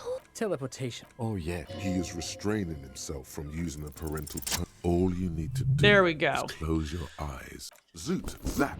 Oh my. Bam. You find yourself on the roof. I did it, Kim. I just saw you climb the ladder. The wind at the top of the. Never mind. Find.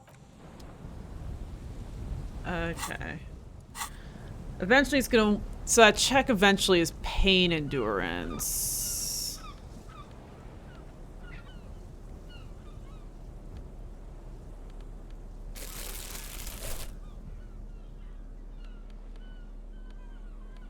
Or pain threshold, that's it.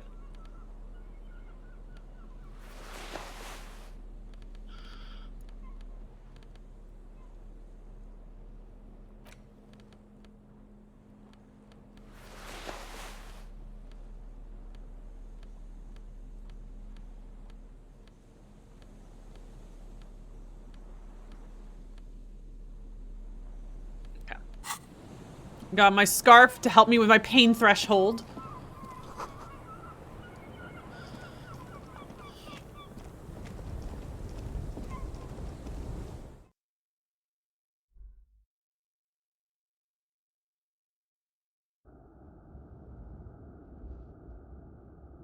Oh, nice. I think my wallpaper is Silk Song. Yep, it's Silk Song artwork. Because I have to torture myself every day.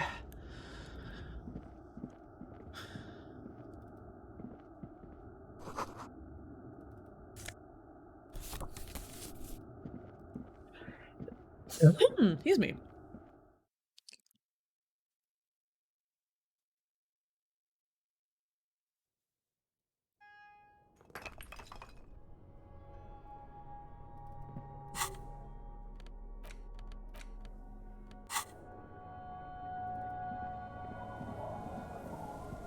Two rusty metal plates. Officer. You really... Two rusty metal...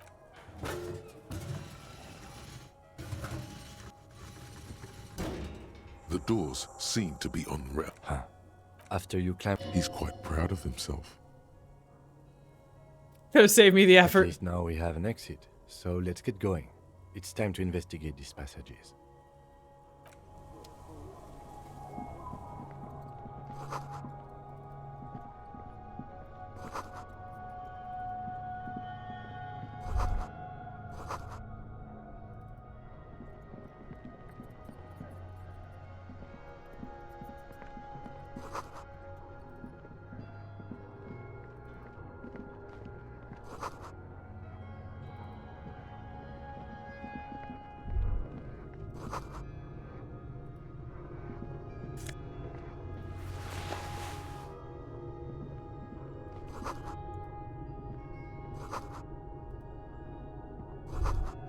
Could this have been the killer's hideout? And this narrow window, the point of origin of the shot that killed the mercenary? The lights of Martinez shine coolly in the clear night. Could the killer have used this as a hideout? It's a great place to hide, certainly. But there hasn't been anyone here in ages. I can't see the whirling in rags. The shot didn't come Indeed. from here. No one could get a clear view. Well, at least... The lieutenant's voice betrays a slight disappointment, which he glosses over by reasserting control. A mustachioed and mutton-chopped man. Look, Kim, it's Comrade Mazov! Yes, I can see that. Looks like some communists were hiding out here. They left a long time ago. The lieutenant does not seem to share your enthusiasm.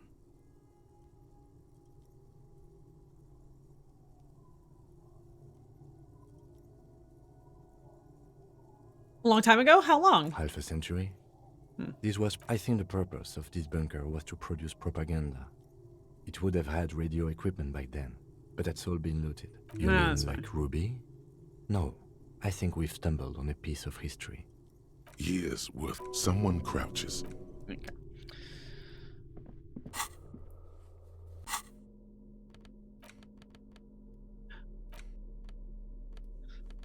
I have to wear my revolutionary hat.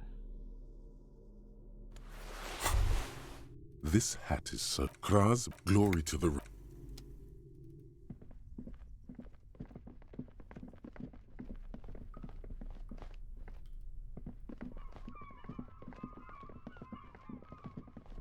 Okay, yeah. Have a good night, Hoodie. Thanks so much for hanging out.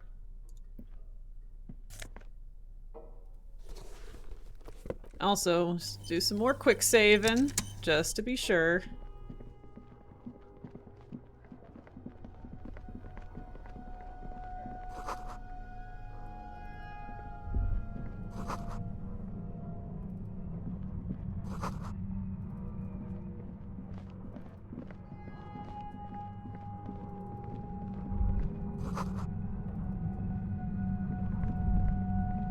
There it is again.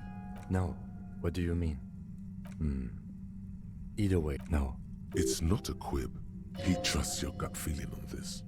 Looks like our suspect. Once we detain a credible... Keep calm. Go over the whole situation in detail. You're right. In this case, we... if you must. You mean more... If it gets that tense. Well... Let's...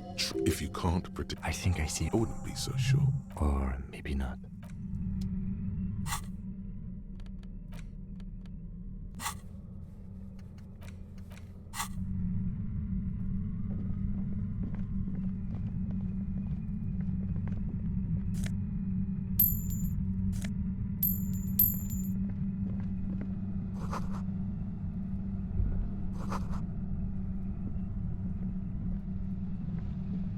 I don't think it matters if I have my flashlight on or not, but let's go ahead and change it just in case.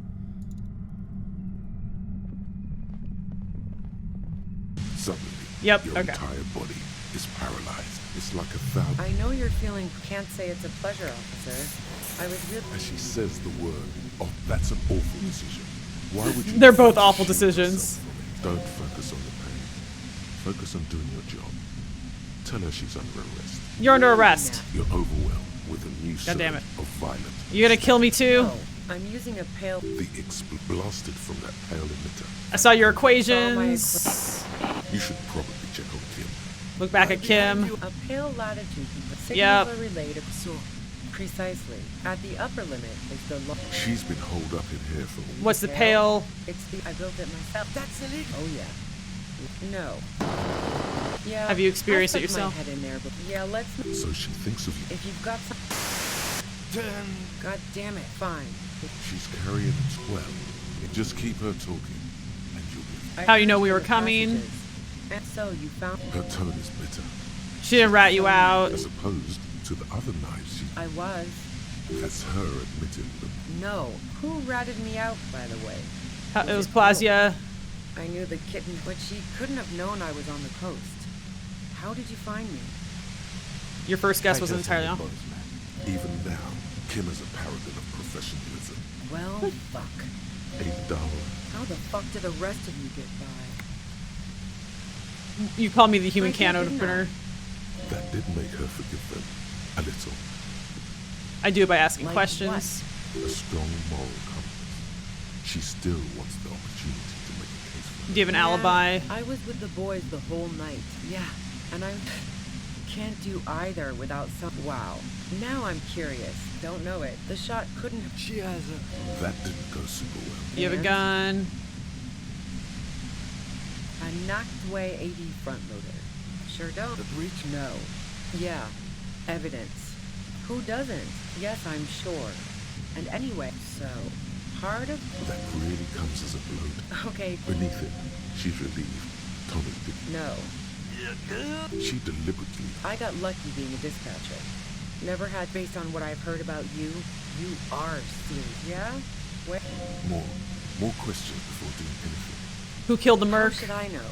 Those rings around Buddy's radio. Who hasn't? He was still warm. But the bluish light coming through the broken window made him look as though he'd been dead for a good long while.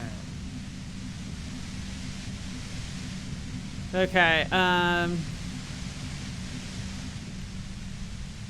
what happened Sunday night? It's okay. All right, don't kill yourself. She sits down with a drink, trying to. She said you knew something was wrong no, immediately. I really didn't. She's not. She asked me to come. You made it look like he'd been hanged. Pretty weird that you came up with this plan right on the spot. Yeah. It was her idea. She asked me to help. Yeah. As I keep war. Fuck it. I'm not responsible. For Pain threshold, we're going for it. We are going to try to destroy the machine. Let's go. That was green. I saw a little green. We so got this.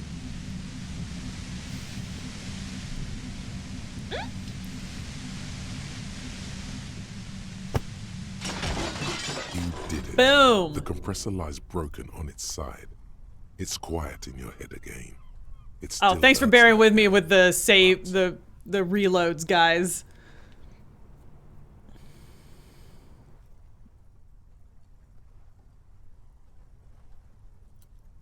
We're gonna check on our buddy Kim. All good, officer. Be careful. She looks at the machine, assessing the data. Oh, fuck it.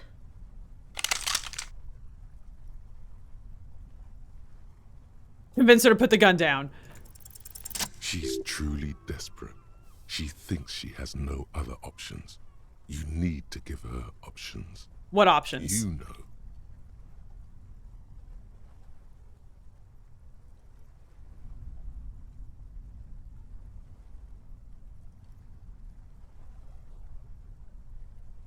Better than this game having permadeath, absolutely. And I actually didn't even like think about that option, but I'm very glad I did not play this game just like spamming reloads every time I failed a roll, because that's does not feel like in the spirit of this game.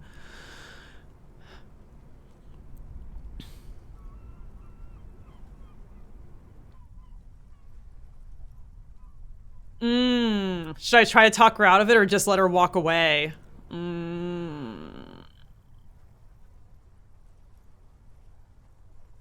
Dude, it's not worth. Someone shouldn't kill themselves. Just walk away, She man. stares at you, frozen, the gun still in her mouth, eyes filled with dark intensity.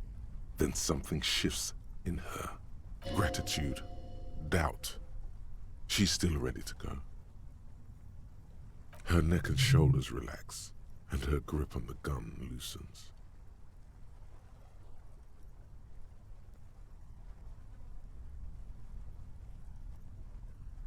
You don't have to do this. You're not cornered. I'm letting you go. Day of miracles.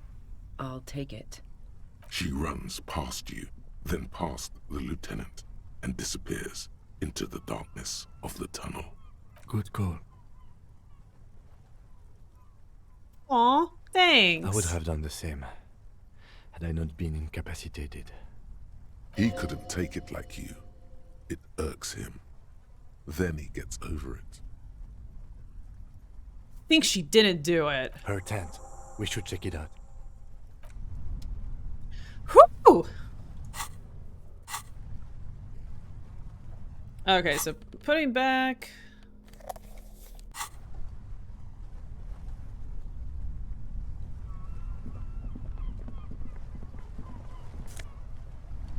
Hell yeah, steal her money. Cooking utensils. Okay, got some healing item. The plain red tent stands by dispassionately. We're going edgy because it keeps us warm. It was pitched by practiced hands. She's used to camping out. Look inside. The tent looks old, but well maintained. In the darkness of the tent, a rolled up sleeping bag, cooking utensils, some books, and a kerosene lamp. It reeks of cigarettes. Shine your flashlight on the books. Assorted soft covers, mostly pulp horror. A motor carriage lies buried in the snow on one cover. On another, a ghost airship. You also see a collection of radio enthusiast magazines. See anything? Sift through the magazines. Rager Monthly, Journal of Material Science. More Technological Digest. One of the magazines doesn't have images on the cover. It's not a magazine. It's a leather notebook. Take it. You pocket the worn brown leather journal. A trusted friend left behind. We should read this immediately. Like, right now.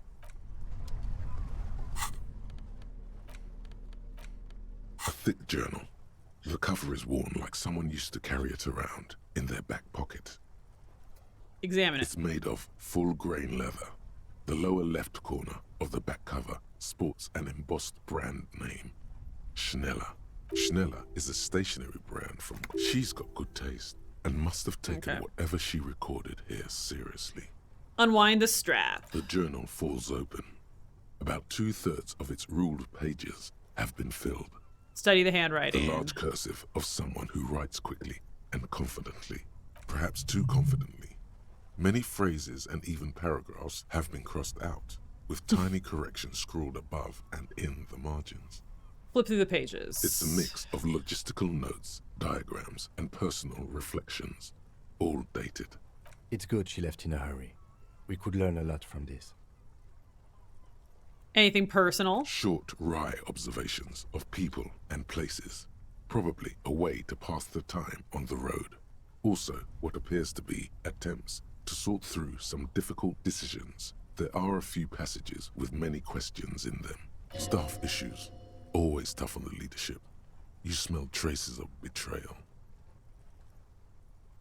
How far back do the entries go? The first entry is from August 2nd of last year. It reads simply, I know my position is precarious.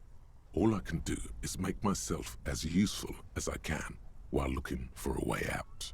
Remember, no one is indispensable. Let's see, what kind of logistics? Hard to tell exactly. It's mostly noted down in code. There could be useful information about local operations in those notes.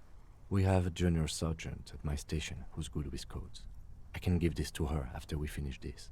What are the diagrams of? Esoteric radio technology.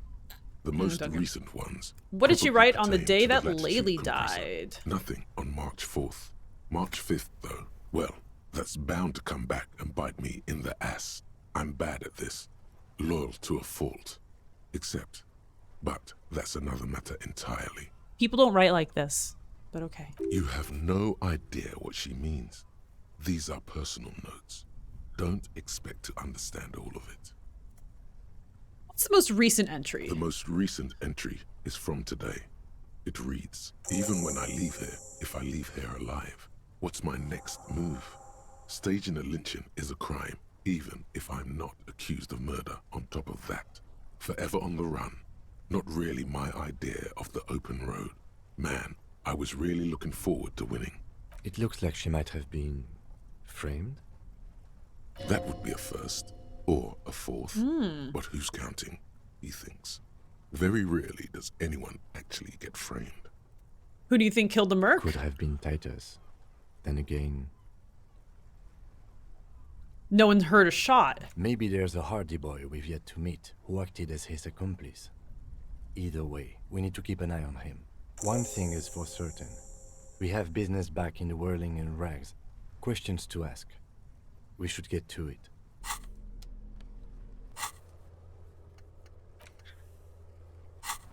Okay.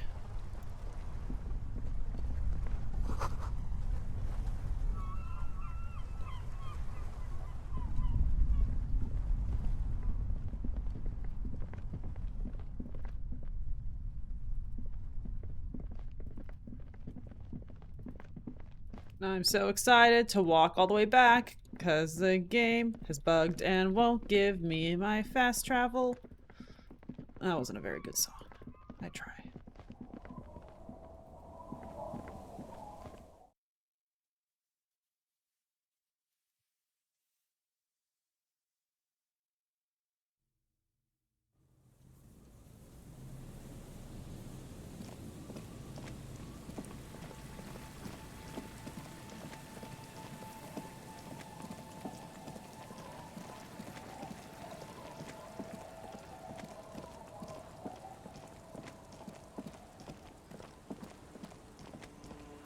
Nope, we got through it.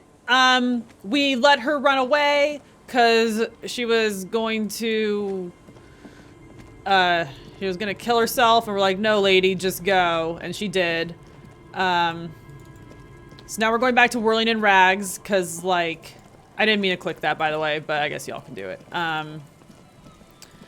To try to get some more answers, because we learned that Clausier was the one who came up with the whole staging the lynching thing.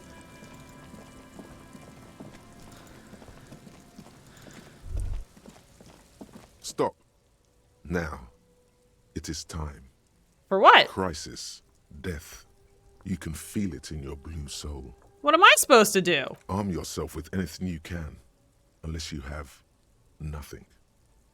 Because you didn't find your lost gun, then just walk to your death. I can talk you out of it, whatever it is. You're too likable to die. Don't worry. I'm not sure I feel...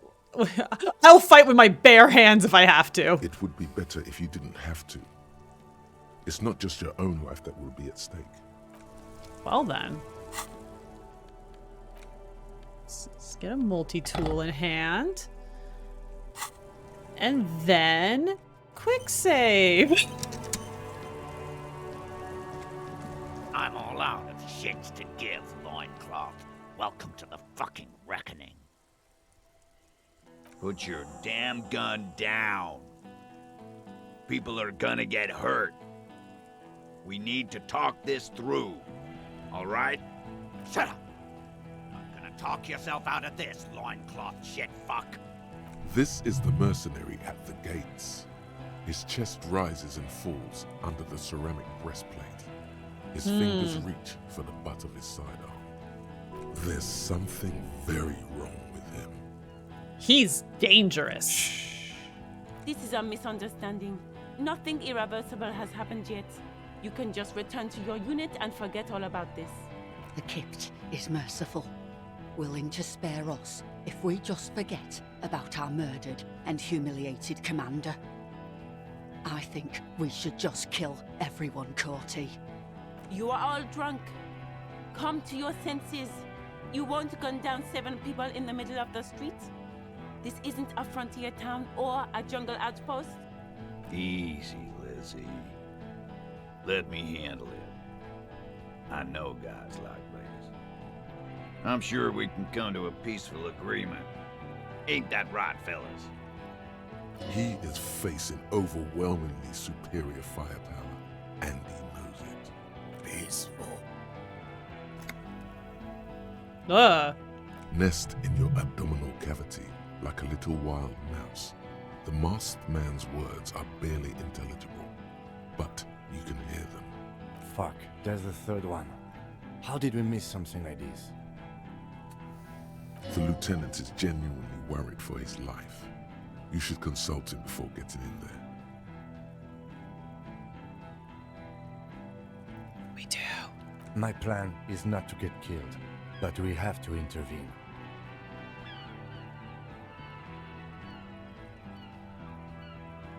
We're out of time. Mercenary tribunal.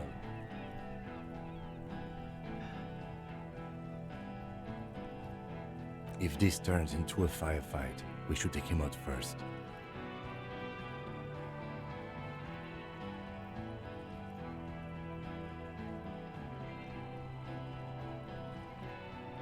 We quick saved. Stop! This is police! I have no firearm! Get lost, comedian. You cops had your chance. Now it's fucking time for some justice. He staggers backward. Uh-oh. I think he's calmed down a bit. Pig, fuck!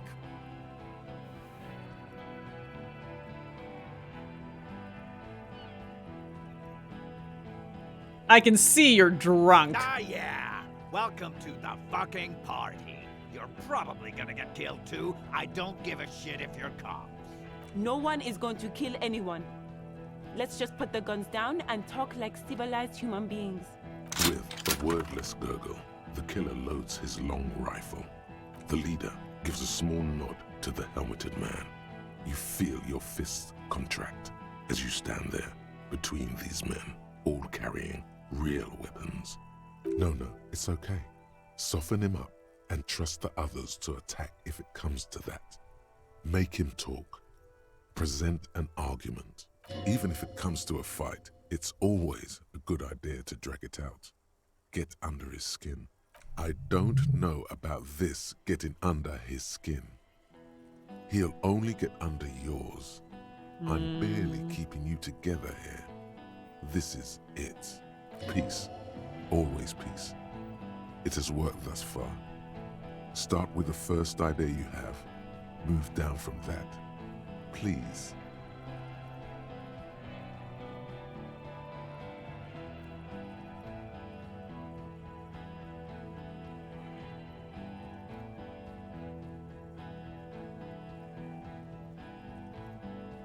It's 92%. Let's do it. All right, here we go. This is an illegal tribunal. Cranor would never sanction this. Who's the commanding officer? Take your pick.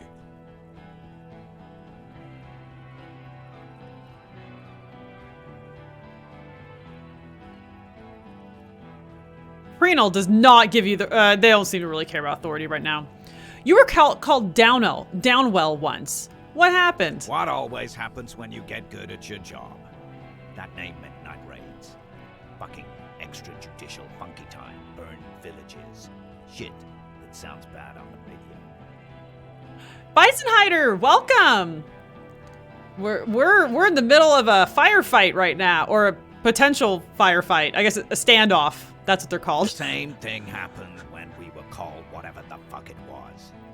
Probably won't be called Cranor for much longer either. Raccoon IRL, thank you so much for the follow. I'm so glad you're enjoying stream. Welcome. I hope your weekend is going well so far. Frosty Man, I'm so gonna shoot them with my words. Not after this shit.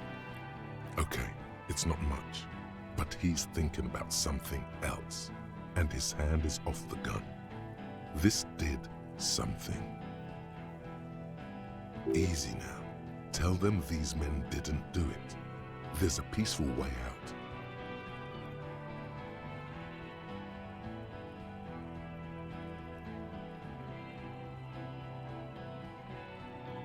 Okay, listen, they didn't do it. Yeah? Who did then?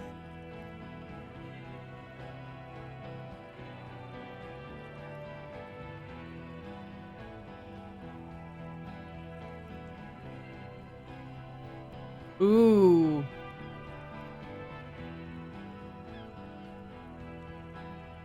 It was someone who's not here now. How fucking convenient.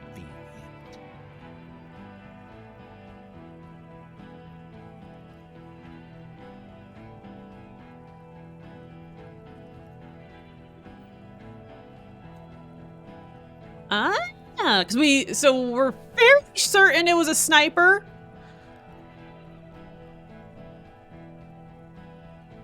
He was shot from a great distance. A sniper did it. You think I'm fucking stupid, cop? What if I just shot one of your pals here, right now? Huh? How about the kid? Tell me. It's a magic fucking sniper one more time. Listen, please. This cop and this drumhead cop marshal won't decide who... Oh boy. Your mind grinds to a halt. All you can see is the revolver in the man's armored hand, swaying, pointed at her. You move your mouth like a fish gasping for air. She wasn't even there.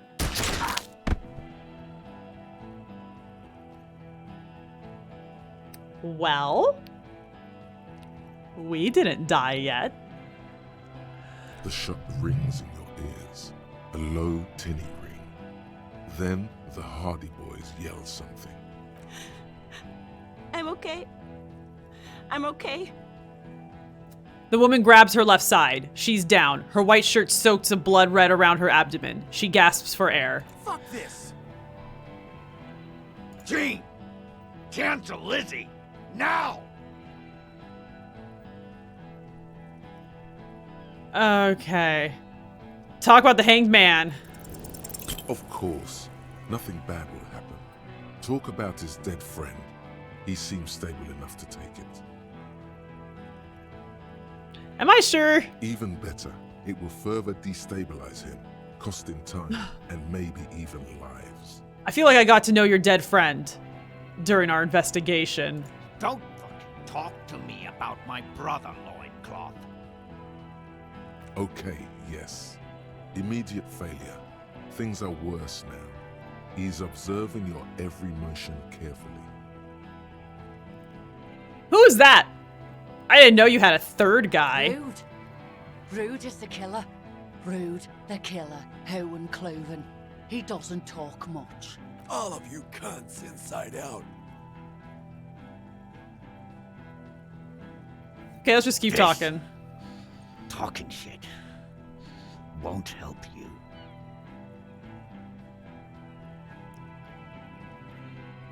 You're all drunk. Look at yourselves. Yes. So what? Your judgment's impaired and you'll regret this. Or, no, you fuck it. Let's dance, baby. Didn't sound like nothing. Oh, wait. Sounded like you. God damn it, I clicked the break wrong. into God a damn it. sermon. Enough already! What is... Interrupt me again and I will execute you on the spot, Lance Corporal. Yeah, try me. Wild Pines rep does not approve of this. Think I care what that company cunt thinks?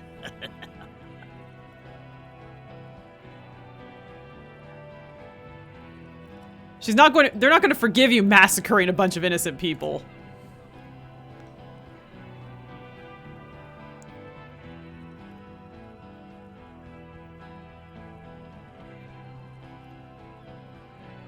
We're working together. She knew you were out of control. She told me. She's gone, you stupid fuck. Sailed off 5 minutes ago. She doesn't give a shit about you, Silos. Frosty, that is weird to me. I do not know how weird that is in the wider Dark Souls community. I tried playing with mouse and keyboard for like 20 minutes and I absolutely hated it. Stay cool! How is she? I'll be okay. I'll be... She'll be gone soon, too. Company bitch is gone. Lally's gone. Fuck are we still doing in this shithole? He looks around, tired suddenly. Sad even. Guys, I just get in the way. I don't even have a gun. Hold your ground. Any more of you run, I'll shoot you myself. We're doing this together. They're huddled close in a formation. Still, the rest will stay. Even if it means dying here with him. Where's Clausier? Who the fuck is that? Glacia, the woman upstairs. Where is she? She left. Unarmed, hunched, but keeping it together. She left. She left. Her room's cleaned out. Right before these assholes showed up. We should have arrested her. You can feel how upset he is with himself. Just for a second. Then the fear takes over and he's back in the moment. Hey, Bushman! Your little cunt isn't gonna help you out of this one.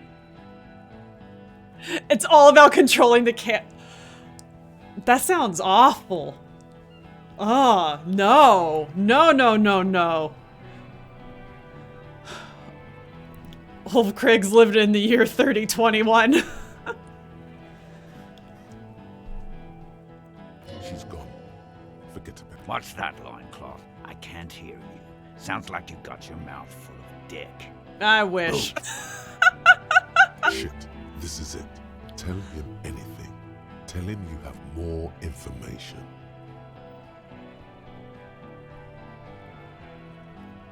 Wait, that's how you played through Dark Souls 1? Oh, wow. You should call, Kojima,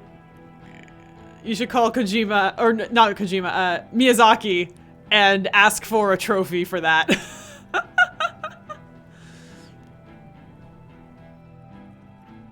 Kill me, you'll never find out who killed your brother. I've been withholding information. Rude. Kill him. Oh, okay. The porcelain man raises his rifle and takes aim at you. His hands are steady, and the long barrel of the rifle sways. You steer. God, you're so frail. Too frail to think further. Time is running out.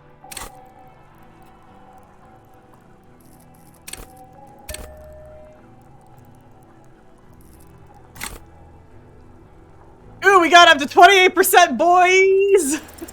The shot rings and you stun. Something violently tugs at your shoulder, pushing you backwards with incredible force. A volcano of burning pain erupts from your left shoulder.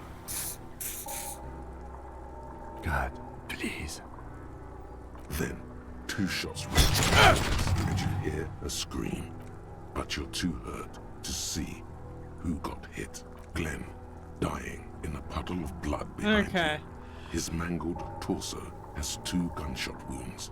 Blood gushes out of them like red geysers. Oh God, watch out! You see 2 cold eyes looking at you through all the smoke and the panic, and a pistol raised aiming at your chest, point blank. Then the man squeezes the trigger. A look of happiness. His eyes. Here it comes. Death.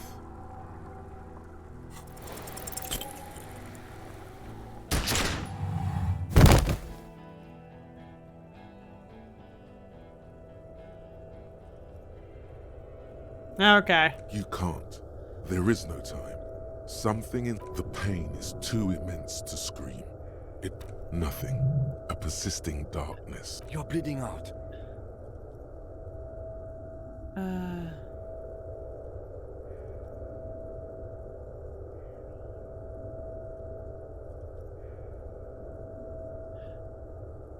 Yes, keep talking. Stay awake. But you can't. a shadow towering. Someone stands there, raising his pistol at him. The lieutenant does not. No, you scream. Behind you, from your bloody lips. Your eyes are full of fear. Okay, so we're not just dying. Okay. There's no room for hesitation. The lieutenant turns around and fires, his body falling on yours in the course of the motion. You hear a roar of pain, a death scream. The sound disappears like someone pressed stop on the tape. This is death. One more door, baby. The fight? There is no fight. He's Okay. not taking it and rotting and being He can't go. There is a radio in the distance. Oh, do I not die necessarily? Playing sounds. Good morning, Elysium. Soon you will return to the world. Hours turn to days. It was him. He is the infernal engine. He never stops. He only gets worse.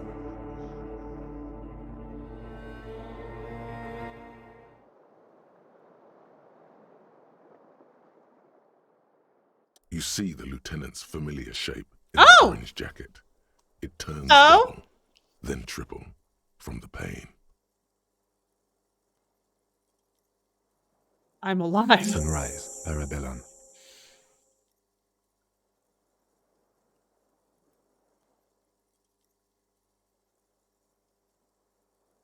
What did you say? Sunrise, Parabellum. Sunrise, prepare for war. It's an old revolutionary saying. Is it war today? The gates of the harbor are boarded up. The streets are a little more empty. Apocalyptic violence is yet to erupt, I am relieved to say. I think we may have held it off, for now. Barely. Good. Yes, we have also completely failed, but that's okay. What happened? What happened? We tried to take the diplomatic route and hoped they wouldn't attack first. They did. The major gave the command. What happened then? As retaliation, the rifleman shot you. He hit with his carabine. I was looking for a clear line of sight. When I found it, I shot and wounded him, while Glenn took a bullet in the spine. It was meant for me. He did not survive. This is not the first person to die in his place. He goes on. Ask the doctor for a whiskey sour. Hell Titus, yes. Fat Angus, and Theo charged. Angus and Theo died before they made it to intensive care. Titus died in the hospital yesterday. Alain and the young musician, I forget his name, they are all that's left. Titus died too? Shit. Yes. You were bleeding out by then. You warned me. I was able to disarm Cortana before he got the jump on me. Thank you. Although I was not able to kill him, as I should have. Crenel took him. A stray bullet killed the Pole, though. And that's what happened. And the major... He's in a private hospital across the river. Crenel claimed him from the local butcher shop where Titus died. Turns out he's insured. We won't get to him anymore. The good news is he's not coming here either. I did some damage.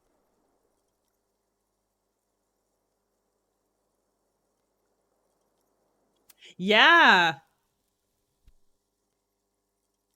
How many casualties? 5. Glenn, Theo, Angus, the fat one. He took a lot of bullets. And Titus. And Elizabeth too. Elizabeth Beaufort was her name. She didn't make no, it. She bled out before Everard's surgeon could help her.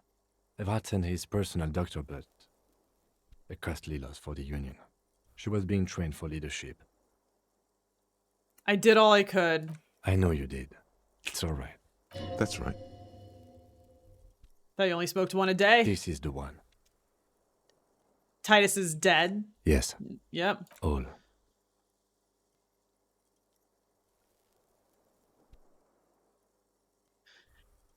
Absolute disaster. Yes, officer. 7 people are dead. It's not a success. But what's done is done. The violence is cordoned off. The Hornets did not get into the beehive. The worst scenario has not materialized. You would need more PTO to play more Dark Souls. For real. And we are still alive. Both of us. He did not expect you both to survive once you stepped between those two armies. His smoking, his hunched back. You have it worse, but he took a real beating. That cigarette has medicinal purposes. The room is clean. Mr. Gart cleaned it. It took him an entire day. 2 days, in and out. You've been up enough to take Dramamine and curse. And drink water. How bad am I Pretty hurt? bad, officer. You've suffered 2 wounds. The first is below your shoulder. The bullet passed through your shoulder blade, luckily missing your lung and heart. The second shot hit you in the thigh, the left quadriceps. No major arteries were nicked, but the bullet had to be removed. Bacterial infection was treated with mercurochrome. Can I walk? We will see. If it's possible, then by pure willpower alone, you are going to have to become a psycho-locomotor. Are you hurt? Not very. I have a concussion from the major beating me with the butt of his gun. I tried to not move too much. Things would be worse if you didn't warn me. Thank you. I did not see him coming. Stupid of me.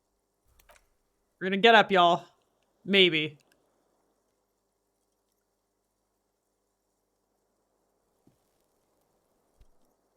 Easy now. How are you?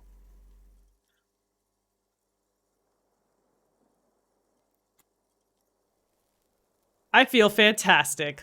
Let's rock. He nods. What happens now, Kim? I honestly don't know.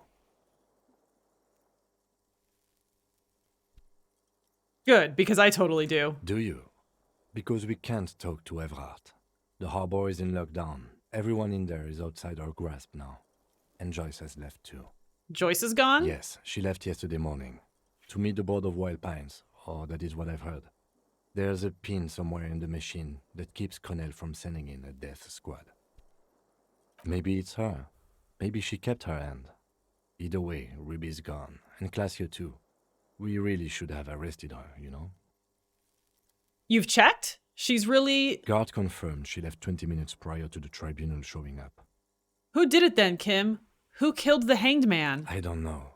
I think the theory you presented, it's someone else, outside our circle of suspects, was right. It better be. Everyone within the circle is either dead or gone. Honestly, I think our investigation has not produced a single credible suspect.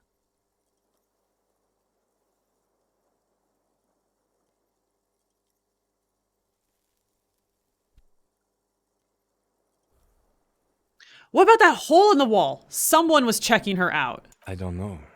That's been there for years.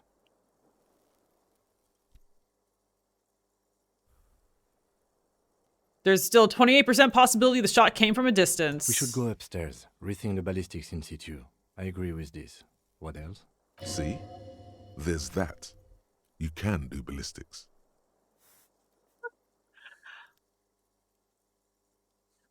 I feel like this game is raunchy enough where it would have said if it was actually a glory hole or not.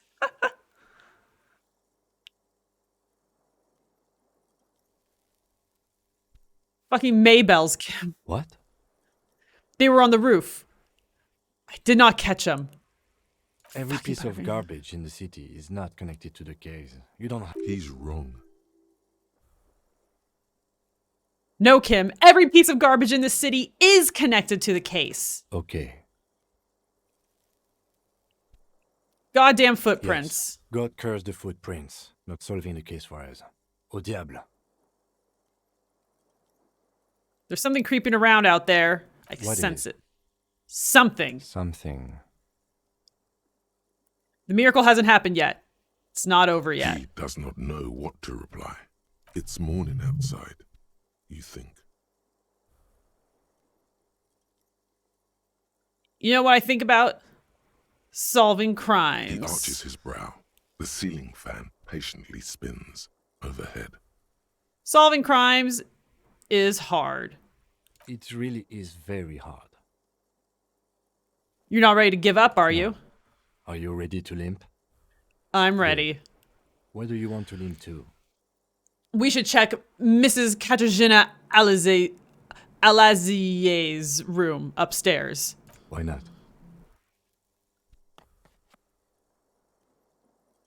Another look at the window, perhaps? The one he was shot through. I don't know. I can't think of anything better.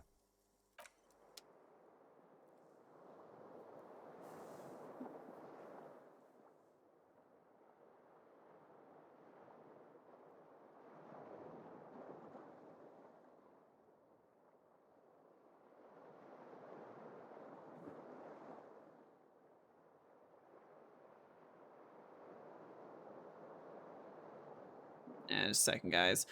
Okay. Oh, I can look at all these things again. Newly replaced glass shining in the morning light. You hear traffic outside. Stereo 8 player has been reunited with its right speaker.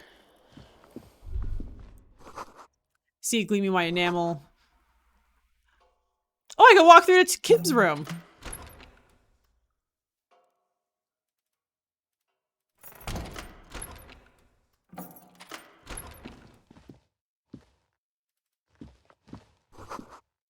Alarm is set for 6:50. Medical supplies on the cupboard. Okay. These papers bear the stamp of the RCM. They appear to be fragments of the lieutenant's paperwork, half finished. You may have notes on this and other recent cases. I had Garth open the door to your room. You were running a low bacterial fever the first night.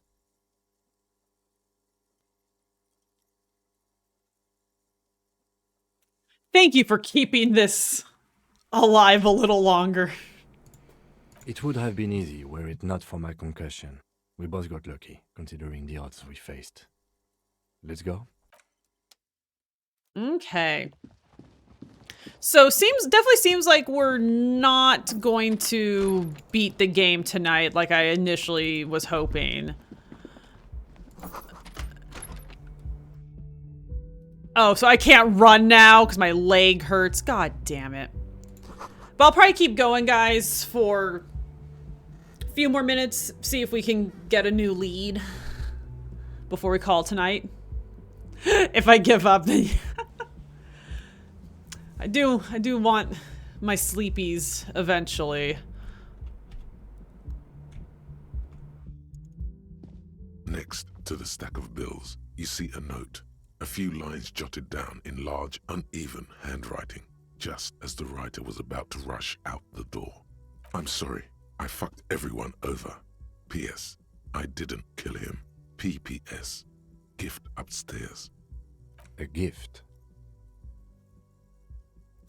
Seems she left in a hurry. It's hardly surprising. What could this gift be? I am not drawing my gun. Yet. But I don't like gifts. Relax. Not...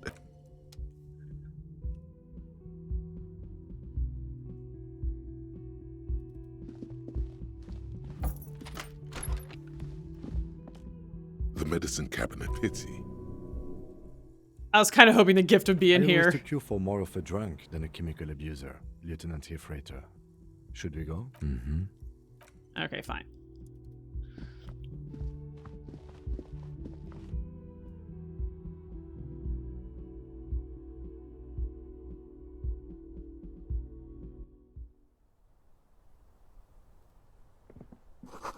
A red thread made of nylon. It leads out of the room and onto the roof.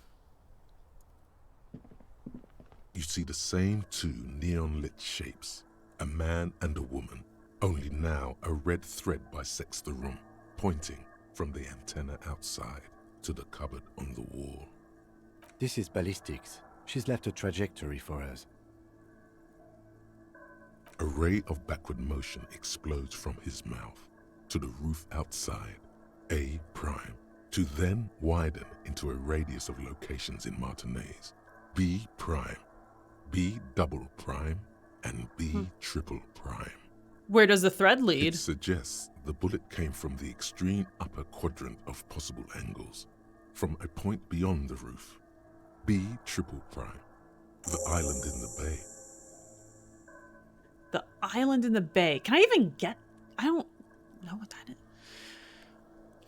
How did she know how to do this? She was there that night. She would have known precisely where the bullet hole was in the glass. It also looks like there may be more to her skill set than we know. The question is, should we trust her? I think this is her way of saying she's sorry. I find that hard to believe. But at this point, what difference does it make? Is she trying to tell us the shot came from the islet? Unless she thinks the perpetrator was standing on the ring antenna. That is where the thread seems to point. There are ruins on that islet, a sunken sea fort. I saw it through the coin-operated viewer. I remember. This is the only point of origin we haven't ruled out yet. So it is. For a second he seems tired.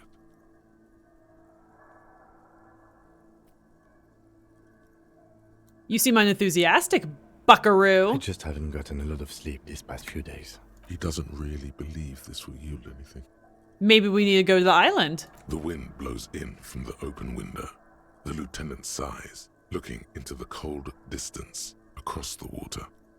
There, across the grey water, amidst crumbling concrete, a birch tree, and the half-sunken ruins of a flak tower.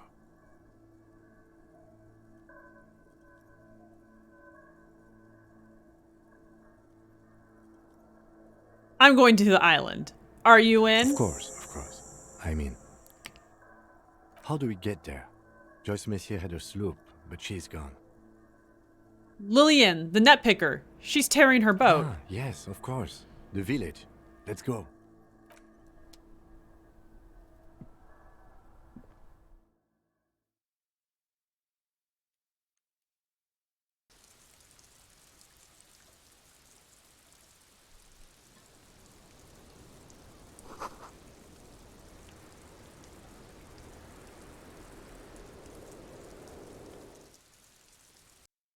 Okay.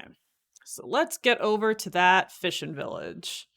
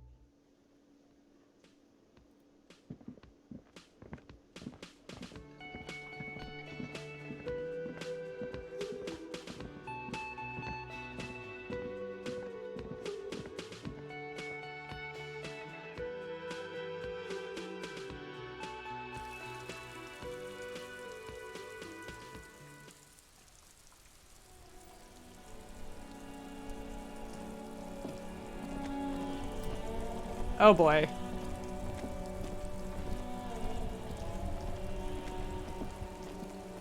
The graffito has been painted over the traces of the fight that took place here. It smells of blood and heavy fuel oil. This was Cindy the Skull. Looks like Cindy the Skull finally found the words for her masterpiece. The lieutenant crouches, touching the fuel oil with his finger. Looks like it, yes. This is still fresh. It wasn't here yesterday. And blood. Heavy fuel oil. Isn't that flammable? Ooh, step back, Lieutenant. The fuel oil catches fire immediately with an ominous hiss. A bright orange flash across the surface of the letters. Black smoke rises from the burning message. Say nothing. Stare grimly into the flames. Has taken a small step back. He looks at your face illuminated by the flames and nods silently. Then the fire falters. The flames warmed him too. Not at all in a bad way. That's pretty metal. Let's go to that island. Slowly, the flames subside, the fuel burning out. The air still smells of mazout and springtime.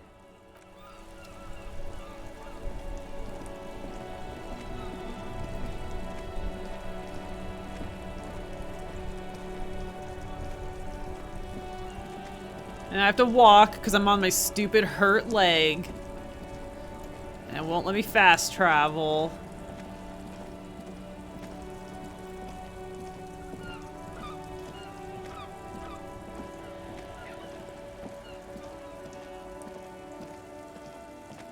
Hope everyone's having a fun night. As we go do-do-do. Walking slowly.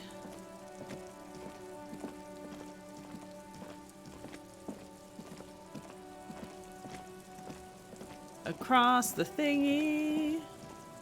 All the way over there.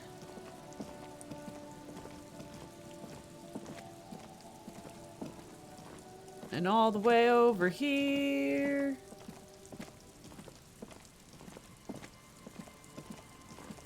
And over here.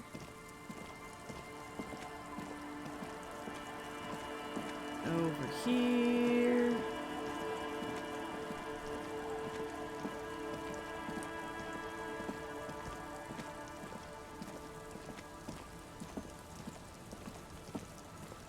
And go talk to our queen.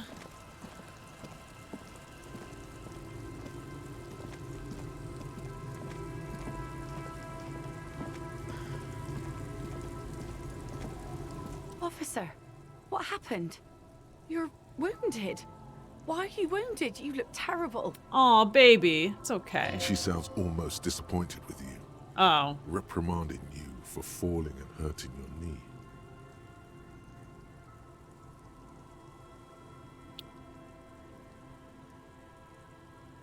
Some people hurt me. I like that. I got shot in the foot. It was pretty badass. You would have liked it. Is this from the shooting in town? We heard gunshots. Not that we don't hear gunshots all the time, but they were closer than usual. There was an exchange of fire on Rue de Saint-Guylaine.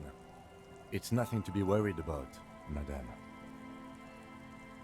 I also got shot in the chest. That's nothing to brag about, officer. Ah, it's not serious. He'll be okay. I have a question for you. Of course. Can I help you with something? We need to get to that island. That won't be a problem. It's wind still and the tar just dried.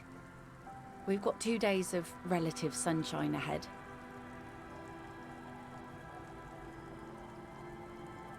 Can we borrow your boat? If you promise to bring it back. And no scraping the hull. I just got it nice and yellow. And no drinking on the boat. And no joyriding either. Of course, ma'am. It's only for a day or two. Official police business. Aye. Not along attentively. Crow's feet disappear from the corners of her eyes as she smiles at you. Thank you. We'll use your skiff to get there then. Please be conservative with the fuel, will you? Just filled her up, but it's a small tank.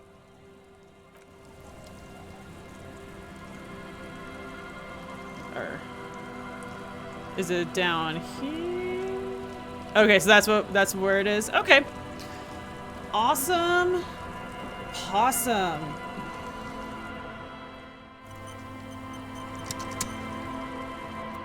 Okay, I think that's gonna be a good place to call it tonight, guys. Made some awesome progress, and we thought was gonna beat it, but it seems like we got maybe like a couple more hours of content. Yeah, but hopefully we can beat it on Monday or Tuesday. Yeah. Thank you so much, everyone, for hanging out. Raccoon IRL, thank you so much for the follow.